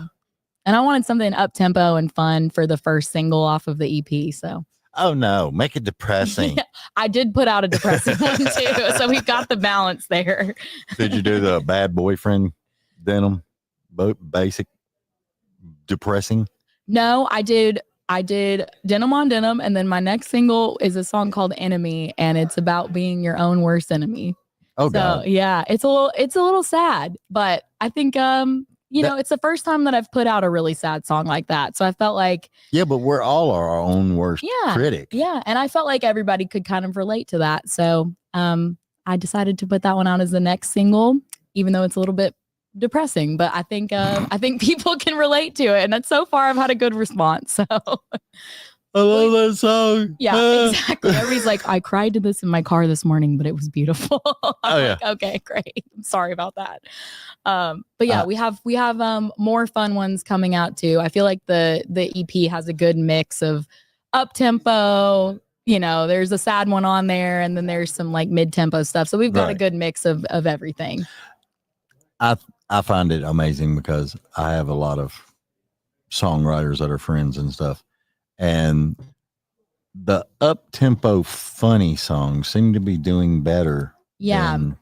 I feel like when you have something, because I think as songwriters, I feel like a lot of songwriters would agree that sad songs are a little easier to write, because it's like you come from a place where you're emotional, you're feeling like, oh, I need to get this off my chest. And it's just a lot easier to write those. Or you're depressed 3 times. Or as artists, most of us are depressed. I'm just kidding. Yeah, but it's called the music industry. Yeah, hello. Pretty much. I think there's like a larger volume of sad songs out there, kind of. Mm-hmm. So I think to have one that cuts through is really hard. So I don't know. I think that most people want to just like be happy and throw something on that they can jam to. And I understand when I'm listening to music, I have to be in a very specific mood to want to listen to something like that makes me want to cry. Well, yeah. I mean, one of my divorces, I listened to certain music, certain artists, and it helped me through it. Of course. That's what I love about music. I think there's like a time and a place for all of it. Yeah. And it's nice to be able to find stuff that suits whatever you're going through at the time. You got to. And that's what I tell people too, because music is so universal. Yes. There's nothing to it. I mean, it's just soulful, deep meaning music. It's music. Yeah. That's been one of the things that I've been kind of surprised about, because I think as a songwriter, a lot of times you hear make things kind of vague so that it can be universal. But I find the more specific that I write to myself and my own experiences, like even kind of specific details, I feel like people are able to relate to those more when you have those like kind of weird lines in there that are very specific to you. I find that those end up being the ones that connect to people the most. Yeah. And you got me when you put out Dag Nabbit. Oh, I forgot about that one. I was listening to that and I was just like, because a buddy of ours of the show, Justin Love, he says dag gum all the time. Yep. And I love Justin. He's great. But then I stumble across this song that you done, Dag Nabbit. And I'm like, oh my God, here we go with another hat, a t-shirt. I mean, there's all kinds of things off of this. I kind of forgot about that song. I got to like resurrect that one. That's a good one. It is a damn good song. Thank you. I appreciate it. Yeah, that's a fun. I'm from Arkansas, so we say all kinds of stuff like that. Well, say a lot of people forgot a lot of words that we use. You know, us crazy Southern people. Yes. We got a whole like other vocabulary. Oh, yeah. Which I love. Yeah. And you want to? Sure.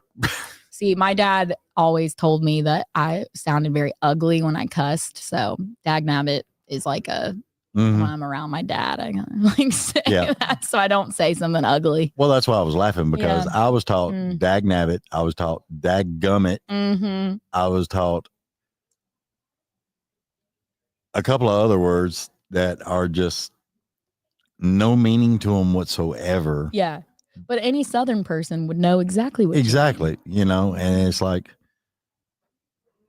you have so many like Bill Engvall and all those other ones, you know, and the comedians are like, you want to, you know, and all this stuff. And I'm just like, chai.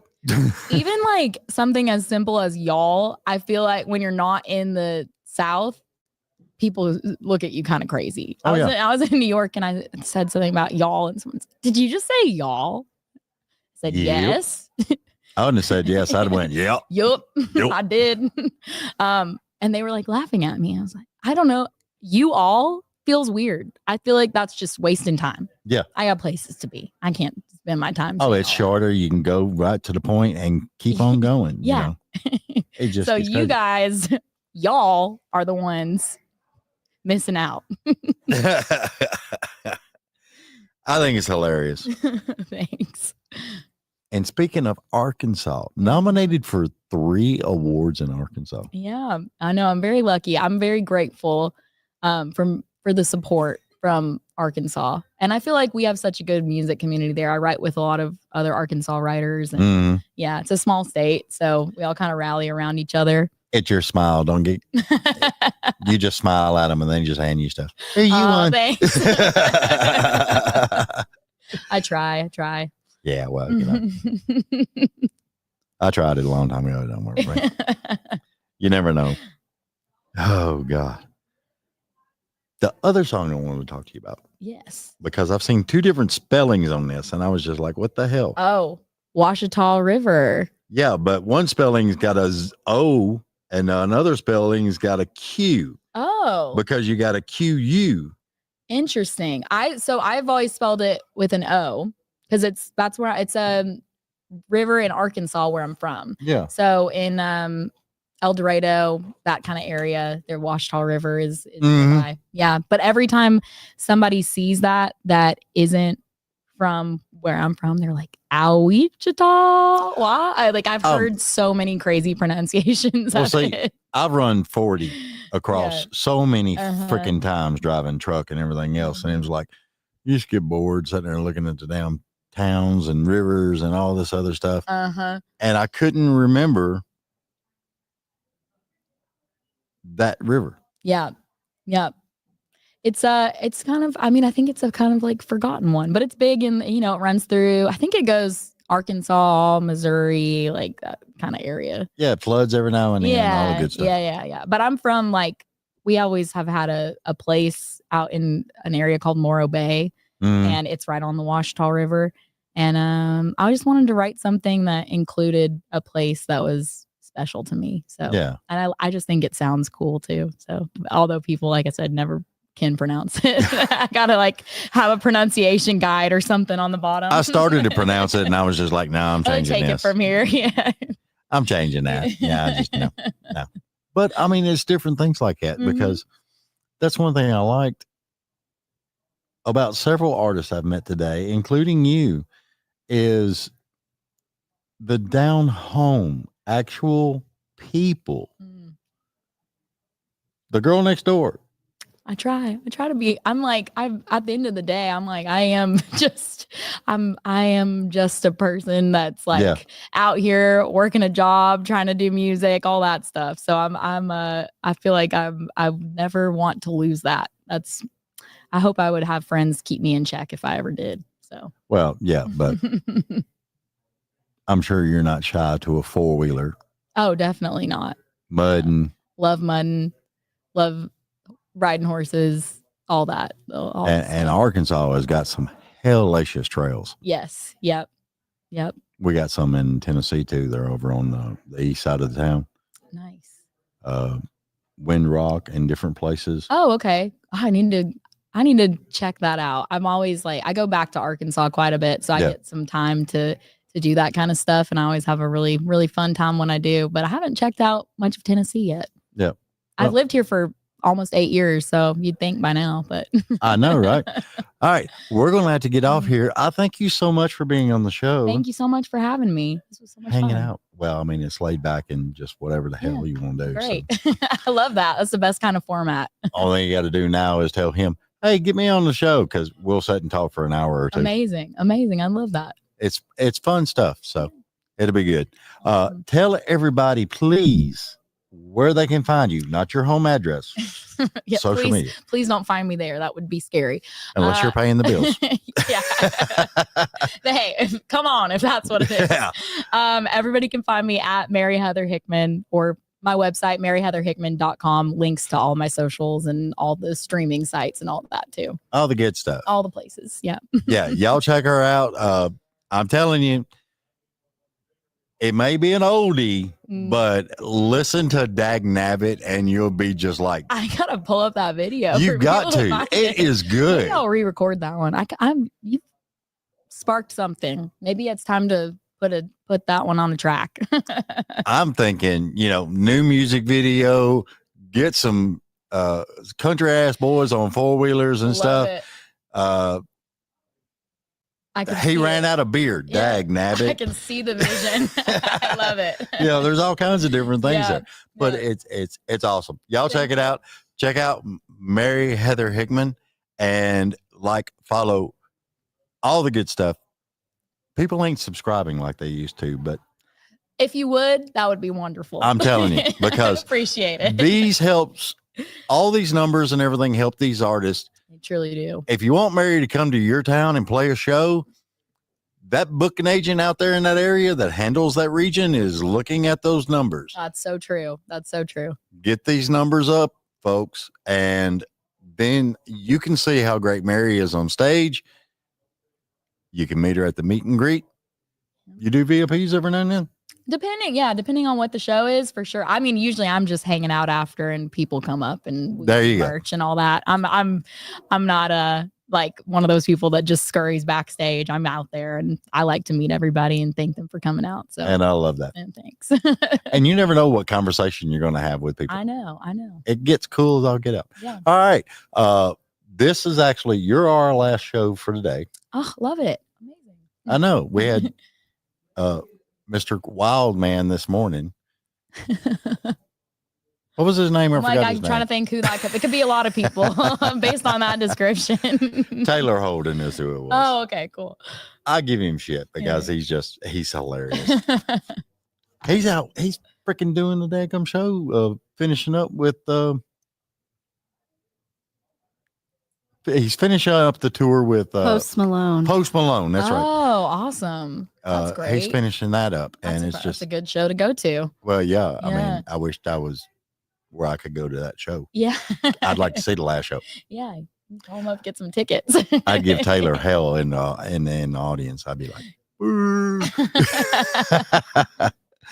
Well, thank you so much. Thank you. We got I want you to, if you don't mind, autograph that poster right over there. Absolutely. Because I got a design and I'm doing autographs and I'm going to make a whole design with autographs. Oh, I love it. I'd be happy to. And I think Julie's got snacks for you. Oh, great. That's so nice. Thank you. We try to think of everything. Yeah, appreciate it. All right, everybody, we're gone. We're out of here. Love you. Mean it. See you in the morning at 10:30. Bye. That was